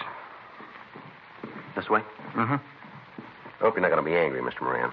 What? Has there been any trouble here in your home that might have affected the girl? What do you mean? Well, any arguments, disagreements, anything that might have upset her? No. No. Upstairs? Yes. How about boyfriends? You mean, does Bunny have any? That's right. Oh, there are a couple of kids in her class she has over once in a while. She's not allowed any nighttime dates. I see. Once in a while on a weekend, we go to a show and take one of the kids with us. Is there any one boy that she sees more than the others? Oh, no. Gladys and I both think she's too young for that. It's down this way, Sergeant. All right. This is her room. When we left, she was sitting right there at the desk. You can see how there's paper scattered all over. Yeah. Looks a little like there was a struggle, doesn't it? Mm-hmm. And she wouldn't do a thing like this if you just walked out. No, sir. Where does this door lead over here? Outside to a walk that runs around the house. Locked. Was it this way when you came home? Oh, yes, sir. I didn't touch a thing as soon as I realized she was gone. The radio was still on, wasn't it? I told you, I didn't touch a thing. I see. She's been kidnapped, Sergeant. Somebody took her out of this house. Wait a minute, Mr. Moran. Well, what is it? What have you found? There's something under the bed here, doesn't it? It's her dog, Skippy. Yeah. Looks like he's been beaten to death, doesn't it? Frank called the office, and the description of the missing girl was broadcast. Captain Warren Stilson was contacted, and he sent a crew of men out to the house to go over the room for physical evidence. The telephone company was contacted, and arrangements were made for an extension phone to be placed in the same room as the existing instrument. In this manner, if the kidnapper should attempt to make contact with Moran, we could relay instructions to him easily. All of these preparations, however, were made with the thought that the house might be under surveillance by the person or persons who had taken the child. A team of men from Georgia Street Juvenile was sent out to the house, and a 24-hour watch was set up. Frank and I began to talk to the neighbors and friends of the Morans. None of them could shed any light on the missing teenager. By 4 minutes to 6 on Sunday morning, there still had been no attempt at communication by the kidnappers. By this time, the girl's description had been given out to all officers in the city who might come in contact with her. Although when we talked with the neighbors, we'd asked them to keep the inquiries in strictest confidence, one of them had gotten in touch with a local newspaper. And before we had a chance to stop it, the news of Bunny Moran's disappearance was out. The other papers in the city picked up the news, and by noon on Sunday, special editions were on the streets. 1:40 p.m. Still no word from the girl's abductors. Her friends were re-questioned without results. All of the people who knew her or who had any dealings with her were interrogated. Still no leads. The examination by members of the crime lab turned up no usable evidence. They established that the dog had been killed with a metal bookend. The Federal Bureau of Investigation was contacted, and they assigned a team of agents to work with us. By 6:20 p.m., Mrs. Moran was in a state of complete collapse. The entire city and the state were looking for a 13-year-old daughter. A roundup of all known deviants was started. 10:38 p.m. Frank and I got back to the office. I'll check the book. All right. Is the skipper in? No, I don't think so. Hargrove said he went over to City Hall meeting with Chief Brown and Lorman. Mm-hmm. Anything in the book? Wait a minute, let's see. There's a couple of calls. Nothing that can't wait, though. Well, you better call Faye, hadn't you, and tell her where you are? Yeah, I guess so. I want to tag by Leighton Prince before we go out to the house. Yeah. You check with the FBI? Yeah. They got the description of all of the border points. None of the guards remember seeing the girl. I figure she's still in the state, then. Oh, hi, honey. That's me. I know. Well, I didn't get a chance. Well, I figured you'd read it. You don't know. Okay, pretty beat. Yeah, Joe is too. No, nothing yet. What's that? Oh, you know I can't talk about that, honey. Yeah. Yeah, well, don't worry. No, a little headache, yeah. I'll take some aspirin. Look, I'll call you first chance I get. Yeah. Okay, goodbye, dear. Worried, huh? Yeah, she always is when I'm late. Let's go, huh? Yeah, let's go. I get it. Juvenile Division, Friday. How long ago? Where? Right, we'll wait here. Yeah. No, I'll call him. He's over with Chief Brown. Mm-hmm. We'll wait. Yeah, bye. What do you got? Kidnapper made contact. A note? He called and wanted to talk to Moran. Druggist heard him make the call and notified Hollywood Division. Yeah. He's in custody now.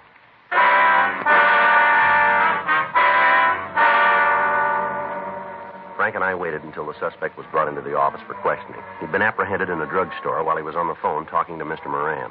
A radio card picked him up and driven him over to Georgia Street Juvenile. We called Captain Powers at the city hall, and he immediately came to the office. At 10:56 p.m., the suspect arrived. He was taken to the office of the night watch commander for questioning. All right. What's your name? You're the cop. You tell me. Take everything out of your pockets. What is this, a shakedown? Don't you hear good? All right. There's my wallet. Any money in it? Couple of bucks. Take it out. What are you doing, playing a lucky dollar contest? Keep the money in your hand. Just put the wallet on the table. Get the other pockets out. Nothing in them. Let us worry about that. All right. Change. There's a comb. Handkerchief. Clean, too. Matches. Cigarettes. There's a pen and pencil set. Couple more pennies. That's it. Want to check it, Joe? Yeah. This your wallet? It was in my pocket. I asked you if it was yours. Yeah. Driver's license here. This your true name? Better read it so you can have it in the record. Mark Lawrence Lansdale. That's your true name? It's what it says. You still live at the same address? Yeah. I'm going to ask you one question, Lansdale. I want the right answer. What do I get if I come up with a winner? Where's the Moran girl? I don't know what you're talking about. And you better find out. 13-year-old kid's missing. You called her parents and asked for $50,000 for a return. Now, where's the girl? I thought you arrested guys for using the needle. Answer the question, mister. If I had it, you'd get it. All right, mister. I'm going to ask you once more. Where's the girl? I don't know what you're talking about. You think you're pretty big, don't you? I'll answer that one for you. You do that, will you? You say this girl's been kidnapped.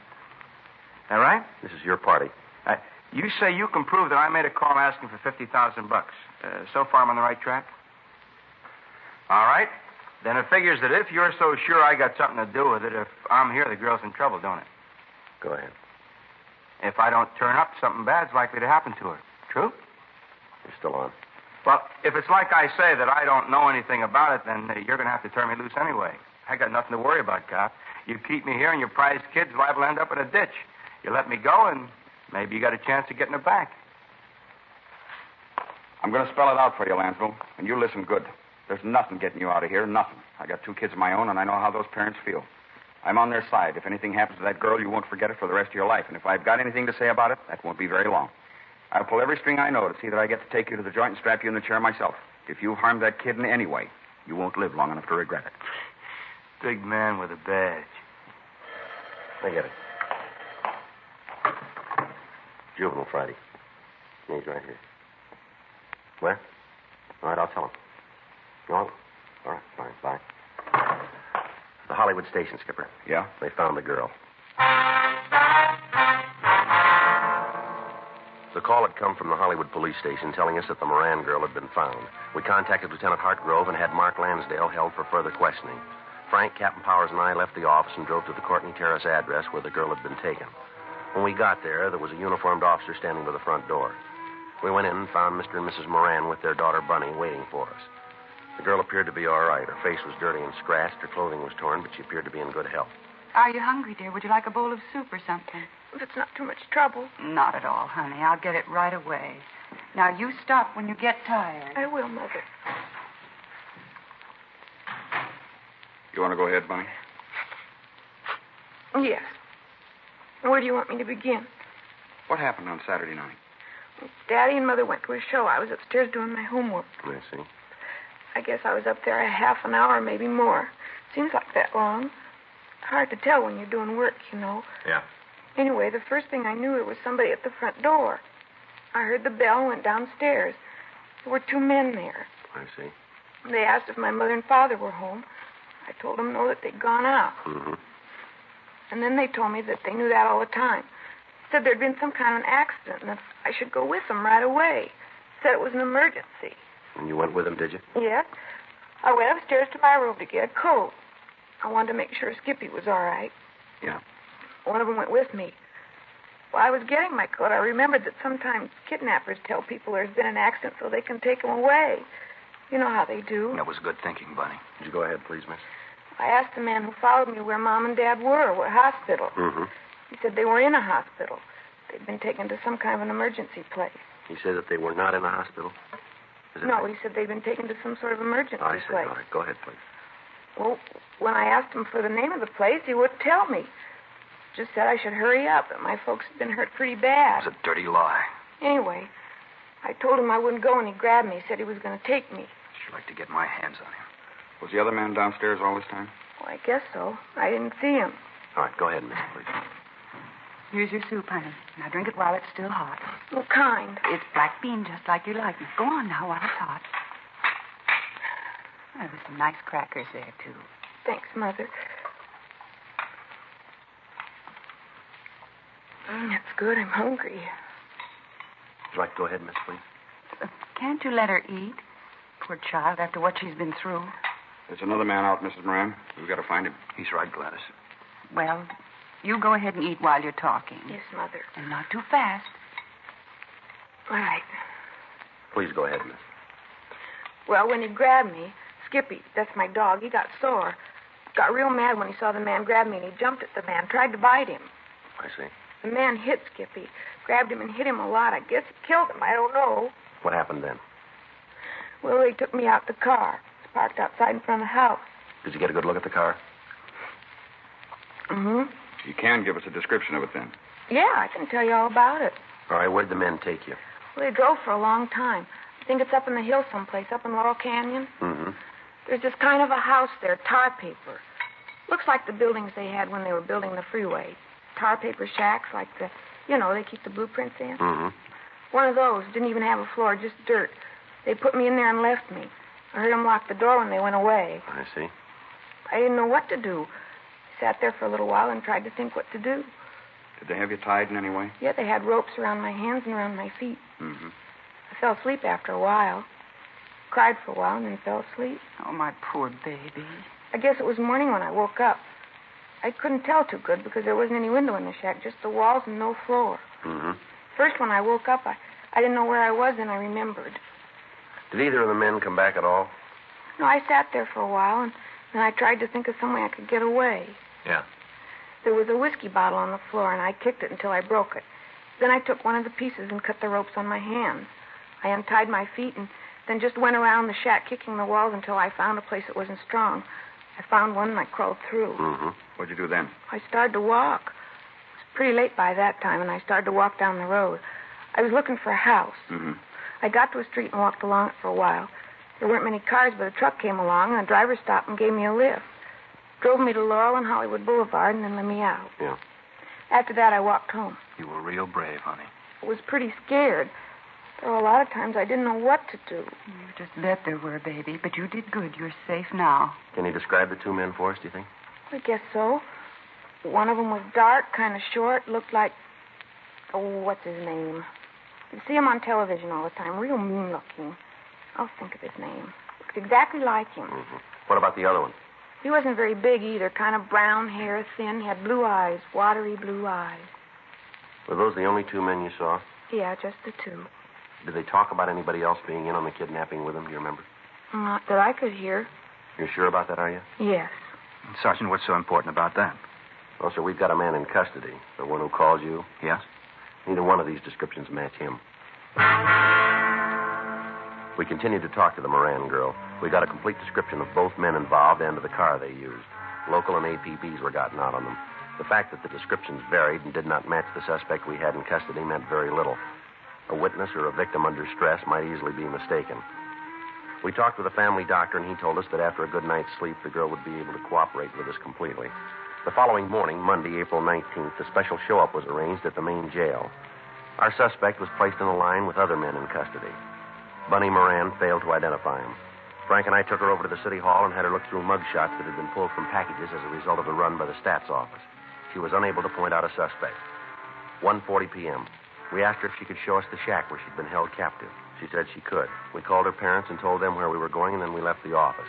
We picked up a policewoman and drove out the freeway to Sunset Boulevard and turned off. When we got to Laurel Canyon Boulevard, we drove past Lookout Mountain Avenue, and then we turned left onto a dirt road. We drove for about a mile and a half. There was no sign of any type of building. It's right up ahead around the next corner.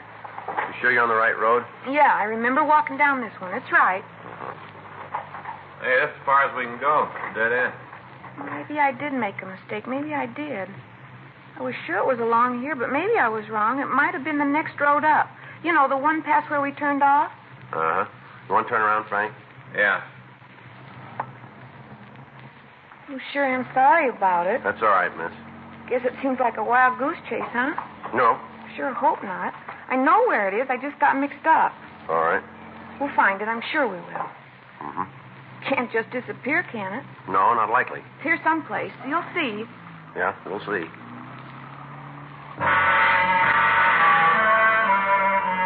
We went back to Laurel Canyon Boulevard and drove up all of the dirt roads in the vicinity. We didn't find the shack. Each time, Bunny Moran would offer some excuse. Finally, we asked her to describe the truck that had picked her up. She gave us a description that would fit 200 or 300 vehicles in the city. She was unable to tell us the name of the driver who'd stopped. We took her back to the office and asked her to go over the story again. When she finished, Frank left to get Captain Powers. All right, you want to tell us now? What do you mean? The real story, the way it really happened? Might be easier if you told us first, don't you think? I told you there isn't any more to tell. I told you all how it happened. Why are you lying?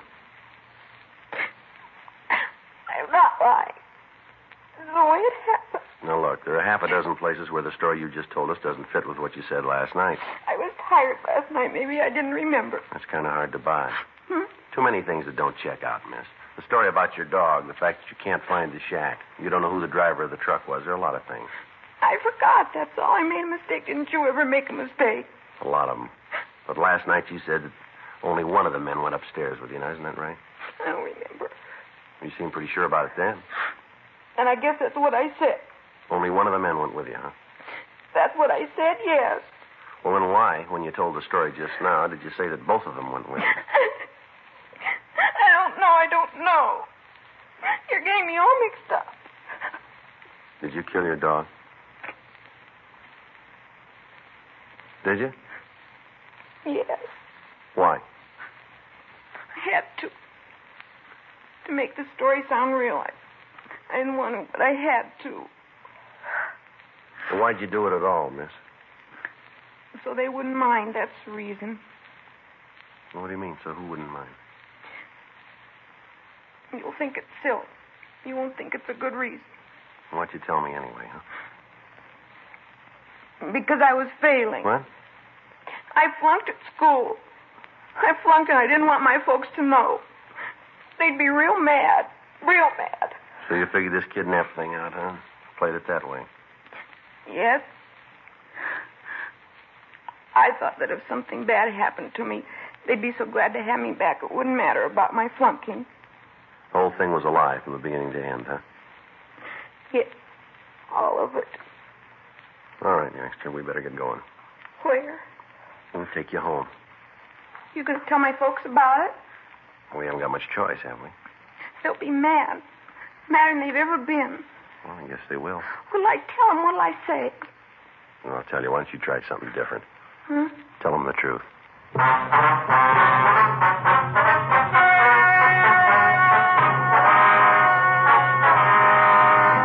Present at the meeting were Mr. and Mrs. Gilbert Moran and their daughter Lucille. It was decided that no criminal complaint be issued, and the girl was released to the custody of her parents with the understanding that she be given psychiatric help. Further investigation showed Mark Hartwell Lansdale was wanted by authorities in Sacramento to answer a burglary charge. He was released to them.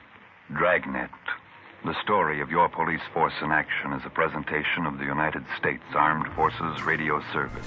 The original Dragnet, starring Jack Webb as Sergeant Joe Friday, ran on radio from June 3rd, 1949 to February 26th, 1957, and on television from December 16th, 1951 to August 23rd, 1959, and then from January 12th, 1967 to April 16th, 1970.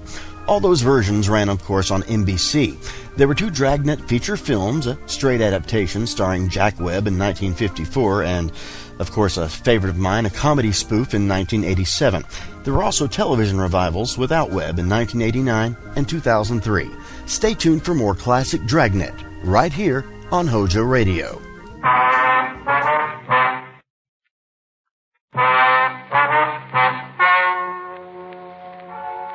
Ladies and gentlemen, the story you are about to hear is true. The names have been changed to protect the innocent. Dragnet.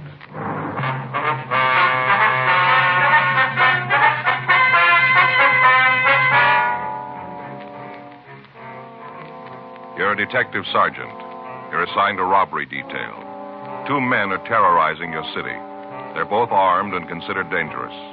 Your job, get them.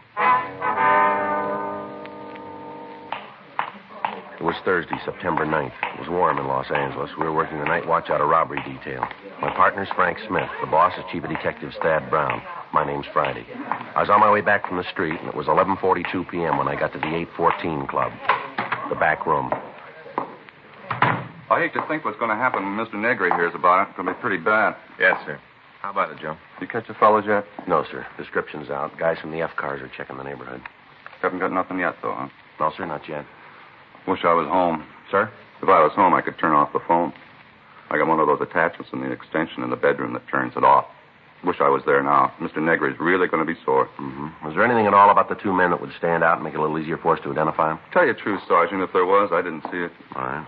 I was scared. Darn scared, and I'm not afraid to say so. Yes, sir.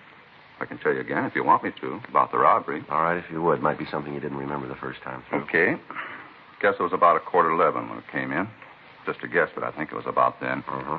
A dark one. He had the machine gun. He kind of moved over so he had a good look at the people sitting at the bar. What kind of a gun was it? Machine gun. I see. Go ahead. Guess he could have hit him off from where he was. Held the gun kind of low, you know, like at his hip. Here. Mm-hmm. What about the other one?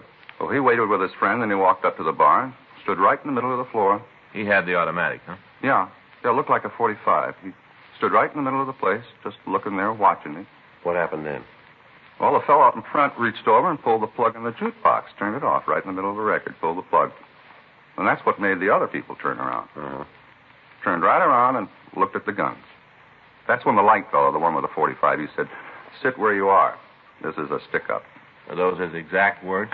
Well, near as I can remember, yeah. He kind of had a squeaky little voice, like it was still changing, you know? Yes, sir. But those were the words. Sit right where you are. This is a stick-up. All right, Mr. Gilmore, you want to go ahead?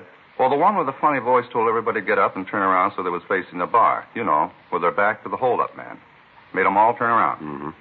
Then he told them to start in the back of the place and walk over to one of the tables and dump all their money out.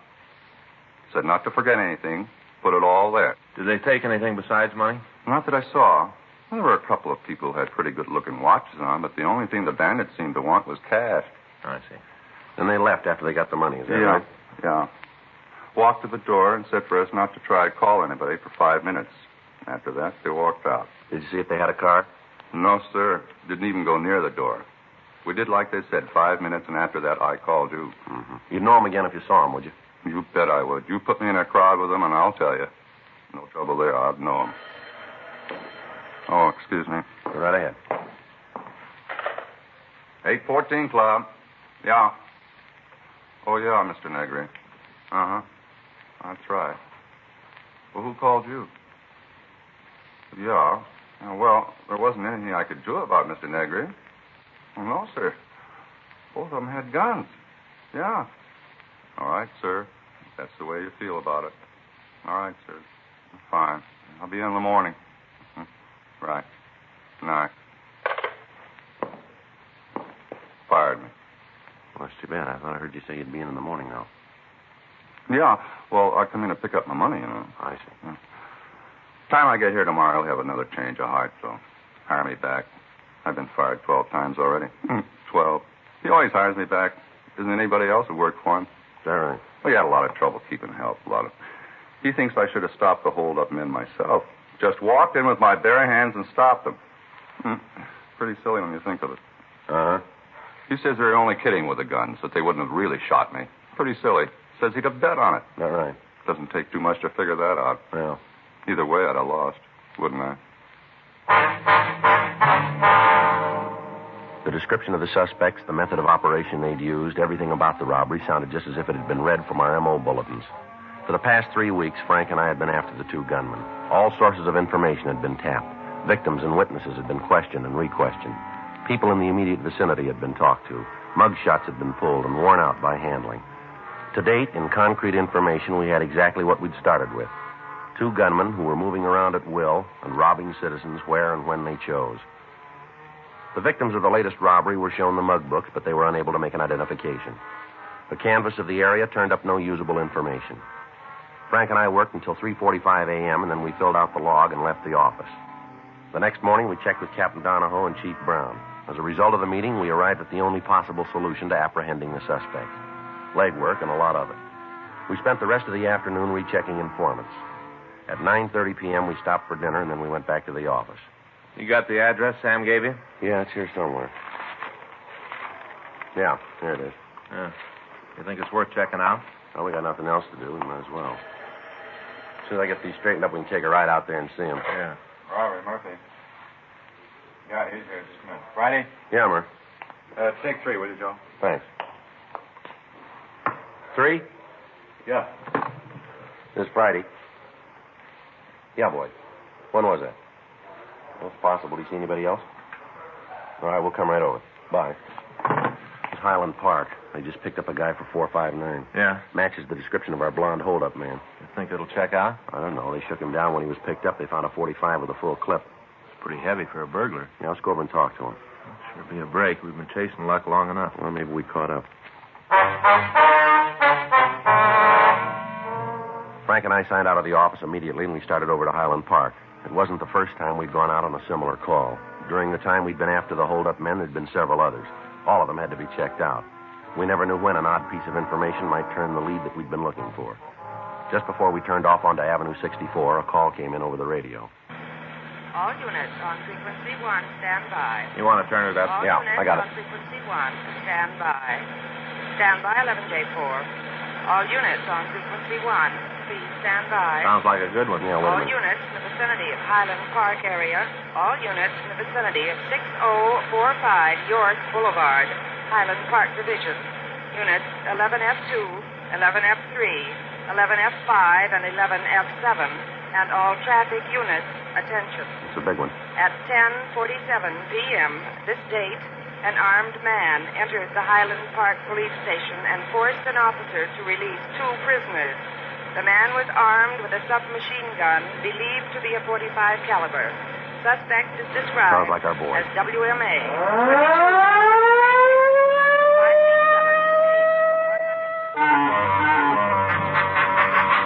The Highland Park Police Division is a large brick building located on York Boulevard. On the ground floor is a booking desk and a couple of administration offices. Directly behind the booking counter across the hall is a cell block. Prisoners are held there pending further investigation or transfer to the main jail. When Frank and I arrived, there were a dozen police cars around the building. Other units were searching the area for the escaped suspects. The call had gone out to the entire state, and members of the Highway Patrol and the Sheriff's Department and all other departments were joining in the manhunt. Frank and I talked to Officer Boyd Hutchins, the policeman who'd been on duty when the escape took place. Well, he came in the side door, and first I thought he just wanted some information. Uh-huh. When I walked over to take care of him, I couldn't see the gun. He was carrying it low, kind of hidden by the counter. You didn't see him come into the building then, huh? No, I was on the phone. First I knew was when he asked me if he could see Burton. Uh-huh. I told him we couldn't swing it right then. Said he'd have to come back. And that's when he asked me if there was anybody around who could okay a visit. Well? I told him there was and said for him to come back in the morning. That's when he showed you the gun, huh? Yeah, he brought it right up over the counter. Said for me not to cause any trouble and I wouldn't get hurt. He didn't have to tell me. Yeah. If there'd been a chance for me to take him, I might have tried, but I didn't see how it'd prove anything for me to bleed all over him. Yeah. He made me take him back to the cell block. I unlocked the door, and he told Burton to come out. What about the other guy? Oh, his name is Kenneth Lechner. He was in the same cell with Burton. The guy with the machine gun asked if he wanted to go for the ride, and Lechner said yes, and then the three of them walked out of the building. Did they make any attempt to tie you up, anything like that? No, he just said sit tight. I wasn't about to argue. What do you know about this Lechner? Oh, he was picked up on a warrant from Oklahoma. What charge? Murder.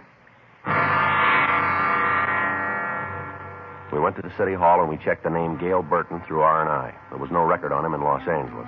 We forwarded the information on him to George Brereton up at CII in Sacramento. The rest of the night was spent in checking out the possible places the suspects might have been hiding. In a city of over 2 million people, there are a lot of places. While we were combing the city, men from the sheriff's department were going over the county territory. We had a vague description of the car that was used, but it might match any one of several hundred being driven on the streets of Los Angeles. Roadblocks were set up on principal routes leaving the city. Special details were standing by at all train and bus depots, and the airports were covered. Leaves and days off for all personnel were canceled, and by the time the search got out of low gear, over 3,000 policemen were looking for the three men. Field stations were set up in the less populated areas, and coffee and hot soup were served to the men participating in the search. The night dragged on without result. Saturday, September 11th, we received a report that two men answering the descriptions of Burton and the man who'd aided in his escape had tried to rent a boat down in San Diego. However, when this was checked out, it proved to be false. Saturday afternoon, we received information from George Brereton that Burton had an arrest record in Sacramento and that mug shots and all information were being forwarded. We got in touch with the authorities in the northern city and asked them to check further on the friends and relatives of Burton. When the mug shots arrived, they were shown to the holdup victims. Mr. Gilmore, I'd like to have you take a look at these pictures, see if you recognize any of them. Mm-hmm. You think there might be one here of the fellow who held us up? Well, we want you to tell us if you can. Uh-huh. No. Not him. Uh-uh. No. Well, you remember how I told you Mr. Negrig give me my job back? Yeah, I remember that. He did, just like always. Oh, that's fine. As soon as he read in the papers how they broke out of jail, he said I was right not to cause trouble. As soon as he found out about the jailbreak. We're not sure they're the same men yet, Mr. Gilmore. Don't know why. Sir? Don't know why, you ain't sure. Here's his picture. This is the man who held you up? Yeah, one and the same. How about it, Joe? Burton. The other victims also identified Burton as one of the men who'd held them up. With the name of the man, we at least had some place to start. We put in a call to Sacramento, and we talked to the police department up there. We found that the suspect had been arrested on charges of suspicion of burglary, suspicion of robbery, ADW, and assault with intent to do great bodily harm. In spite of the numerous arrests, Burton had only served one term in the county jail. We got all available information on him, and the search was intensified. We'd gotten reports from informants that the three men might try to escape across the border into Mexico. San Diego was notified of this, and Al Gayton was dispatched to the international boundary of Tijuana to aid the Mexican police. 2 days passed without news of the suspects. Monday, September 13th, Frank and I got back into the office from chasing down a lead that went nowhere. Better check with the skipper. Yeah, I'll do it right away. I got it. Robbery Friday. Yeah, all right, I'll take it. It's long distance San Francisco. You might have gotten up there, huh? Hello. This Friday. Oh, yeah, Eddie. Mm-hmm. Yeah, well, we got the identification from Brereton. No, nothing yet. When was that? That could be. It'd give him time, wouldn't it? Just a minute, Frank. Yeah? It's Eddie Vandervert up there. When did these guys pull the first job? Well, I think it was August 16th. Place over on Pico. That's the first one, isn't it? Yeah. August 16th, Ed. No, the other one doesn't show up on any of the sheets. Kenneth Lechner. No, we're expecting it from Oklahoma. Well, you guys will check it out for us then, huh? All right. Let us know as soon as you got something definite, will you? Right. Okay, Ed. Thanks for calling. Right, bye. What's he got? Well, I got a rumble that Burton was up there the first part of August. He stayed about a week, he said. Yeah. Ed says he's got an informant down the Fillmore district used to run with Burton. Might give us a lead on the partner. How come? Well, according to the informant, Burton met a guy up north. They got real chummy. They left town together. Come up with a name? Yeah, he did. Kirby Monet, M-O-N-E-T. Been in trouble? A couple of times. Petty stuff. Rumble's got it that he was always talking about going big, forming his own gang, cutting into the heavy stuff. Matches? Real good. Monet's description's the same as our number 2 man. Pictures of Kirby Monet arrived from San Francisco, and when they were shown to the victims of the thieves, we had a positive identification on our second suspect. Armed with this information, the job of the men in the field was considerably easier. Now they knew who they were looking for. 10:42 p.m., Frank and I started downstairs for our car. Excuse me, fella. Yeah? You tell me where the office of the chief is? Down the hall and to the right. Thanks. Wait a minute, fella. Hold on. What do you want to see the chief about? Well, it's personal. Maybe you better tell me, huh? If I wanted you, I'd ask it that way. All right, get over the wall. Better shake him down, Frank. All right, over here. You don't have to go through all this. I'm not going to cause you any trouble. Your name's Kenneth Lechner, isn't it? That's right. If you couldn't find me, I figured I'd come to you. Frank and I took the suspect to the squad room, and we got in touch with Chief Detective Thad Brown. We told him what had happened, and he said he'd come over to the office as soon as possible. We shook Kenneth Lechner, but we found nothing. We asked him to tell us about the jailbreak. I didn't have nothing to do with it. You got to believe that. We'll let you tell us. I'm giving it to you the way it happened. Where are Monet and Burton? I don't know. Last I saw them, they were out on West Pico. You got an address? No. They're sitting in the car. They had a place cased, and they were waiting for the crowd to clear before they took it. You know what place it was? That's a bar out there. Got the name? No, I haven't got any idea. I told you I want no part of it. That's the reason I left. You haven't got any idea where the place is, huh? No, none. You want to tag communications, Frank? Tell them about it? Yeah, I'll get right away. You guys must have every cop in the country out looking for us. Never saw so much fuzz. Yeah. I can't go that route anymore. It doesn't work out for me. Never was any good at running. Did you hear anything at all about the plans they were making? No, not a lot. I don't think they trusted me very much. I was with them, but like an in-law or something. I'll tell you something, Sergeant. What's that? These guys are roof jobs, both of them. What do you mean? Well, they lost the road all the time talking about how they're going to put class back in holdups, going to form a big gang and really jump the cops. All the time talking like that. Roof jobs. Mm-hmm. You got any idea where we can pick them up? Ain't nothing I'd like better than to give you the address, but I ain't got it. What about this car they're using? Can you give us a description of it? Yeah, it's a 52 Nash, 4-door. Stolen? Well, it must be. They had it when we left Highland Park. You give us the number on the plate? I don't think so. I can't pull it up. I don't think I ever really took a good look at it.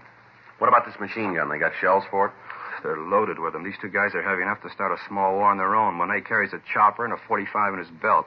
Burton's got two 45s and a 38. He carries a 38 strapped to his leg. He's always laughing about it. Says even if he's picked up, he's got to tick it out. Mm-hmm. Oh, these guys are real far out. They've been reading too many comic books. All the time talking about Dillinger and Floyd. Burton even took to smoking cigars. Says it makes him look like Doc Barker. Anything you can give us that'll help us nail them? No, nothing. All right, Lechner, let's go. You taking me to jail? That's right. Hey, you do me a favor, huh, Sergeant? What's that? Give me a cell by myself. I hadn't much sleep in the last couple of days. I'd sure like to get some. We'll see what we can do. All right, sit still a minute. All right, let's go. You got to put these on again? That's right. All right, come on.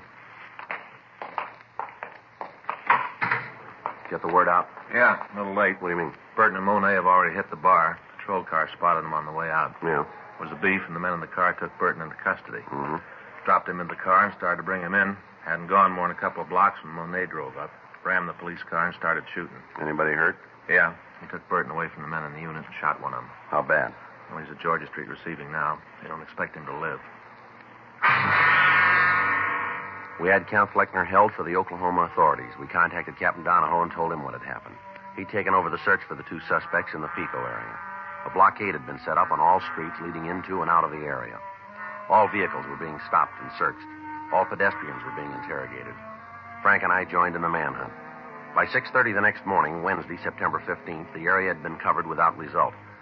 However, in checking all automobiles in the vicinity of the holdup, we'd come across a 1952 Nash, gray in color.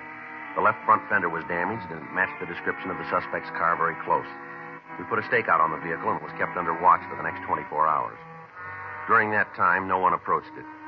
We checked the license number with Auto Theft Division and found the car to be stolen. It had been taken from the owner 5 days before on September 10th. We brought Kenneth Lechner from the main jail, and he positively identified the car as the one driven by Monet and Burton. At the end of the surveillance, a crew from the crime lab came out and identified paint scrapings from the damaged fender as having come from the police car that had been rammed. A crew from Leighton Prince came out and went over the car. While they worked, Frank and I stood by. Looks like we got it turned. Now, it's not going to do us much good if we can't find the guy with the key. Well, he should be about finished now. I'll check with him. All right. I'll walk over with you. Excuse me. Yes, ma'am? Something we can do for you? You know what those men are doing to that car? Police business. You a cop? That's right. You tell me what's going on? Investigation. Of what, the car? That's right. What are you looking for? Information. Not going to tell me, huh? Well, it'd be a little better if we didn't, ma'am. Okay. But he's not going to like it, not a bit. Who's that? The fellow that owns the car. He's not going to like having all you guys roam around. You know the man that owns the car? Sure. I'm figuring to get married. I know him. What's his name? Monet's kind of French-like, romantic. How long you know him? Not long. Sort of a whirlwind courtship, you'd say. Just met each other and we knew. You know where this Monet is now? Not right off. I know where he'll be. Where's that? At his place. I'm supposed to meet him there at 7:30 tonight. We got a date. Why, you want to talk to him? That's right. He's a nice fellow. You'll like him. Almost everybody does. Is that right? Never knew anybody met Kirby didn't want to be around him all the time. Everybody wants to be around Kirby. You know him. You'll see. Well, I won't be too hard, man. Huh? He's already convinced us. We had the girl, Drusilla Roth, show us where the suspect was living. The results of the investigation by latent prints brought out several partial fingerprints. These were identified as belonging to both suspects. We checked with the landlady at the apartment. She verified the fact that Monet and Burton had moved into the place 3 days before. She told us that neither man was at home. In our company, we checked the room. Under a pile of dirty clothes in one of the bureau drawers, we found several boxes of ammunition for the .45s and the .38. There were also several hundred rounds of cartridges for the machine gun. Because of the physical structure of the building, it was decided that the best way to keep the place under surveillance would be for one team to cover the front door, another to watch the rear entrance, and a third to wait in the room itself. Frank called the office, and Sergeants Murphy, Rafferty, and Benson, along with Lieutenant Stoner, came out to help us. We instructed the manager to stay in her room and not let on to either of the suspects that we were in the building. We waited. 6:45 p.m. Should be showing up pretty quick, huh? Yeah. Any word from Georgia Street? Well, I talked to Stoner when he got here. They've given Simon a couple of transfusions. Mm. Figure they're going to be able to transfer him to General the first thing in the morning. You going to make it then? Well, looks like it. They took a .38 out of his left lung, 2 more out of his hip. Pretty rough go. Yeah. What time he got? 6:47. Should be here by now if he's going to keep that date. Now, there's another one that comes first. At 7:06 p.m., there was a knock on the door. It was a signal that we'd arranged. We opened it and found that Lieutenant Stoner had come up to tell us that Gail Burton had been taken into custody. He'd approached the apartment, and as soon as the officers stopped him, he'd surrendered, offering no resistance. Stoner wanted to tell us that he and Benson would take the suspect downtown for booking. Frank and I settled back to wait for Monet. 9:20. Oh, I'd sure like a smoke. Yeah. Why is it, Joe, you and I always draw the stake inside the room where all we can do is sit? I don't know. You usually ask for it that way, don't you? Well, next time we're going to take one of the entrances. Sit out there in the car. Smoke when you want. If you want something to eat, you just run down to the drugstore for a candy bar. It's a lot better duty, Joe. Sounds like somebody coming tonight. Yeah. What's that? Yeah. All right, Monet, hold it right there. Watch it, Joe. See him? Yeah, down this way. All right, hold it. Any sign of him? No. He might have gone down the stairs. The apartment at the end of the hall. Right. Come on. All right, Monet, come on out. It's the last time around, Monet. Throw that gun out and you follow it. Not coming out. All right, let's go in.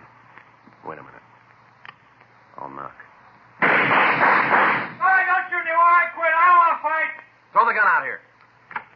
Right there. Drop it. All right, here it is. Doing like you say. I got it. All right. Hands behind your head. Back out of the door. Come on, turn around. Keep those hands where we can see them. Okay, I'm coming. I don't shoot anymore. I won't give no more All trouble. right, hold it right there. Now, don't move. Keep those hands up. I'll shake him. Here's another one. 45. Had it in his belt. I'd have given it to you. I wasn't going to try Yeah, anymore. sure. All right, keep still. All right. Take your hands down. Back of it. One at a time. All right, now turn around. You going to take me in now? That's right. That cop I shot, he didn't die. No, you're pretty lucky.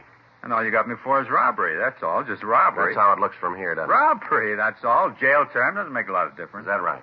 Sure. Isn't a jail built can hold me? Not one. I'll get out. I'll be running again. You'll see. I wouldn't give odds. Huh? Bigger men than you said they'd come back. Yeah, show me. I'd sure like to meet him. Don't worry, you will.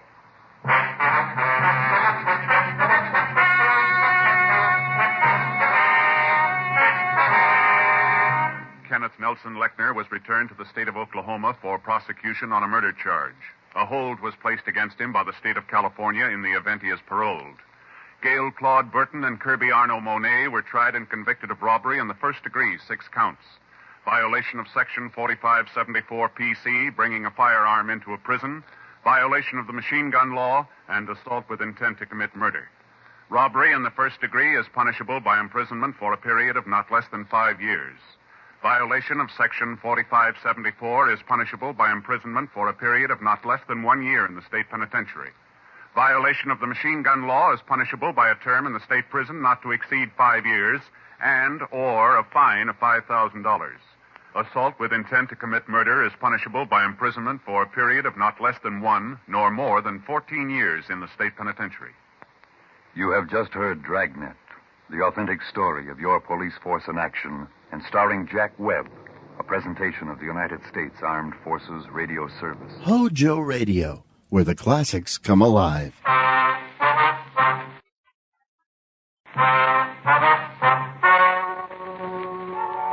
Ladies and gentlemen, the story you are about to hear is true.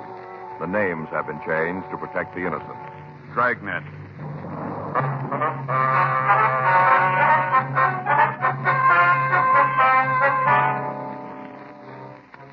You're a detective sergeant. You're assigned to juvenile detail. A series of housebreakings has taken place in your city. The articles taken and the method of operation indicate a juvenile thief. Your job, find him. It was Tuesday, July 6th. It was hot in Los Angeles. We were working the day watch out of juvenile detail. My partner's Frank Smith. The boss is Captain Powers. My name's Friday. We were on our way out from the office, and it was 10:36 a.m. when we got to the old Central Jail building. Crime lab. Ray? Back here, Joe. Going back. Finishing up. Hi, Ray. Frank, how's it going? It's hot. It's going to hit the 90. Mm-hmm. Probably will, too. Any water around? Bottle over there in the corner. Help yourself. Thanks. How about you, Joe? No, thanks.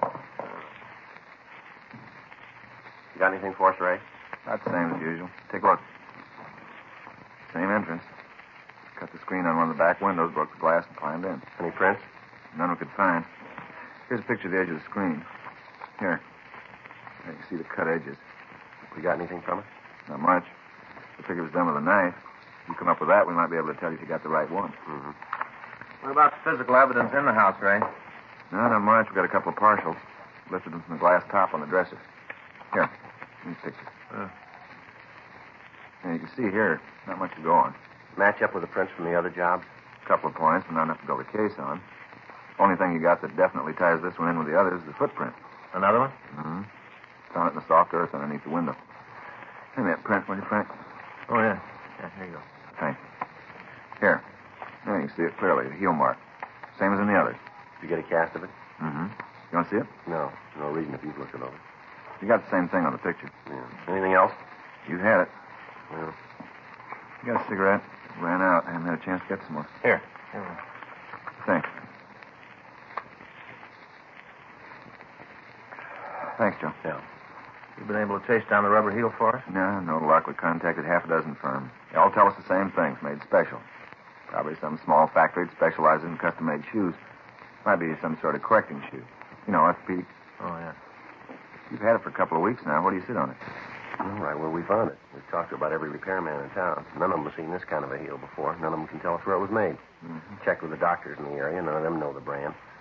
Figured it might be one of them who sent for it. Nothing on it, though. No? It's a new one to them, too. Yeah. Wish there's more I could give you, fellas. Well, that's all right, Ray. It seems no matter which way we turn, there's another wall waiting for us.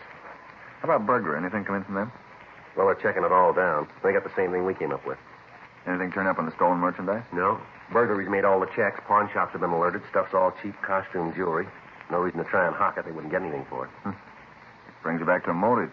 Why is he pulling the jobs in the first place? Well, Ray, we'll file that with where the heels are made. About the only thing we can figure is that some kid out for kicks gets his laughs from breaking into houses. There's no other reason. Stuff he's stolen you can buy by the carload in any dime store. A couple of times he's left money alone when it's in plain sight to steal some cheap pin. Looks like you got yourself a wild one. Yeah. Well, what can you tell us about the footprints? Anything? Not much. They're found under the window. Kid wasn't moving when they were made. Can't figure his stride. What about weight? Only a guess, Joe. Yeah. I'd say he came in about 140. Could be 15 pounds one way or the other. What about the size? 7. Looks like 7C. Mm-hmm. You sure about that? Well, pretty sure. Not much, is it? Best we can do. Okay. Last place, the woman was real sore. Don't blame her. Not about the costume jewelry. She didn't much care about that. Some prize gladiola she was raising. Kid tramped all over him. Real sore that he stepped on him. Don't blame her. Says when she catches him, she's going to give him a good talking to, tramping up all her plants. Well, we see you, Ray. Yeah. Sure haven't got much to go on, have you? You called it. Frank and I went back to the office, and we pulled all of the reports that we had on the thefts. We spent the rest of the morning going over them. The method of operation was apparent. Each Friday night for the past 2 months, between the hours of 8:30 and 11 p.m., a single thief had entered a home in a wealthy section of town and stolen as much worthless costume jewelry as he could carry out.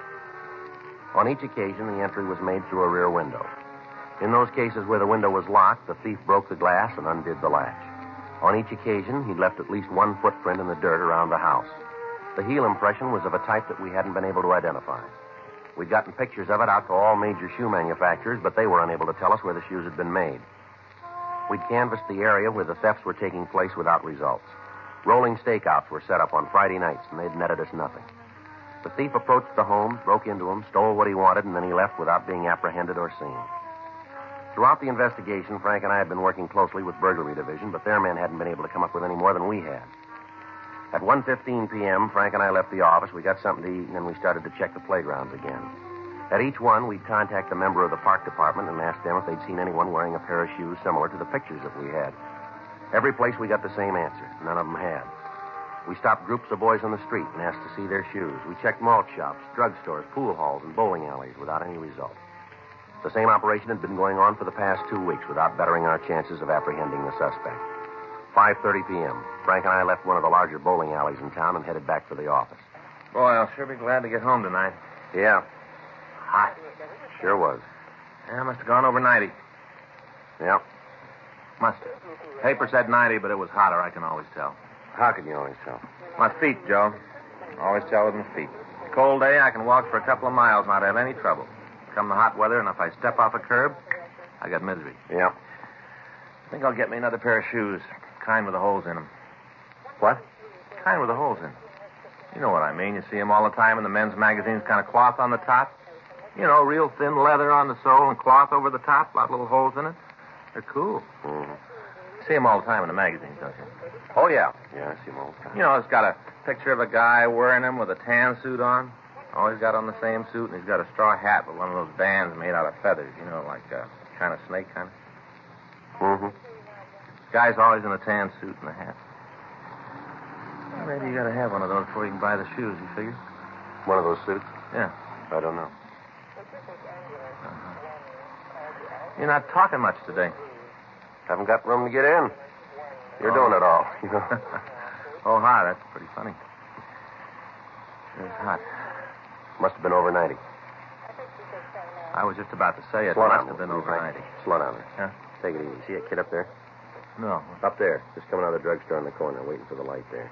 Oh, yeah. Tennis player, huh? Well, he's wearing a pair of canvas shoes, looks like, from here. Yeah. Want to check him? You might as well. That's good here. All right. You want to wait? No, I'll come with you. Hey, fella, hold it up. What? Wait a minute. You mean me? Yeah. Yeah, what do you want? Police officer, son. We'd like to ask a couple questions. What for? I haven't done anything. No, we didn't say you did. We just want to ask a couple questions. Oh, I thought there for a minute you were after me. It's my partner, Frank Smith. My name's Friday. Hi. Oh, I'm Alec McCarran. What do you want to ask? You been playing tennis? No, just practicing. I go down to the handball courts at school and practice. Couldn't get a game this afternoon. Why? Let's take a look at your shoes, will you? What? Your shoes there that you're wearing. We want to see them. What is this, a joke? No. Well, sure sounds like a rib. You guys sure you're really cops? Well, here's the ID again. You want to look? Now, let us look at your shoes, will you? Okay, no reason not to. There. The soles we want to see. You sure this isn't some kind of joke? Look, son, it's no joke. Come on, Alec. Let's see the soles. Sure, there. Well, you satisfied now? Yeah. Okay for me to go now? Afraid not. Why, say, what is this anyway? Always stopping me in the shoe thing. You looking for something special? Not anymore. We just found it. Frank and I took the boy back to Georgia Street and checked his name through R&I. We found that there was no previous arrest record for him. 7:15 p.m., we took him into one of the interrogation rooms. Your full name's Alec McCarran, is that right? Yeah. How old are you? 16. Where do you live? 4782 Fargo Street. Where's that, son? Up above Silver Lake. Mm-hmm. You live with your family? Yeah. Mother and father both living? Yeah. When are you going to tell me what this is all about? Got a job, son? Not now. I got one coming up. Doing what? Box boy in a market. supposed to go to work next week. The kid they got now is going in the Army. They promised me his job. You go to school? Yeah, I'm a senior in high school. Look, it's getting late. My dad's going to start to worry. Is it okay if I call him? We'll call him for you in a minute. Thanks. What do I tell him when he wants to know what's happening? We'll talk to him. What do you usually do nights? I don't know what you mean. Well, evening hours. What do you do? I stay home mostly. Got to get my grades up for college. I usually study. During summer vacation? My dad helps me. I got to make up a couple of credits. Thought you had to go to summer school for that. I guess I'll get out of school late. You study every night? Just about, yeah. But not everyone, huh? No, I go out sometimes. When? Mostly the weekends, Friday. What do you do when you go out? And where do you go? Shows sometimes. Anywhere else? Bowling. Sometimes just down to the library to get a book. Mostly to the show. Do you go with anybody? No. Where'd you get those tennis shoes? My dad got them for me. Where? Place back east. I had them a long time. You know the name of the place? Not right off. Someplace in Maine, I think. Mm-hmm. Do you know anybody else who's got a pair like them? I've never seen any others. I told you, my father got them for me. Used to wear them when he was a kid. Sent back to Maine for them. Mm-hmm. You guys won't tell me what this is all about, huh? Yeah, we will. There've been a string of burglaries in town, house breakings. The person that's been pulling them wears a pair of shoes just like yours. Like mine? That's right. You think I'm the one? Well, it looks like it, doesn't it? I better call my father. All right, we'll call him for you. Isn't the only pair of shoes in the world, you know. Only ones we've been able to find, son. There must be a lot more. Well, we're willing to see them.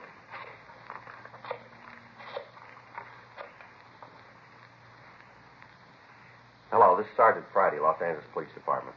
Who am I speaking to, please? Uh-huh. Yes, sir. Your son's here. Suspicion of burglary. That's right. Well, that may be so, Mr. McCarran, but that's the charge. Yes, sir. No. We'll bring him to his home. Sure you can. Just a minute. He wants to talk to you, son. Hello, Dad? Yeah. Uh-huh. At the police station. No, it's no joke. What? Well, I'll tell you when I see you. Yeah, bye. All right, Alex. Get your sweater. You taking me home now? That's right. Guess Dad set you straight, huh? Told you it was all a mistake? No, I'm afraid he didn't. What do you mean? Didn't he tell you this whole thing is wrong? Well, he tried to, yeah, that's right. Well, then you're going to have to let me go. No, afraid not. But you have to if it's a mistake. Yeah, if it's a mistake. Frank and I left the office with the boy, and we drove out to his home. It was a large two-story colonial house overlooking Silver Lake. We were admitted to the place by a maid, and we were shown into the living room. The boy's father, Henry McCarran, was waiting for us. You're the officer? Yes, sir, that's right. My partner, Frank Smith. My name's Friday. How do you do? You want to tell me what this is all about now? Well, it looks like your son's mixed up in some burglaries, Mr. McCarran. You're aware that's a pretty serious charge? Yes, sir, that's right. I suppose you have some kind of proof to make that statement? We think so. Mind telling me what it is? Well, while we were talking, would it be all right to look at the boy's room? Do you think that's quite fair? Necessary, Mr. McCarran. What if I say you can't? Well, then we'll have to come back with a warrant. All right, this way. What do you got to say about this, Alec? I didn't do it, Dad. That's the truth? Yes, sir. It's good enough for me. Through here. This is it. Go ahead.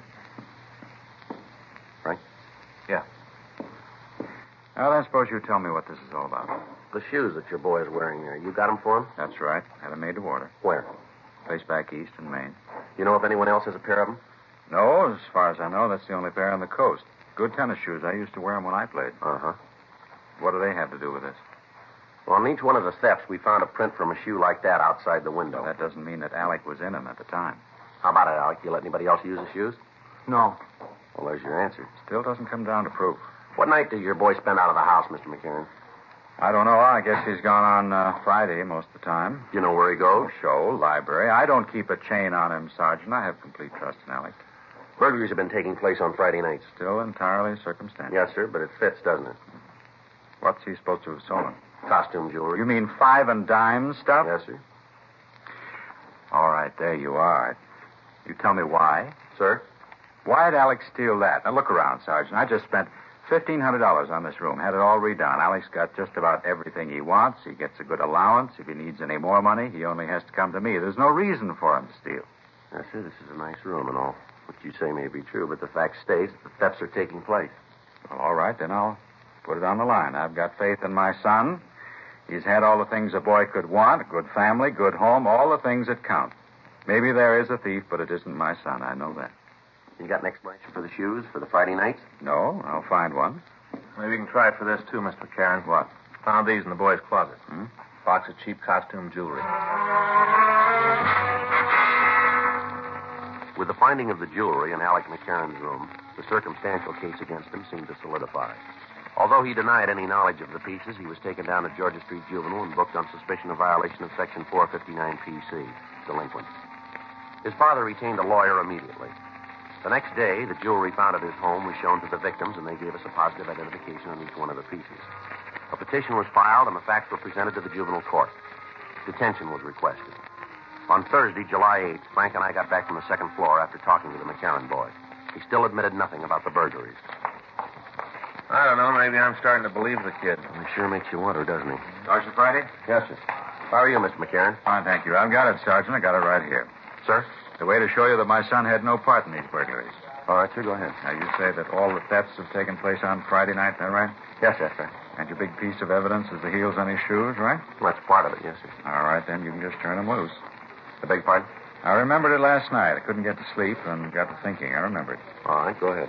Alec's shoes get a lot of use. He plays a lot of tennis, wears his shoes all the time. Yes, sir. The soles and heels wore out. We had to send them back east and have them resold. Sent them back on May 5th. Didn't get them until May 19th. Now, there's 2 Fridays in there, Sergeant. If the shoes were gone, Alec couldn't have done the burglaries. Right? Yeah. Well, I hope now that you will admit that you've made a mistake. Well, if we have, Mr. McCarran, we'll sure tell you. Well, you can take my word for it. Alec had no part in any of this. He's a good boy. He's honest. He's smart. If he was going to steal anything, if it really came to that, he wouldn't risk his neck for a few cheap beads. Doesn't seem so, does it? Here you are, Joe. All right. Well, what about it? What'd you find out? Just a minute, sir. Well, you going to release my son now? No, sir. Well, the shoes were out of state then. He couldn't have committed the thefts. Mm-hmm. Month of May, 2 Fridays in that month. Yes, sir, that's right. No burglaries on either one of them.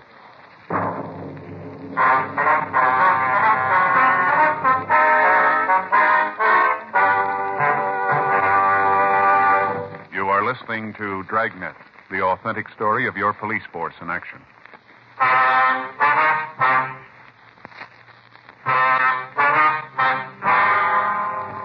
Seemed like every attempt the father made to prove the innocence of Alec McCarran only turned up another piece of evidence against him. The date for his hearing in juvenile court was set, and Frank and I talked with Mr. Bowman of the probation department on the preparation of the case. From the evidence, it appeared that the boy would be found guilty. We questioned and re-questioned him. We went over every facet of his story, but he still stuck to it. At no time did he change any part of it. Saturday, July 10th, Frank and I checked into the office. Boy, it's going to be another scorcher. Yeah, probably over 90 again, huh? Yeah, over 90. More than that, Joe. I'm going over to Broadway at noon today. Pick up a pair of those shoes I was telling you about. Mm-hmm, with the tan suit. Ones with the holes in them. Not the suit, the shoes. Finally decided last night I need them more than a new spinning reel. I'm going to get them. Well, that's good. Anything for us? Yeah. Looks like we might be wrong about that McCarran boy. What do you mean? Another housebreaking last night. Footprints all over the place. Yeah? All of them with the same heel print. We left the office. We went over to the crime lab. Ray Pinker showed us photographs that had been made at the scene. The marks were identical with those we'd found before. The size of the shoe, the way they were worn, everything matched. The information blew the case against Alec McCarran sky high, and both Frank and I felt a little relieved. The probation department was informed what had happened, and the boy was released immediately.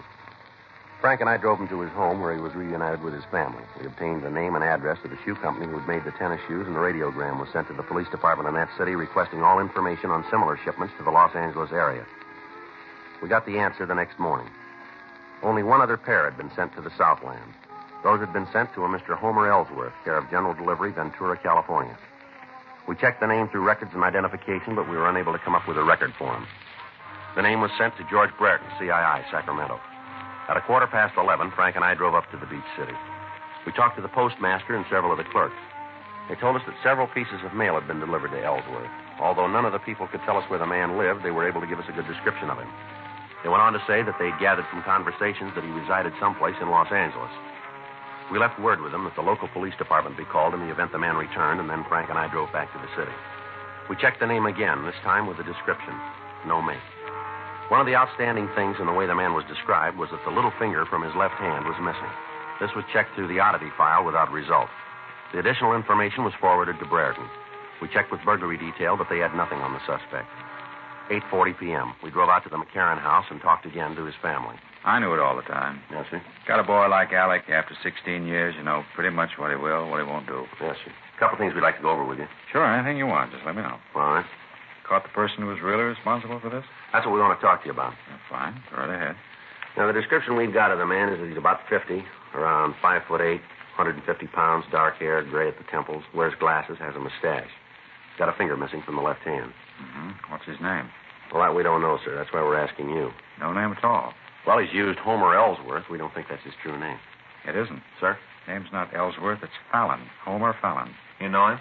Sure. He worked for me for 10 years. Sort of a handyman. Does odd jobs around the house. You know where we can reach him? Not sure about that. What do you mean? He quit yesterday morning. We got Fallon's address. We left for the place right away. It was a small house in the South Hollywood area. The front yard was overgrown, and several of the pickets from the fence were missing. It was a 1938 Chevrolet truck parked in the driveway. Frank and I left our unit and walked up to the front door. Watch your steps, Joe. What? Ward lives there. Oh, yeah, I see. I think you'd have a light out here, wouldn't you? I get it.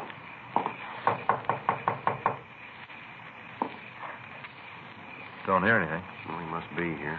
Would have taken the truck, wouldn't he? Yeah. Yeah? Homer Fallon? Who are you? Police officers who want to talk to you. Come on in. Sit down. Just fixing a little dinner. Yes, sir. Go right ahead. Spaghetti. Want some? No, sir. Pretty good. That kind that's all cooked. Just drop it in the water and heat up the sauce. Pretty good. Sure you don't want none? No, thank you. How about you? No, sir. Well, wait a minute. I'll turn down the fire and we can talk. All right, sir. You gotta watch it pretty close. Gets too cooked and you gotta eat it with a spoon, not good that way. No, sir. Oh, you've had it, have you? You want to come in here, sir? Yeah, I'll be right with you. Open up the sauce and I'll be right there. Maybe better come in now. What? Come on in. Sit down. Go ahead. Sit down. You haven't got no right to tell me what to do in my own house. No right at all. Frank, better check the place, huh? Yeah. Here, you got no right to go through my things. We can come back with a warrant if that'd be easier for you. You go ahead and do it. You got no right. Is there something you don't want me to find? No. I got nothing to hide. Then you won't mind, will you? I will, too. You guys come in here while I'm having dinner, causing a lot of trouble. You got no right to do this. I'm an old man. I can't take a lot of excitement. Then why don't you save us all a lot of time? What? You know why we're here. You know what we want. I do? Sure you do.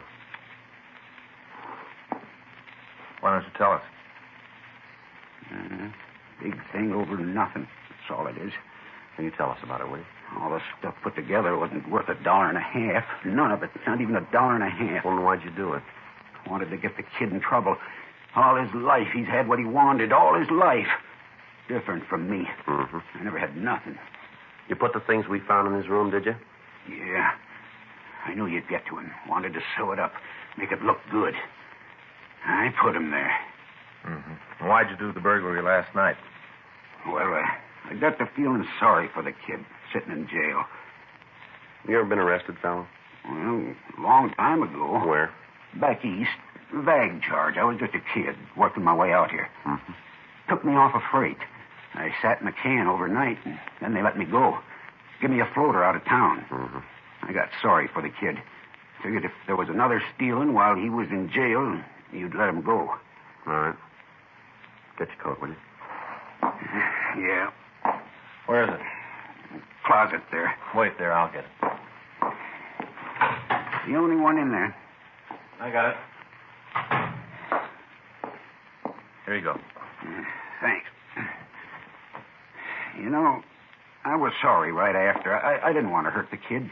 He's really not too bad. Mm-hmm. Didn't want to cause him no trouble. You did pretty good, didn't you? Suppose so. Well, want to go? Yeah. Oh, I forgot the spaghetti. Got to turn it off. Right. I guess it doesn't make any difference anyway. What was that, sir? Don't make any difference about you taking me to jail. Is that right? Yeah, I cooked the spaghetti too long.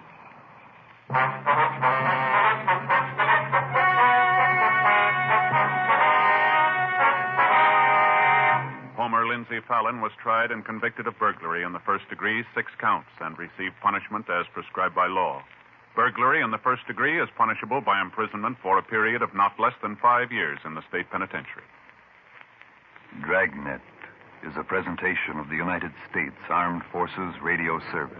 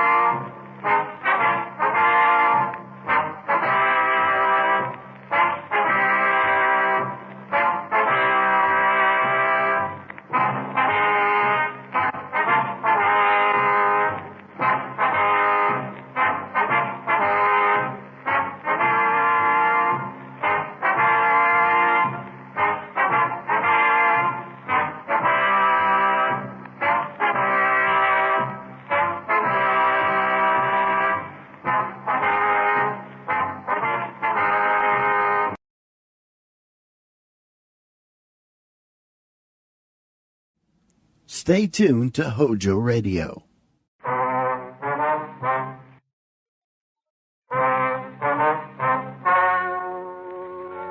Ladies and gentlemen, the story you are about to hear is true. The names have been changed to protect the innocent. Dragnet.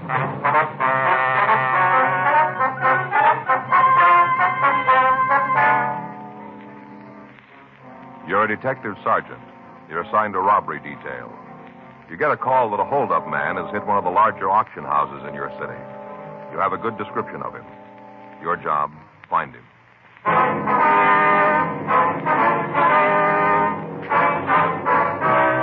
Dragnet, the documented drama of an actual crime. For the next 30 minutes, in cooperation with the Los Angeles Police Department, you will travel step by step on the side of the law through an actual case transcribed from official police files.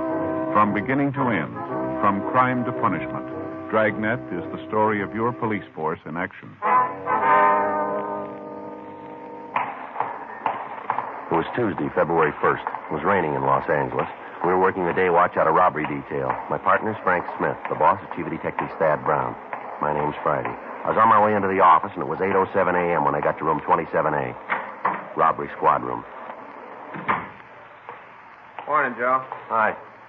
The rain let up? No. It's still coming down. Doesn't look like it's going to stop either.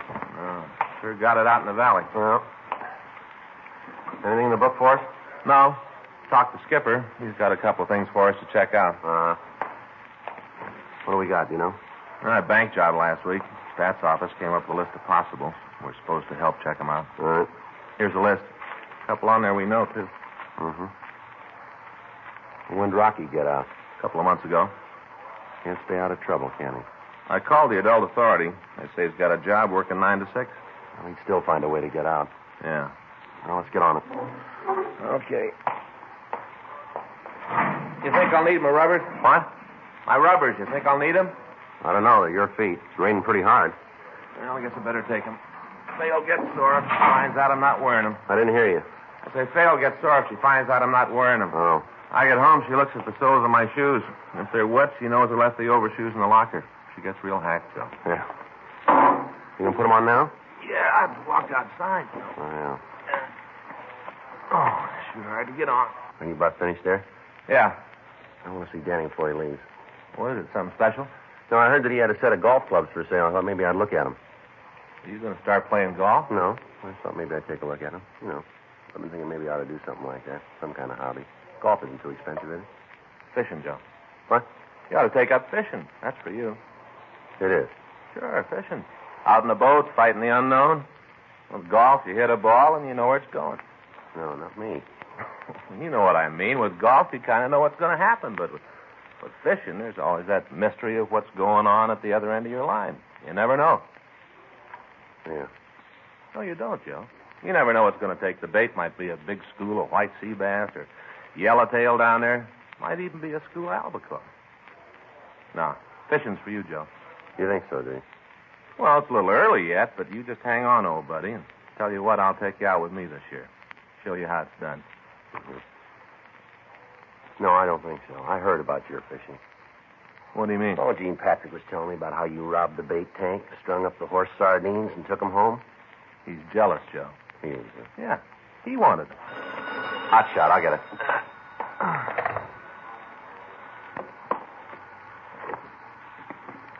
You better hurry up. We got one to roll on. Yeah? Auction house out on Wilshire Boulevard. Huh? They were just hit.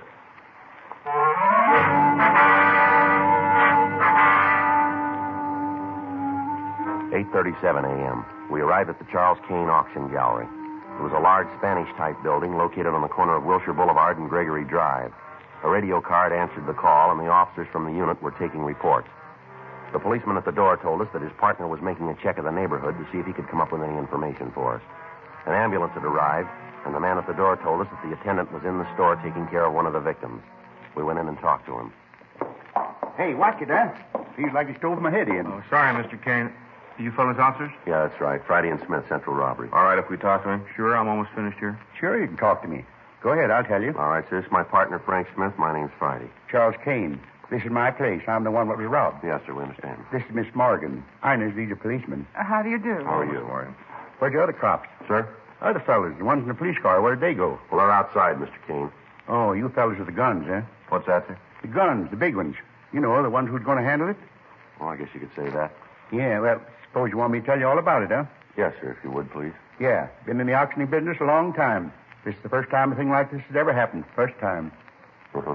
Came in this morning early. Came in to check the consignment from Santa Barbara. Loading new stuff. Only it's old. Yes, sir. We bought it up. Supposed to be here this morning. I came in the office. Yeah, right in here. Fellow was standing back at the door. As soon as I came in, he clouded me on the head. Whacked me a good one. Hey, wait. Take it easy with that bandage, will you? Yes, sir, I'm sorry. You like that fella Ichabod? Who's that? Ichabod, you know, from Washington Irving.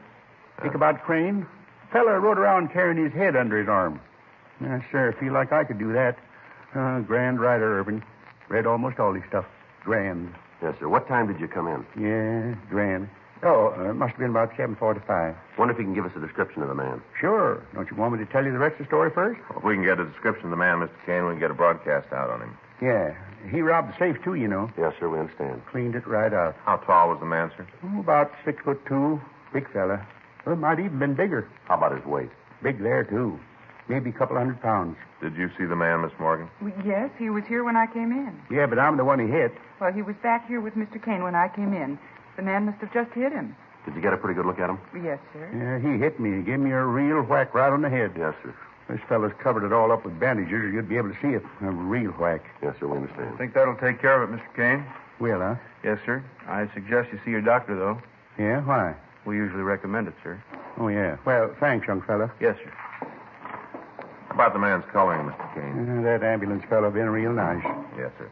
Can you tell us about the man who held you up? Light complected. Did he wear glasses? No, didn't have glasses. Well, he had them on when I saw him. Yeah? Well, he didn't when he whacked me. What kind of glasses were they, ma'am? Well, they're the ones with the plastic rims, sort of a light color. Must have taken them off when he hit me. What was he wearing? Gray suit. Business suit. Gray. Was he clean shaven, do you remember? Well, yes, he had a dark beard, though. Real heavy, but he was clean shaven. I'll get this out, Joe. Right. Did he have any accent when he talked, Mr. Kane? No, just hauled off and hit me as soon as I came in the door. Didn't say a word. Just whacked me on the head. Did he speak to you, Miss Morgan? Well, yes, he did. He told me to keep quiet and nothing would happen. Did you notice anything in his speech? No, he talked just like anybody else. Okay, you called him, Frank? Yeah. Miss Morgan? Yes, sir. What time did you get in this morning? Oh, it must have been about 8, maybe a couple of minutes after. Did you see the hold-up man when you came in? No, not right away. He wasn't out in the gallery. Uh-huh. I came into the office here. This is where I work most of the time. That's when I saw him. He was standing right over there. Mr. Kane was on the floor, and the robber was standing next to him. I guess he'd just hit Mr. Kane. Uh-huh. What did he say to you? Oh, I told you. He said for me to keep quiet and nothing would happen to me. Did he say anything else? No, he didn't. Didn't say much to me either. Just whacked me. Would you know the man if you saw him again, Miss Morgan? Yes, I would. So did I. All right, sir. We'd like both of you to come downtown and look at some pictures, if you would. Oh, got him, eh? Fast work. Oh, no, sir. No, we haven't got him in custody yet, but we may have a picture of him downtown. Yeah? How'd that be? Well, if he's done this kind of thing before and he's been arrested, we'd have a record on him. Oh, yeah. Mr. Kane. Yeah? What kind of a burglar alarm system do you have here in the store? Oh, it's right there on the window. Mm-hmm. Hey, you see those little strips of foil? Electricity runs through them. They get broke and it rings the bell out in front of the store. You're not on a system, though, are you? Huh? Oh, no. Always figured that if the bell went off, the cops would be here soon enough. I see. He must have found out some way to turn the thing off, though. It didn't ring at all. I'd heard it if it had. I'd have heard it sure. Do either of you people smoke? Yeah, both of us. Got out the broadcast, Joe. Good. Call the crime lab. They're on the way. All right, fine. I took another look at the front door. Whoever broke in sure knew his job real clean. You got anything? Well, we don't know yet. Either of you two people smoked this morning here in the office? Not me. Sure could use a cigarette, though. Calm me down. Here you are, Miss Kane. How about you, miss? Thank you. Why all these questions about smoking? I want to know if you're going to catch that man. There was over $1,200 in that safe, and I had a couple of hundred on me. He took all that. What you asking all these silly questions for? Well, there's some cigarettes here on the floor. Looks like the hold-up man must have waited for you two to get here. Yeah, probably did. Broke into the safe and then waited for me to come in. Dirty sneak. What do you got, Joe? Some paper matches here. Might be something. Yeah? You take a look at them? Yeah. Huh, up there. I'm printing on that one. Can you read what it says? 23 miles to Wilming. The rest of it's burned off. Probably Wilmington. Uh-huh. Oh, you got something? A clue? Well, we don't know yet, sir. Here's another one, Joe. Can you read it? Yeah. This one's almost whole. Only the tip's been burned. What's it say? Well, it says 14 miles to Santa Monica. What was that? 14 miles to Santa Monica. Look like matches from a motel, maybe a hotel, something like that. Might be a restaurant. Hey, you guys won't have any trouble at all. Getting the fella, I mean. Sir? Yeah, simple. Just find a place that's 23 miles from Wilmington, 14 miles from Santa Monica. Don't you get it? Find that place, and your man will be waiting for you. You get it? Uh-huh. Yeah, simple. Find that place, and your man will be there.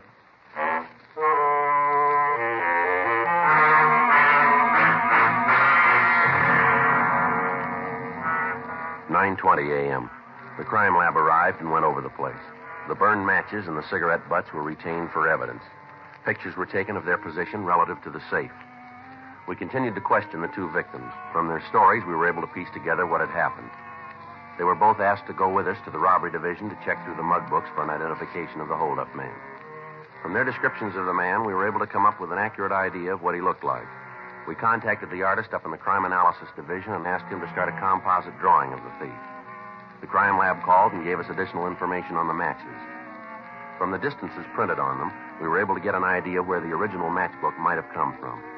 The intersection of the lines was in the Hollywood area. 3:15 p.m., we drove over to talk to the manager of the company who had made the matches, a Mr. Tom Holger. Come on in. Thanks, sir. Thank you very much. Sit down. All right, sir, fine.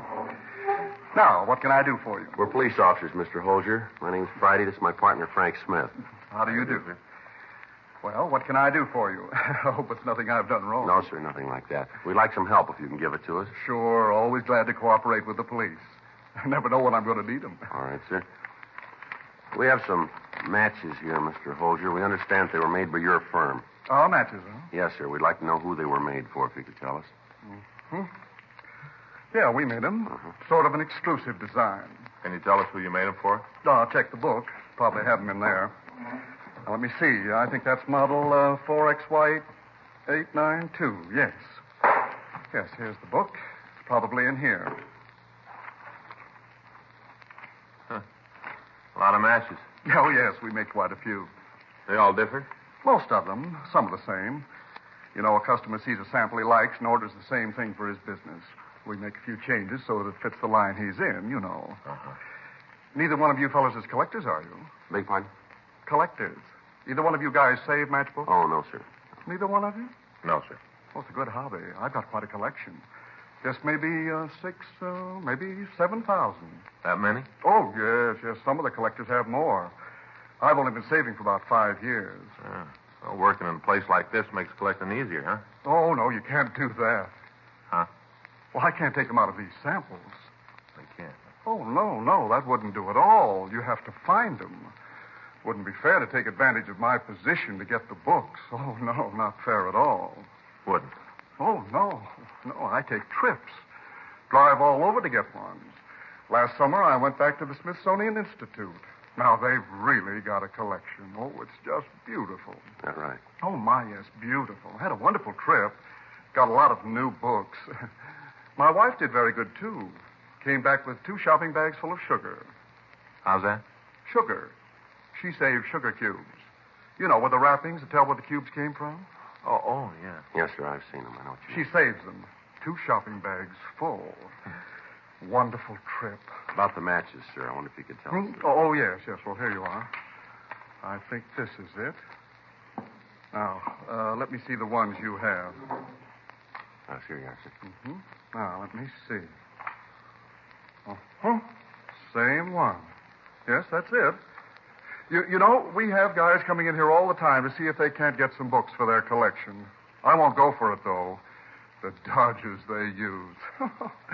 Some of the stories would really make you laugh if you didn't know what they were trying to do. Yes, sir. How about these matchbooks here? What? Oh, well, I try to tell them. I go out and get the matches fair. Don't come around here and try to do things the easy way. Go out and get them fair. That's what I tell them. Can you tell us where these matches came from? Oh, all over the world. They come from all over. No, sir. The matches we brought in. These. Oh, yes. Oh, my. No. These came from Hollywood. I meant the others, the ones for collecting. Yes, sir. Can you tell us where in Hollywood? Well, let me see. Here, there's, 1, 2, 3, 4, 5, 6. Oh, 6 places that use these matches. Have a different cover on them, of course. Well, anyway, you can tell us where these particular matches came from? Well, not when they're burned. If I could see the color of the head, I might be able to tell. A big part? Well, we put a different color head on the matches. Oh, I see. Different place, different color. Mm-hmm. Any way you could tell from these, though? Well, could be done. Take some time. Uh-huh. Analyze the burned portion. Tell what the chemical content is in the head. Tell that way. Take some time, though. About how long? Well, a couple of hours, maybe a little longer. Well, how much would knowing the color help? Well, you can see here in the book. There are 2 with red heads, 2 with green, and 2 with white. Be able to narrow it down to 2 for you. Well, that's not necessary, Mr. Holger. Be glad to do it. Well, we'll drop the matches by our crime lab. They can run the test, and then we'll call you back. All right, that'll be fine. Wonder if you could give us the address of the places that use the matchbooks. Oh, sure. I got them right here. I'll make a copy for you. Sure, appreciate it. Oh, no trouble at all. Say, I was just thinking. What's that, sir? You fellas wouldn't like to start a collection, would you? I could let you have a few books to get you started. Well, sir. Wouldn't be cheating. Just a few. No, sir. Thanks just the same. Well, take some of these along anyway. Loads of fun. Huh? Sugar cubes, all the way from Des Moines.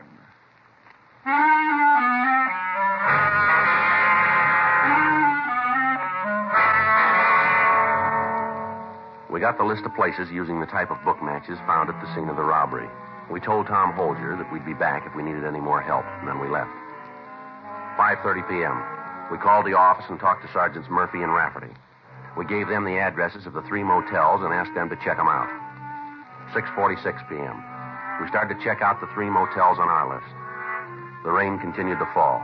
The Weather Bureau's report indicated that it would keep up for another 12 hours. At the first 2 places, we got no new information on the holdup man. 7:29 p.m. We checked at the last place on our list. Yeah? Police officers would like to talk to you, sir. Oh, sure. Come on in. Thank you. Boy, it's sure coming down, isn't it? Yes, sir. Now, what's all this about? Something wrong? No, we just like your help. Nothing I can do. Say, you guys like a cup of hot coffee? Take the chill out of your bones. No, sir, no thanks. Got it all ready. Won't be no trouble. No, sir. Thanks just the same. Well, how about your partner? No, thanks. All right. Now, what can I do for you? I'd like for you to take a look at a picture here and tell us if you've seen the man. Sure. Frank, you got the sketch there? Oh, yeah. Got it right here. It's a little wet. Uh-huh. Get some water you got in the pocket. Yeah. What do you want this guy for? Something special? We'd like to talk to him. Yeah, sure. I didn't mean to pry. Just wondering if it was a big job or maybe a bad check, something like that. Uh-huh. There you are. Seen him before? This his description down here at the bottom? That's right. Robbery, huh? Yes, sir. Big deal. You seen him? I'm not sure. Description fit a lot of people. Uh-huh. Does it fit anyone registered here? Yeah, at least 4 guys. 7:36 p.m. We continued to talk to the manager of the motel. He went through the registration cards of the 4 men who answered the description of the holdup man that we were after. We were able to eliminate 2 of them. In the manager's company, we left to check out the other 2 occupants. Cabin number 26 was registered to a John Keller. He had given his address as 1624 Shannon Street, San Francisco. There's nobody here. You want me to open the door? Better let us do it, huh? Figure he might give you some trouble? We don't know, sir. I hope not. I run a quiet place here. I like to keep it that way. All right, would you just stand over there, sir? Sure.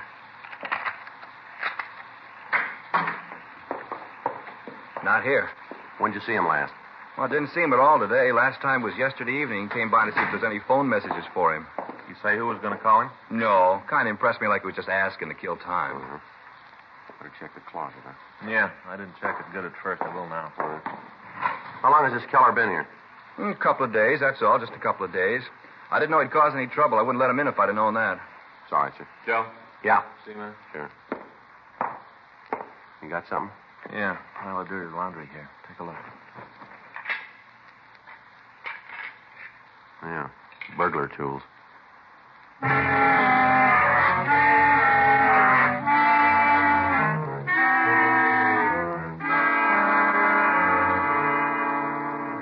The burglar tools were not disturbed until they could be checked for fingerprints. We asked the manager of the motel to go back to the office and act as if nothing had happened when the suspect came in.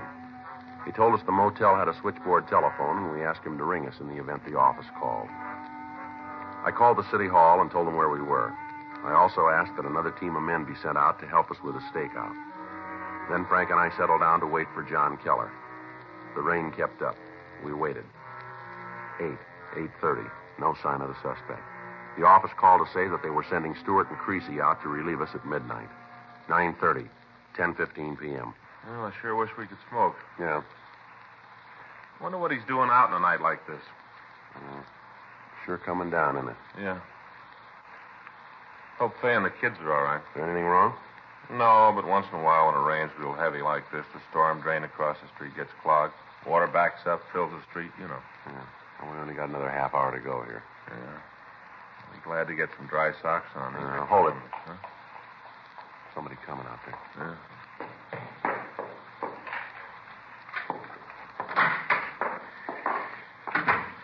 All right, Keller, stand still. Who are you? What do you do in my place? Police officers, you're under arrest.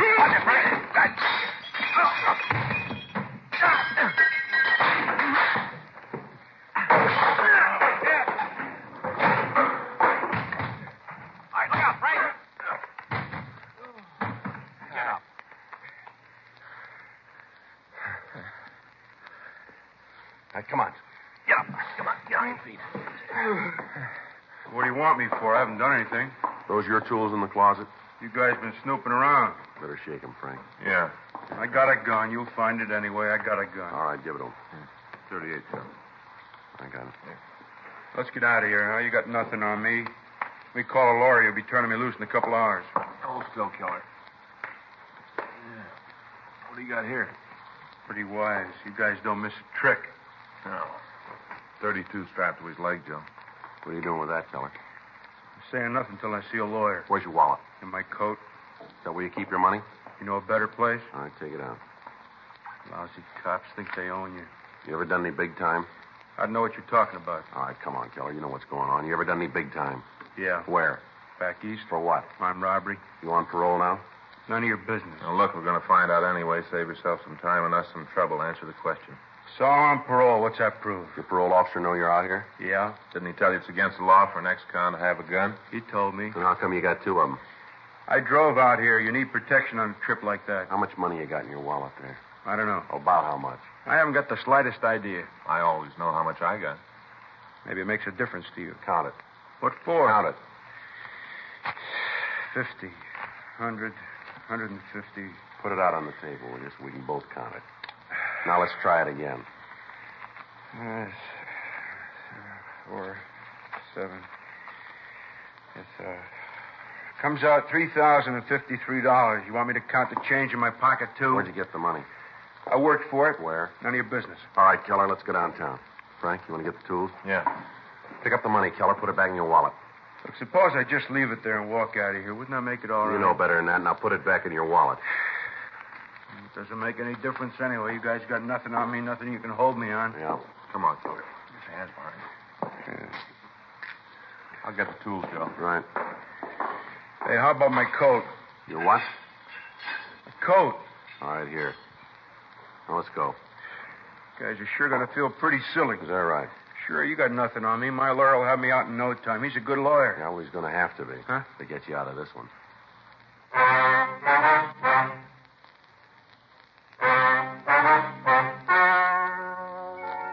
The story you have just heard is true. The names were changed to protect the innocent. On June 14th, trial was held in Department 97, Superior Court of the State of California, in and for the County of Los Angeles.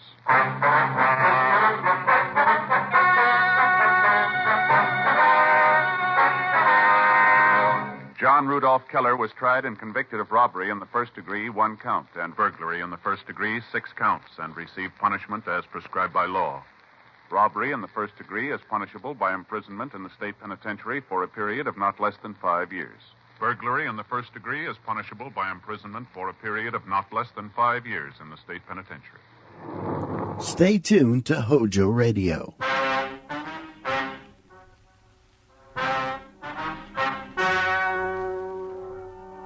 Ladies and gentlemen, the story you are about to hear is true. The names have been changed to protect the innocent. Dragnet, brought to you by Chesterfield, America's most popular two-way cigarette. Chesterfield King Size at the new low price, and Chesterfield Regular.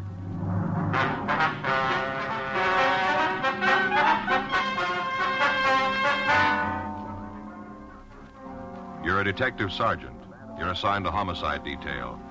A man has been shot down on a street corner of your city. There's no apparent motive, no lead to the assailant. Your job, find him. What a pair. What a buy. They're talking about Chesterfield King Size at the new low price. And Chesterfield Regular. They're the quality twins. Either way you like them, you get the same highest quality, the same low nicotine, the same wonderful taste and mildness, a refreshing smoke every time. Yes, the Chesterfield you smoke today is the best cigarette ever made. And it's America's most popular two-way cigarette. So buy a carton today. King-size Chesterfield at the new low price. Or Chesterfield Regular. What a pair they are. They satisfy millions. They're best for you.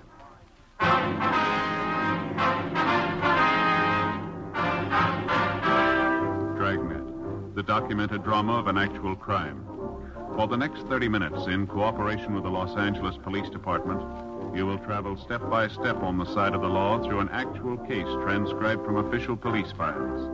From beginning to end, from crime to punishment, Dragnet is the story of your police force in action.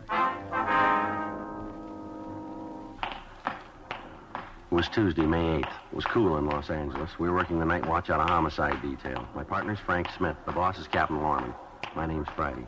I was on my way over from the office, and it was 10:13 p.m. when I got to Georgia Street Receiving Hospital. The waiting room. Hi, Frank. Joe? How's he doing? I don't know. I'll talk to Dr. Sebastian. How's it look? Well, not too good. Slugs embedded in his lung caused a hemorrhage. He's getting a transfusion. What do you got on it? I just talked to the guys who came in with him for a minute. They didn't have a lot. Yeah. Call came in from a man who owns a newsstand at the corner of Normandy and Willowbrook. See the witness? Yeah. Anything there? I don't know. We'll have to talk to him. What do you got on the victim? Wait a minute. I got it here. Name's Matthew Denton. Address given is 18970 Taft Street in Hollywood. Did you get in touch with anybody? No, tried the house, but nobody was there. Anything else? Yeah, went over the personal property. Usual stuff, cigarettes, lighter, comb. Found a diamond ring on the small finger left hand. Looks expensive. Gold wristwatch. $140 in cash. $1,300 in American Express checks. Doesn't spell robbery, does it? No. None of the stuff was disturbed. Well, maybe you can tell us something, huh? Yeah. Joe, Frank. Hi, Doc. How are you? How's it look? What time you got? 10:16. Make it 10:13, then. Close enough for the report. What? Time of death.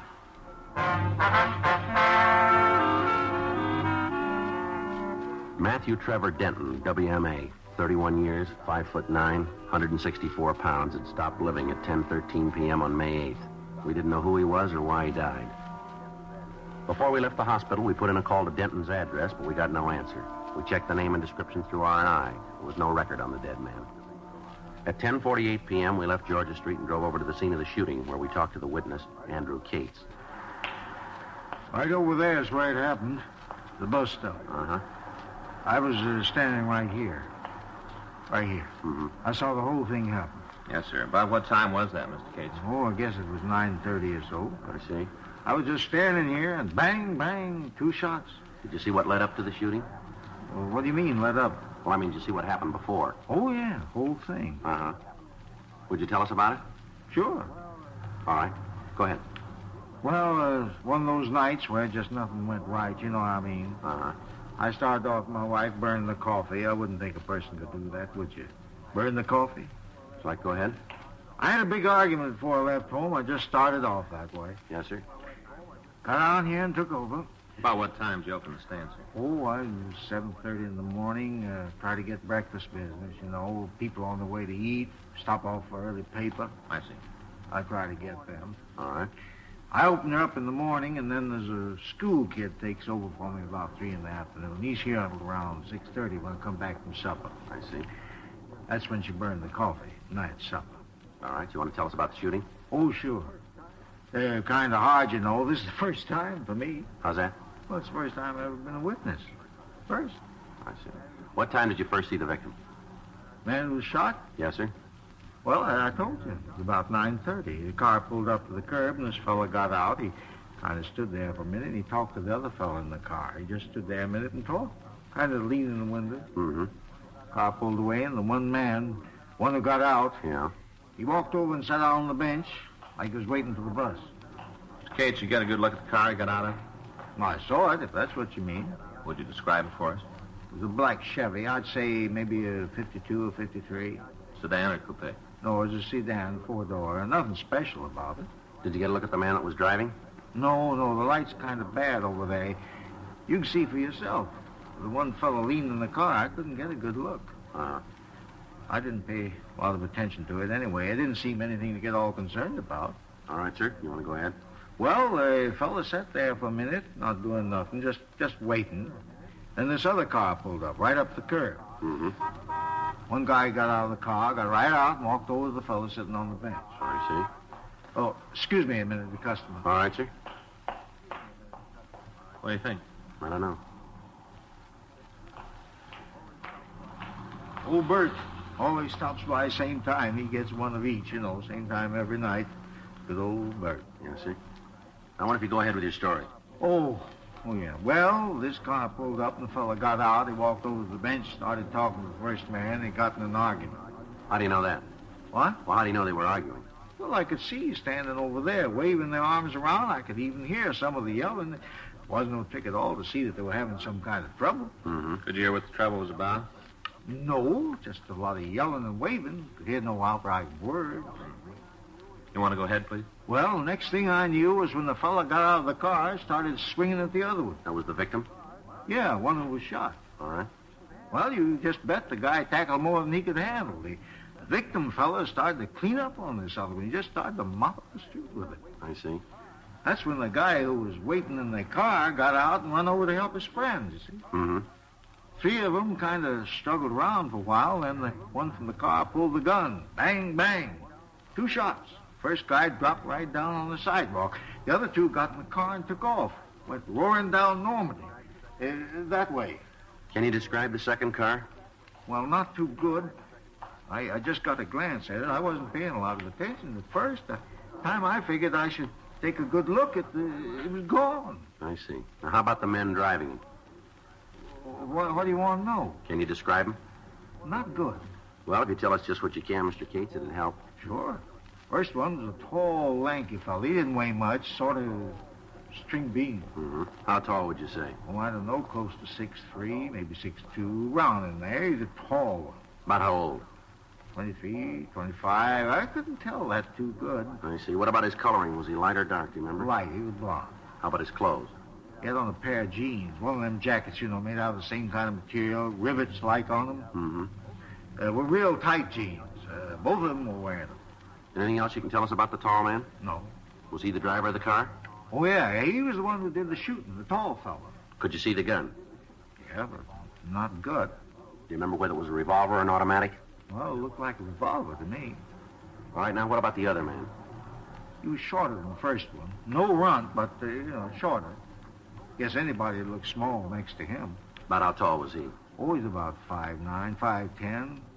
Give a couple, take a couple. All right. How was he built? Sort of light, maybe 140. Anything else about the two men? Did either of them wear glasses, do you remember? No, not so as I could see. He might have taken them off, before they got out of the car. Might have, but I didn't see him when the fight started. Did either of them use a name that you could hear? I told you before, I couldn't hear anything they said. There's just a lot of yelling when the fight started. All right. Wasn't anything special about the two fellas to make them stand out. One tall, the other short. No big reason to remember them. Afraid you got it wrong, mister. Huh? We got a reason.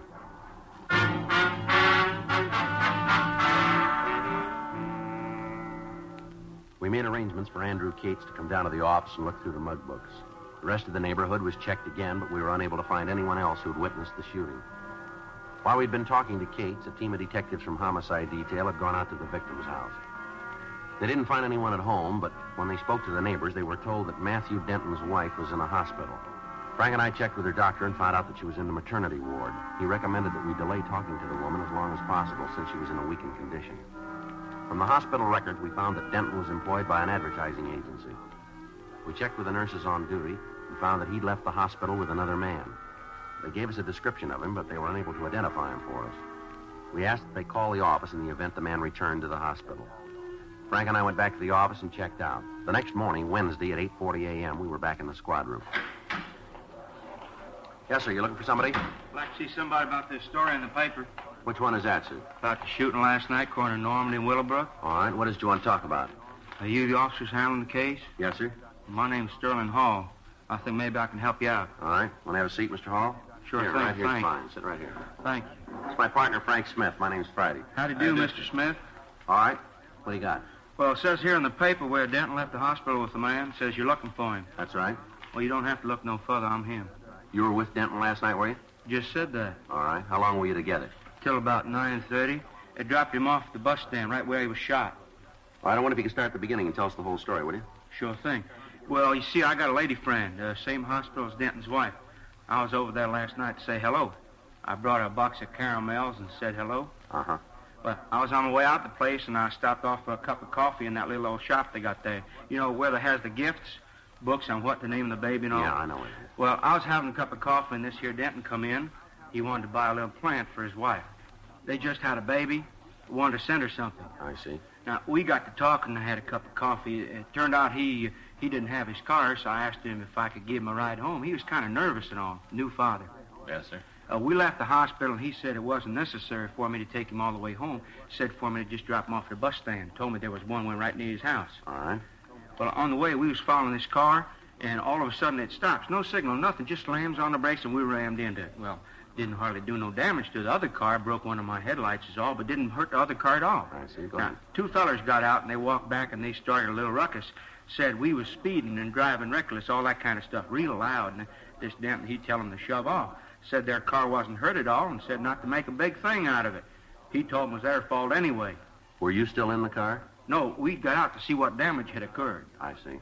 These two guys started to get rugged now, like they wanted to start some real trouble, and Denton said if they wanted to make a problem out of it, the thing to do was to call the cops and make a complaint. What'd they say to that? Nothing, just said to forget it, and then they got in the car and shoved off. Mm-hmm. Now, I didn't see him again, but I got to thinking about it this morning when I saw the story in the paper. You think it might have been one of them two who shot Denton? Well, we don't know, sir. Can you give us a description of the men? Sure thing. Now, one of them was real tall. The other one was about my height. It'd be about 5'8"? 5'8" and 3/4. All right. Can you give us a description of the car? Yes, sir. It was a light blue Ford. One of them new ones, you know, with the plastic on top. Yes, sir. I took a good look at it. Matter of fact, I kind of thought there might be some trouble about the accident. I didn't want to be out on a limb with my insurance company, so I made sure. Yeah. I got the license number.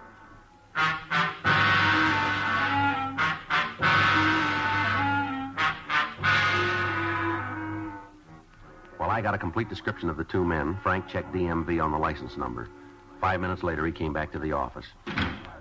Joe? Yeah, you got it? If you find out who the car belongs to, shouldn't be anything to pick up them two fellers. It's not going to be that easy. Hmm? The car was stolen.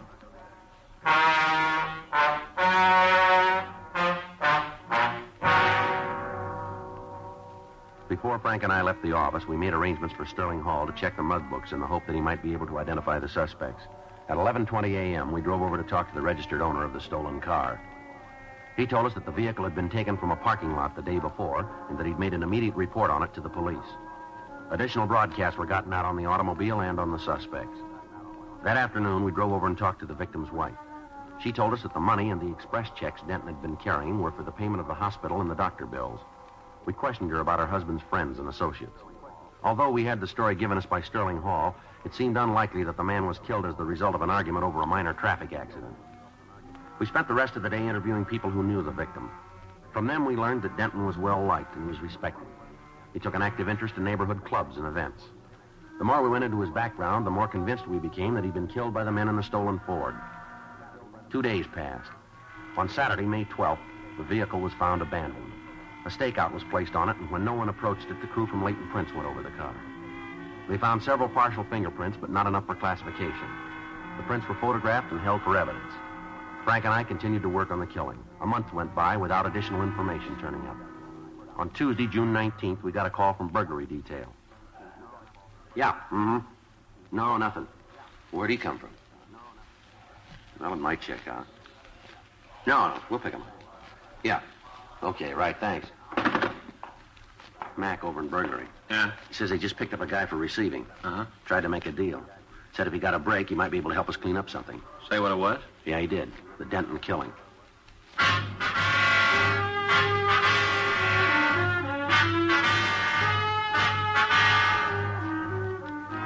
We left the office. We went over to room 45. We talked with the officers who'd picked up the suspect. They told us that they found a large quantity of stolen automobile supplies in his possession. We took him to the interrogation room for questioning. For almost an hour, he remained silent. How about it, Keneally? Gonna give us a hand? Keneally? All right, come on, stand up. Let's go. Giving up, huh? No, we'll be back. Where you taking me? Back to burglary, and they can book you. Main jail? Yep. But you guys are all through with me, huh? Yeah, for now. We'll talk to you again. Well, you won't get any more. Tell me something, will you? What? A little while ago, you said you knew something about a killing. Now you shut up and won't give us the time of day. Why? I told that other cop if I got a break, you get one. You know we can't make deals. No, that's going to cost you. You're going to take an installment. How do you figure that? You said you knew something about Matthew Denton's murder, isn't that right? I don't remember that far back. We do, and we can prove you did. You're up on a receiving rap now. That's bad enough. But if we can tag you with holding information, we'll make you as an accessory after the fact. You mean you'll try? I think we'll make it. Well, from here, it's got another color. Well, let's see how it comes out, huh? Come on, let's go. Down this way. I know. What's a tab for being accessory? 5 years. Okay, let's go back. Huh? I'll tell you all about it.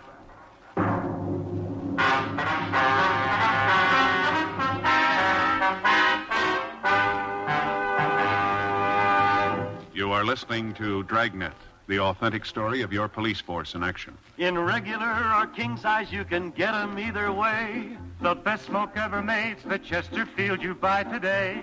Smokers coast to coast are changing, it's a cinch to do. Here's all you have to say to get the one that's best for you. Chesterfield's for me, Chesterfield's for me. You just say it's Chesterfield's for me.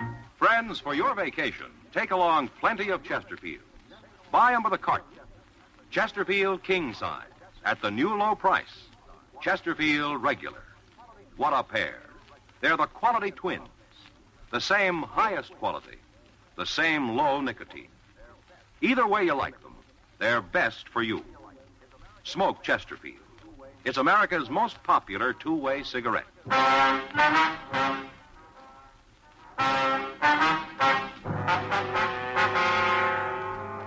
We returned Harold Keneally to the interrogation room. We put out a call to Gene Bechtel to come and take a statement. Keneally asked that we send out for some coffee for him. Frank went down the hall and brought back 3 cups. After he'd finished his, Keneally leaned back. It's good coffee. Strong. I like it that way. Yeah, well, now that you've had the clatch, let's start the story. What do you say? Sure. What do you want to know? Who are the 2 men? I don't know. Now, you going to start this all over again, are you? I'm giving it to you on the line. I don't know who they are. What do you know about them? Not much. A couple of guys are doing pretty good with radios. You one of their customers? Yeah, me and a half a dozen others. You know who they are? You're not going to get the names. All right, let's get back to 2 men. Why do you think they had something to do with Denton? Well, about 3 weeks ago, they was in my place, had 5 new radios, the kind with the bar to pick the stations, you know, like the new CADs. Yeah, I know. I had 5 of them, want to turn them over. Yeah. The price they were asking was way out. I told them so they'd have to find someplace else to drop him. All right. Told me there was a beef. They had to get out of town, so they needed the money to swing it. That still doesn't add up to Denton's killers, does it? Well, it will. All right, come on, tell us. Well, I went out of the office for a couple of minutes, told them I had to make a phone call. Yeah? I got a mic hidden in the room, found out it helps in business once in a while. I turned it on and listened to the guys talk. Go ahead. They were yakking about some guy that got shot. The big fellow was saying there was no other way to handle it, so that he didn't like it either, but there just wasn't any other way. Big thing then was to get some money and just beat town. Mm-hmm. I waited outside for a couple more minutes, but they didn't say anything, so I went back in. I told them I couldn't swing the radio deal. What'd they do then? Well, they said they had to dump him someplace. If I couldn't take him, they'd find somebody who would. Told them to go ahead. And what do these guys look like? A couple of bums, one tall, the other short, wearing those jeans with the coats made out of the same cloth, you know. You had dealings with them before? Yeah, a couple of times. You know their names? No. All I know is the big one's called Dusty. I don't know the last part. How about the other one? Nothing there. Anything else about them? Well, they're both lushes. Yeah? The big one, this Dusty, always got a flask on his hip. You mean a bottle, huh? No, a metal flask like they used in Prohibition. This one's all beat up, dented. It's all dirty. But I never seen Dusty without it. Both of them all the time nipping at it. All right. You know where these guys live? No, someplace downtown. They got a pad there. I don't know where it is, though. How do you know it's downtown, then? Well, I don't know for sure. It's just a guess. Did you ever hear either one of them say anything about a job? Not those two. They never done a day's work in their lives. The only thing they're good at is lifting radios. They wouldn't work steady if stealing was legal. That all they take, radios? All I've ever seen. Guess they got a gimmick. Figure they can make a living with them. Why change? Mm-hmm. I guess they do pretty good. I don't know. I paid them enough times. All right, anything else you can tell us? No. They work with anybody else, do you know? Not that I've ever heard. How about close friends? None. They say when they'd be back to your place? No, they don't have a regular route. When they pick up some things, they come in. If they got nothing to sell, I don't see them.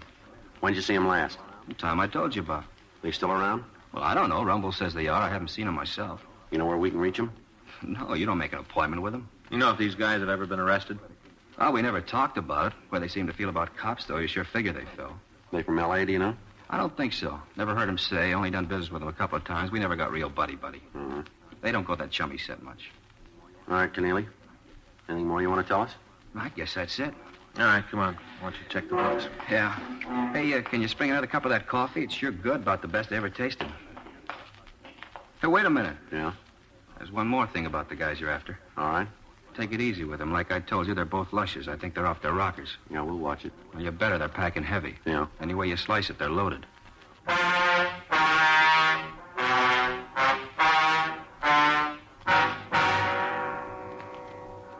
Harold Keneally went through the mug books, but he was unable to find a picture of the two suspects. The name Dusty was checked through the moniker file without result. Information was forwarded to George Brereton up at CII Sacramento, and a supplemental APB was gotten out. We spent the rest of the day with officers from Burglary Detail going over reports. We found that they'd been working on a string of car radio thefts for the past several weeks. When we compared notes with them, it seemed more than possible that their two suspects were the same men we wanted for the killing of Matthew Denton. However, they were no closer to the men than we were. From the reports, we were able to figure that the pair was still in Los Angeles. That evening, we met with Captain Lorman, Captain Bernard, and Chief of Detectives Thad Brown. We worked out a system of rolling stakeouts that would cover most of the territory where the thieves had been working. 3 additional teams of men from Burglary were assigned to help us, and on Wednesday, June 20th, the operation was started. For 3 days, there was no action. Thefts from autos continued, but when they were checked out, the method of operation used eliminated any suspects that we were looking for. On Sunday, June 24th, we got a call that a man answering the descriptions of one of the thieves had been seen in the vicinity of Beverly Boulevard and Elmwood Avenue. Frank and I left our position in the stakeout, and we drove out to the area. Should be a couple of more blocks. Yeah, we just passed Ridgewood Place. You better take it easy. Next block, we can start cruising. Yeah. See anything? No. Want to take a left here? All right. Doesn't look like it. Well, let's go up a couple more blocks. All right. Sure be a break if we nail him tonight. Yeah. A little rough on the study time. How's it going? No, I don't know, Joe. Times I don't think I'm ever going to make sergeant. What are you doing now? You mean studying? Yeah. Legal procedure. Well, you should know that. Well, the practical stuff, yeah. Putting it into legal language, it makes it rough on me. Yeah, I had the same trouble. I haven't been able to hit the books for the past week. Wait a minute. Yeah. No, nothing. Keep going. What'd you say? I said I hadn't hit the books. I missed a couple of lectures, too. Well, you're never going to make it that way. That's what Faye says. Wait a minute. Huh? Slow down. What do you got? Up there. See? Next block on the left. About 50 feet on the other side of the street line. I don't see anything. Looked to me like somebody trying to get into a car. I'm not sure. Well, let's check it. All right. Just up ahead there. Yeah. See anything? No, it looked like somebody on the other side. Better pull up. We'll take a look. Okay. All right, let's go. All right. I'll cover the other side. Take it easy. If it's the one we want, they're heavy. All right. All right, mister, let's hold it right there. What? Stand where you are. You talking to me? That's right. What are you causing me trouble for? I didn't do nothing. We didn't say you did. How about it, mister? This your car? Certainly it's my car. Who do you think it belonged to? You got the white slip? It's in the machine. It's right out in plain sight where it's supposed to be. You've been drinking, haven't you? Small wonder you officers don't do better at solving crimes. I had a couple, yeah. What's your name? I don't see that's any business of yours. All I'm trying to do is get into my car. I'm not causing any trouble. What's your name? It's Kyle, Peter Kyle. You got the keys to this car? Matter of fact, I haven't. That's why I'm having so much trouble getting in. If I had the keys, I could just flip the door open and drive off. Frank? Yeah. Yeah, what are you doing? Just want to see what you're carrying. Watch it, Joe. All right, mister, come on. Get up. What? I'm doing like you say I'm doing. Try it again, Frank. Yeah. Come on. Put your hands back. He's clean, Joe. All right. Turn around. I didn't mean to do it. I didn't mean to shoot. Yeah, sure. Honest, you gotta believe me. I didn't mean it. Come on down here under the light. All right, now stand still. Yeah, matches the description pretty good. Where's your partner? I didn't mean to do it. It was an accident. I just hit the guy. I just got in a fight with him. Dusty did the shooting. He did it. I didn't. I just got in a fight. All right, now calm down. Where is he? I knew you'd catch us. I knew it all the time. I kept telling Dusty we had to get out of town. We gotta go. I kept telling him all the time. I was telling him. Well, where is he? Home. Where's that? He's the one who did it. I just got in a fight. Dusty's the one who shot, not me. Where do you live, mister? Down on 4th. That's where old Dusty is. Old, safe Dusty. He said we didn't have to leave. He said you'd never catch us. All right, let's go. Old Dusty is always right. Always knows what he's doing all the time. Never makes a mistake. Not old Dusty. Yeah, well, he made one this time, didn't he?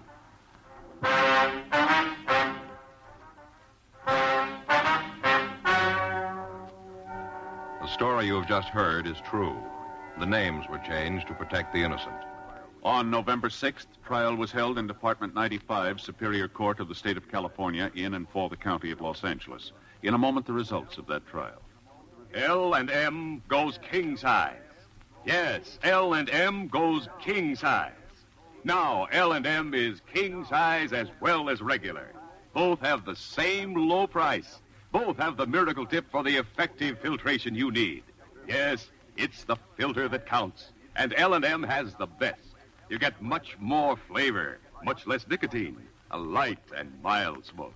Yes, this is it. L&M filters.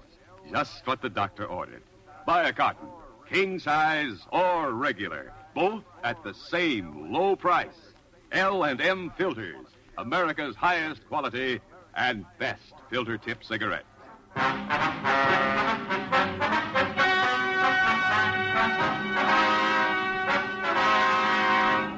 Peter Gregory Kyle and Jesse Haywood Poole were tried and convicted of murder in the second degree and petty theft, 18 counts. They received punishment as prescribed by law. Petty theft is punishable by imprisonment for a period of not more than 1 year in the county jail. Second-degree murder is punishable by imprisonment for a period of from 5 years to life. You have just heard Dragnet, a series of authentic cases from official files. Technical advice comes from the Office of Chief of Police W.H. Parker, Los Angeles Police Department. Technical advisors, Captain Jack Donahoe, Sergeant Marty Wynn, Sergeant Vance Frazier. Heard tonight were Ben Alexander, Vic Rodman, Jack Crucian. Script by John Robinson. Music by Walter Schumann. Hal Gibney speaking. Stay tuned to Hojo Radio.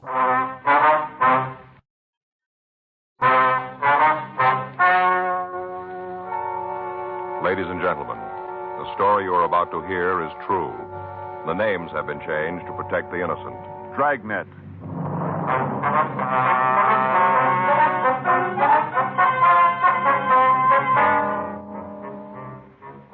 You're a detective sergeant. You're assigned to juvenile detail. A narcotic ring has been supplying drugs to the teenagers in your city. There's no lead to the identity of the key people in the operation. Your job, find them.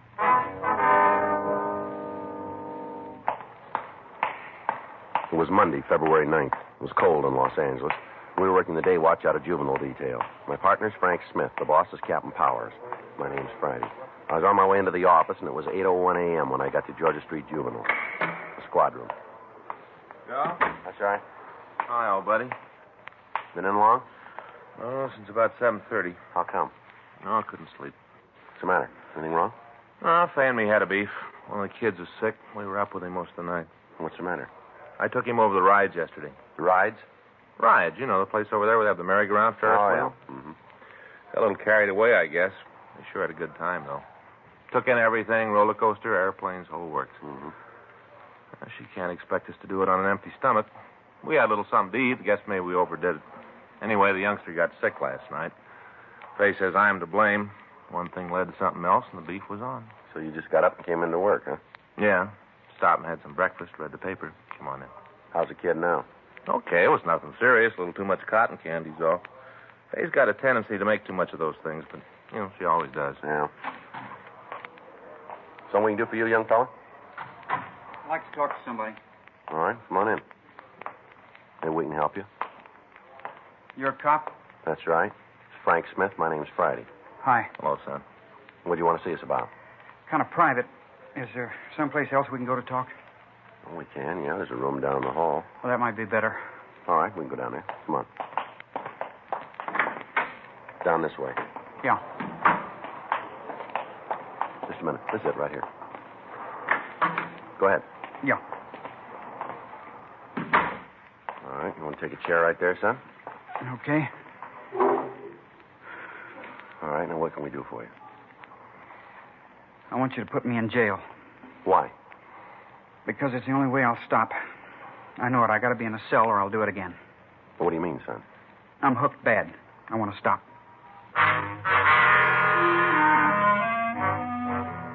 He was a nice-looking boy, well-dressed and clean. He looked like he was in his late teens. He asked us to put him in a cell. There was an intenseness in his eyes that showed that he was serious. Frank and I questioned him further. What's your name, son? John Coulter. You spell the last name for me? Colter. How old are you? 17. Where do you live, son? You have to have that? Hasn't got anything to do with why I'm here. Oh, we'll have to have it, son. 1896 Dillon Street. Is that in L.A.? Yeah. How big a habit do you have, son? I'm using 4 a day. How long you been hooked? A year, a day before yesterday. Want to let us see your arms? Yeah. Yeah, you got a lot of marks there, haven't you? Yeah, I guess so. A couple of them there we better have the doctor look at. All right, I don't care anymore. How long since you had a fix? Last night. You must be feeling a little rough by now, then, aren't you? Not easy. Oh, I guess it is. Hey, you mind pulling those blinds? It's awful bright in here. Yeah, okay. You live with your folks? My father died when I was 5. Your mother know about this? No. She's going to have to, you know. Then you're going to tell her I'm not. All right, we'll take care of that. Is the light better now, son? Yeah, thanks. When'd you eat last? Yesterday. You hungry now? No. How about a cup of coffee? No, thanks. How'd you get started on this stuff? Oh, it probably runs like all the rest of the stories you've heard. Well, why don't you tell us yours anyway? All right. You sure we can't get you something? Only one thing would do any good, and you can't give that to me. All right, go ahead. Now, how'd you get started? A couple of years ago, it was Halloween. The kids had a party. Oh. We all went to this house. Kid that owned it had the rooms all decorated up, you know, paper streamers and those cardboard skeletons. Mm-hmm. Had the whole place done up like that. We got there and found out they were figuring to play games. We went the game route for a while, and a bunch of us decided to leave. Things were dull, so we left. Where'd you go? Oh, just drove around for a while, tried to figure something to do. Whose card you have? One of the kids had his father's. All right, go ahead. Well, we drove around for a while, and one of the kids said for us to go up to Mulholland. Go up and scare the lovers up there. Yeah. Wasn't anything else to do, so we drove up. When we got there, one of the guys, a fellow I didn't know too good, said he had some tea. Said we should have a blast party. This boy was at the other party, was he? Yeah, but I didn't know him. Didn't meet him until we were out on the ride. You go to your school? No. All right, son, go ahead. Well, we parked, and he took out these cigarettes. He had them in a tobacco can. You know, like you buy pipe tobacco in. Uh-huh. Had them in one of them. Then we lit up and started to smoke. At first, it made me sick. I didn't like it much. Come right down to it, I didn't think the whole thing was such a good idea. Why'd you do it then? All the kids there had to, or they'd have said I was chicken. All right. How'd you get started on the hard stuff? Oh, I just got to the point where there wasn't much kick in tea. You know, same thing all the time. Wanted to go up a step. Who set you up? One of the kids I met. Wasn't the same boy who had the marijuana, was it? No. You see, once in a while we'd go to a big blast party at somebody's house. Be other kids there. New ones. I met Jerry there. Jerry, that's the boy's name? Yeah, Jerry Roth. How old is he? 19. Is he hooked? Yeah, Was he when you met him? I guess so. How'd he spell his last name, son? Roath. How'd he turn you on? We were talking about tea. How the kick wore off. And he said there was something else. Something that had a real jolt. Yeah. Ah. Boy, it's rough. I'm starting to get cramps. You better have that cup of coffee now. I'll get it, Joe. All right.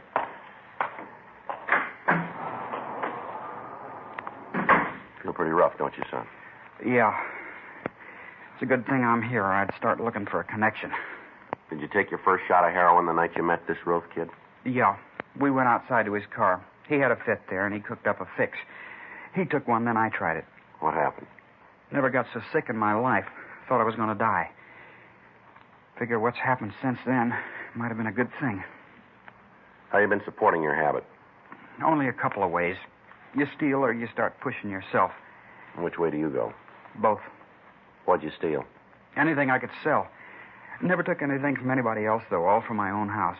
Most of the stuff was given to me. Rings, my watch, whatever I could raise a buck on. What'd you get rid of it? Around the school. Couldn't go near a pawn shop, but the kids didn't care as long as they got a bargain. Sold my old man's watch for $3. 17 jewels, solid gold, $3. What were you pushing? T, H, anything. I'd buy the H and then cut it myself. You don't have to do that many times until you got a couple of extra caps. That took care of me for a while. Yeah. Pretty soon there was never enough. Got so as I was always looking forward to the next fix. When'd you start mainlining it? I chippied with the stuff for a couple of months. Skin pops. Then that wasn't enough. Started in the arm. When'd you find out that you were hooked, son? Do you remember? About a year. Took a while, huh? I figured it would never happen. Thought I could beat it. Turn it off when I wanted to. Didn't work out that way. Didn't you know you had it bad when the charge went up? Not really. I still thought I could quit when I wanted to. Just never seemed to get that far. Kept putting it off. Guess if I figured I could start the next day, it didn't matter much.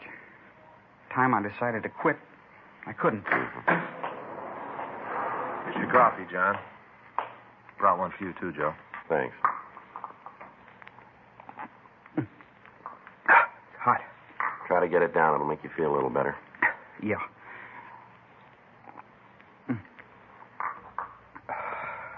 Cramps are getting worse. You got a doctor here? Yeah, there's one upstairs. I better see him. Might be something he can do. Is your mother at home? No, she works. She there now? What time is it? 9:15. Be about 10 minutes. Better give us the number, huh? Yeah. You're going to call her, huh? That's right. Going to tell her about it? Yeah. Going to take it pretty hard. I don't think she knows anything about it. Well, we have to do it. I guess so. Tell her how there's a cure, though, huh? She's going to be pretty scared. How do you mean? She read where only 2% come out of it. Well, there's less than that who want to be helped. There's a lot less. Yeah? Maybe you got a piece of that 2%.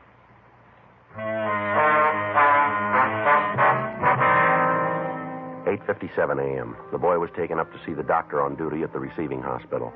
At a couple of minutes after 9, we put in a call to the firm where his mother was employed. We talked to the personnel manager, and he said he'd have Mrs. Calder call us. A few minutes later, the phone rang, and we talked to the woman. We told her briefly what had happened and asked her to come right over to the office.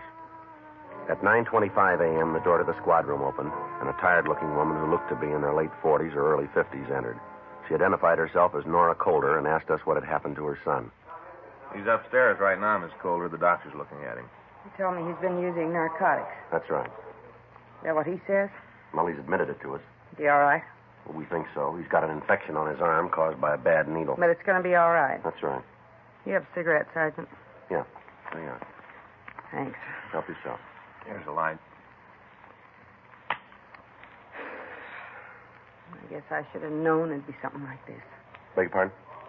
I should have known. Had to show up someplace. I don't think I understand, Miss Calder.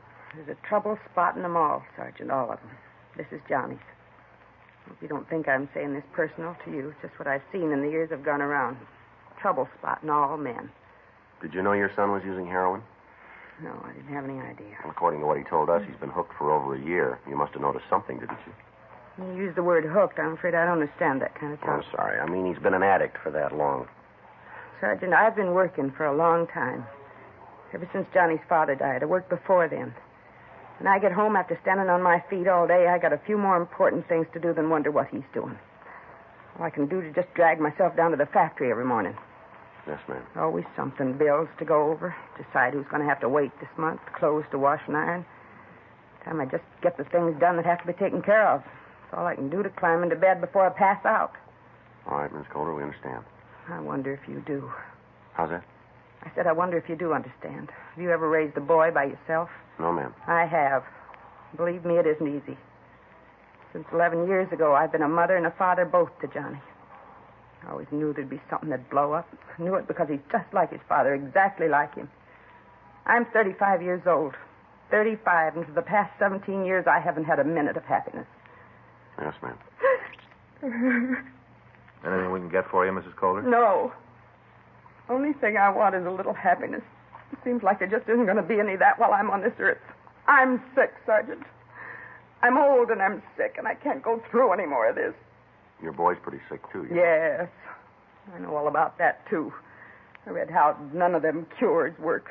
What they say, 2%. There's something else I got to carry. Might be a little different with John. I don't see why. No reason for him to be something special. No reason for him to be cured. Yes, there is. He wants it, Miss Calder. What's going to happen to him? We'll file a petition on him. After that, Well, he'll have to make an appearance in juvenile court. They'll decide what treatment's going to be best for him. can I see him? Yes, ma'am. We can take care of that. Now? Frank, you want to see if the doctor's through them? Yeah. You have another cigarette, Sergeant. Yes, here you are. Here's a match. Thanks, Sergeant. It's all right. I want to tell you something, Miss Calder. Your son's pretty sick. He's not going to look too good when you see him. You been hurt? Not so it shows, but he's going through a great deal of pain. There's going to be a lot more. For both of us, Sergeant. Well, I guess you're right at that. Might be better if you remember that he's just a youngster. He's only 17. I won't forget. He's mine. All right. He's made a mistake, but he knows it, and he's taken it on himself to try and do something about it. Tell you something, Sergeant. All right. I've had a lot of trouble with Johnny. When he was little, he was always running away from home. Time he got to school, he played hooky a couple of times a week. High school, it was the same thing, but that's not the worst of it. Ma'am? He's been stealing. From his own mother, he's been stealing. Yes, ma'am. He told us. He admitted it? Yes, he did. Well, there you are. Not bad enough he's a dope fiend. He's a thief, too. I wasn't sure about the stealing. I just thought so. A few things have been missing around the house, and I'd asked Johnny about him. He'd offered some half-baked story, and now I know. He's a thief. I haven't got enough. Try to take it easy with the boy. Take it easy. That's a laugh. All I've done for him, nice home. Not real big or fancy, but it's clean. We've got a kind of closet, sort of, nice and big with a window. Got that all fixed up for Johnny. Airplane pictures on the walls. The best I could do. We eat good. Never gone hungry. Lord knows I have, but he hasn't. No reason for him to do a thing like this. No reason at all. Yes, ma'am. Hello, Mother. I know all about it, Johnny. These men told me. All the time I've been telling you it'd end up like this. You in trouble with the police. You just wouldn't listen. You thought you knew better than me. Well, you found out how much you know. Yeah. I'm sorry about it. It's a little late for that. How am I going to go home with all the neighbors knowing about what's happened? I'm sorry. Well, if that lot of good that's going to do. I had you home right now. I'd show you, and don't think you're too big for me to do it. You want to take me upstairs, Mr. Smith? Yeah. Just a minute. I got some more things to say to you. Don't you go walking out on me like that. I don't feel so good. I'd like to be by myself. I'll talk to you later. You talk to me now. Got a lot of things I want to tell you, all the trouble you've caused. I'm sorry. Please, Mr. Smith, it's tough enough. All right, let's go, son. You bring him back here. You bring him back. Oh. Well, that's it. Now they're both gone. Now there isn't anybody. Anything we can get for you, Miss Calder? Yeah. Get me a reason why this had to happen. Give me one. Do you know one? Well, I can't be sure. What do you mean by that? Just like you said before. What? He's your son. We made arrangements for Mrs. Calder to be taken to her home. That night, John Calder was kept at Georgia Street Jail. The next morning, we filed a petition on him. We had one of the doctors at the county hospital talk to Mrs. Calder, and he finally convinced her that her son would get proper treatment at one of the state hospitals, and she signed the necessary papers. For the next 3 days, the boy had it pretty rough. If the novice drug user had the opportunity to witness a patient going through withdrawal pains, the majority of drug traffic would be brought to a halt. Because of the sincerity of the Calder boy, Frank and I spent as much time as we could spare with him while he was going through the symptoms. He complained of violent headaches and stomach cramps, the usual things. He was unable to keep any food down. His eyes watered constantly, and for 72 hours he was in a state of constant violent pain. On the 4th day, he began to recover. He was able to take some warm beef broth and apparently was on his way to being physically well. On Saturday, February 15th, we talked to him at the hospital. Rough go. Yeah. You got the worst of it behind you now. Best thing I've heard for a week. Don't think I could go through any more of it. Well, you got it made now, John. From here on in, you'll get all the help we can give you. Well, you guys have done a lot already. A couple of times there, I think I would have gone off my rocker if I hadn't been able to talk to you. Well, that's what we're here for. Hey, either one of you got any gum? Yeah, sure. Here's some. Jumpy. I gotta do something to calm down. You seen my mother? She called us yesterday, yeah. How's she getting along? A lot better. One of the doctors here at the hospital talked to her. Says she wants to see you. What's that going to prove? Be the same thing. Her telling me how tired she is, how I'm a goofball. I don't think so this time. It hasn't been easy for her either, you know. Maybe not. I don't know. Well, why don't you give her a chance to make it up? If she wants to. Yeah. I guess there isn't much more I can do. All right, now, there are a couple of things we want to ask you. What? We want the men who kept you supplied. Names? That's right. You figure I'll tell you? Don't you figure you will? Wrong base. I'm a bum in a lot of ways, but I ain't going to get anybody else in trouble. You told us about this Jerry Rofe, didn't you? Yeah. We got a warrant out on him now. Only be a matter of time before we pick him up. Then let him tell you. Do you think you got it a little wrong here? Yeah? What'd these people do for you? They're friends. Check the books. Go over what they've done for you against what you've done for them. What do you mean? You're a big boy. Figure it out for yourself. You know, they tell us there's an estimated 25,000 narcotic users right here in Los Angeles, and a big part of them are kids. Read's good. Figures always help. I know. You remember something else, youngster. You came to us and you asked for help, didn't you? You walked into the office. You said you were in trouble. We're not trying to steal a plea or sound like big men, but when you said you wanted help, we didn't ask you if you could afford it. We didn't care. Now, if these people are such good friends, why didn't you go to them? I'll tell you why you didn't. Because you were scared. You knew what had happened if you walked up to them with empty pockets. You knew they'd spit right in your face. They're your buddy as long as you can pay for it. As soon as you're broke, they never met you, did they? Loyalty's fine. It's a good thing. People could use a lot more of it. But turn it around, son. You've stolen things from your own family to support this habit. Now, how loyal have your friends been when you haven't had the price of a cap? How quick did they come through for you then? You know what it's like in here. You've had it bad. Any of your friends been around to see you? Any of them been willing to hold your head while your insides fell out? Now, we asked you a question. We don't really need the answer from you. We'll pick up the people that did this. We'll reach every one of them, from the mule that sold you that first cap to the guy who's been bringing the stuff right into the country. We just figured you'd like the chance to help out the other 25,000. I guess we had it wrong, didn't we? There's the phone. Put in a call to one of your high-powered friends. See how fast they come through for you now. You don't need us, and we don't need you. Let's go, Frank. Yeah. Wait a minute. Yeah. I'll give you the names. We talked to the boy for another hour and a half. During that time, he gave us as much information as he could on the operation of the narcotics ring. He supplied us with the names, dates, times, and places. However, he could only go so high in the organization. Frank and I went back to the office, and we called narcotics detail. We talked to Sergeant Roxy Lucarelli and his partner, Steve Broadhurst. We filled them in on what had happened and gave them a list of the names we had. The roundup of narcotic salesmen started. Inside the next 24-hour period, 14 men and women had been taken into custody. Each one of them was interrogated, but they either didn't know the name of the key man in the operation or they refused to tell us. They were all booked on various sections of the state narcotics code. On Wednesday, February 18th, we received word that Jerry Roth had been picked up in a washroom in Pershing Square. Frank and I went over to the main jail to talk to him. All right, get it over with. We want one thing from you, Roth. Yeah? The name of the wheel. I don't know what you're talking about. Roll up your sleeves, boy. What for? Roll them up. Let's see the other one. They're both the same. Let's see it. There's marks, John. What's that proof? That you're left-handed. When'd you have your last fix? Who says I use the stuff at all? Oh, come off it, Roth. We got you and you know it. I don't see where it says that. How old are you? Well, you got the record. Look it up. You're a big talker, aren't you, son? I live that way, too.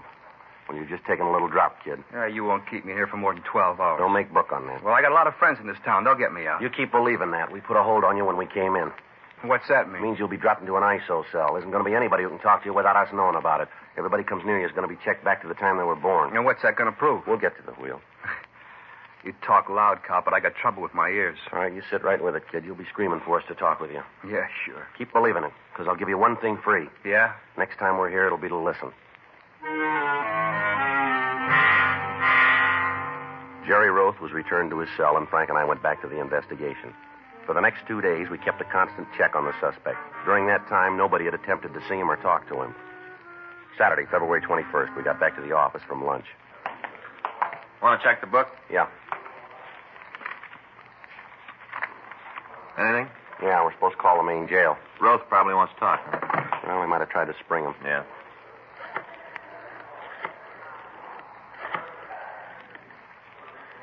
This Friday, juvenile. When? We'll be right over. Roth? Yeah. Want to talk? Well, maybe we can ask him. Huh? They just cut him down. He tried to hang himself. Frank and I left the office and drove over to the jail. The boy had torn his trousers into strips and braided them into a rope. He'd attempted to take his own life. He'd been found on a routine check and had been cut down. The accident had been discovered almost immediately, and by the time we got there, he was almost fully recovered. We talked to him in the interrogation room. Kind of lousy way out, isn't it, kid? That looked good at the time. How's it seem to you now? I made a mistake. How do you feel? Pretty lousy. You want to give us the name? What kind of protection do I get? How do you mean? Well, if I tell you, I gotta know he ain't gonna get me. Well, we'll try to build some kind of a wall for you. You won't know it's me? No, not from us. All right. His name's Pollard Zern. You want to spell that? Yeah, Z-E-R-N-E. He the top man? Yeah, I built the whole thing. Did he bring this stuff into the country? Yeah, Sergeant, he's got a boat. He tells people he's going fishing for albacore. Was he bringing it in from Mexico? Yeah, I've been with him a couple of times. He lands the boat at a beach down there, makes the contact, and then comes home. Hides the stuff and fish. Got the idea from an old movie. That way, if they look the boat over, chances are they won't find it. Nice setup, huh? Yeah, it sure worked good for him. Yeah. He made a mint, got a big house, drives a new car, got everything he wants. He just sits back and pulls a handle, jackpot every time. No, not this time. Huh? He just turned a lemon.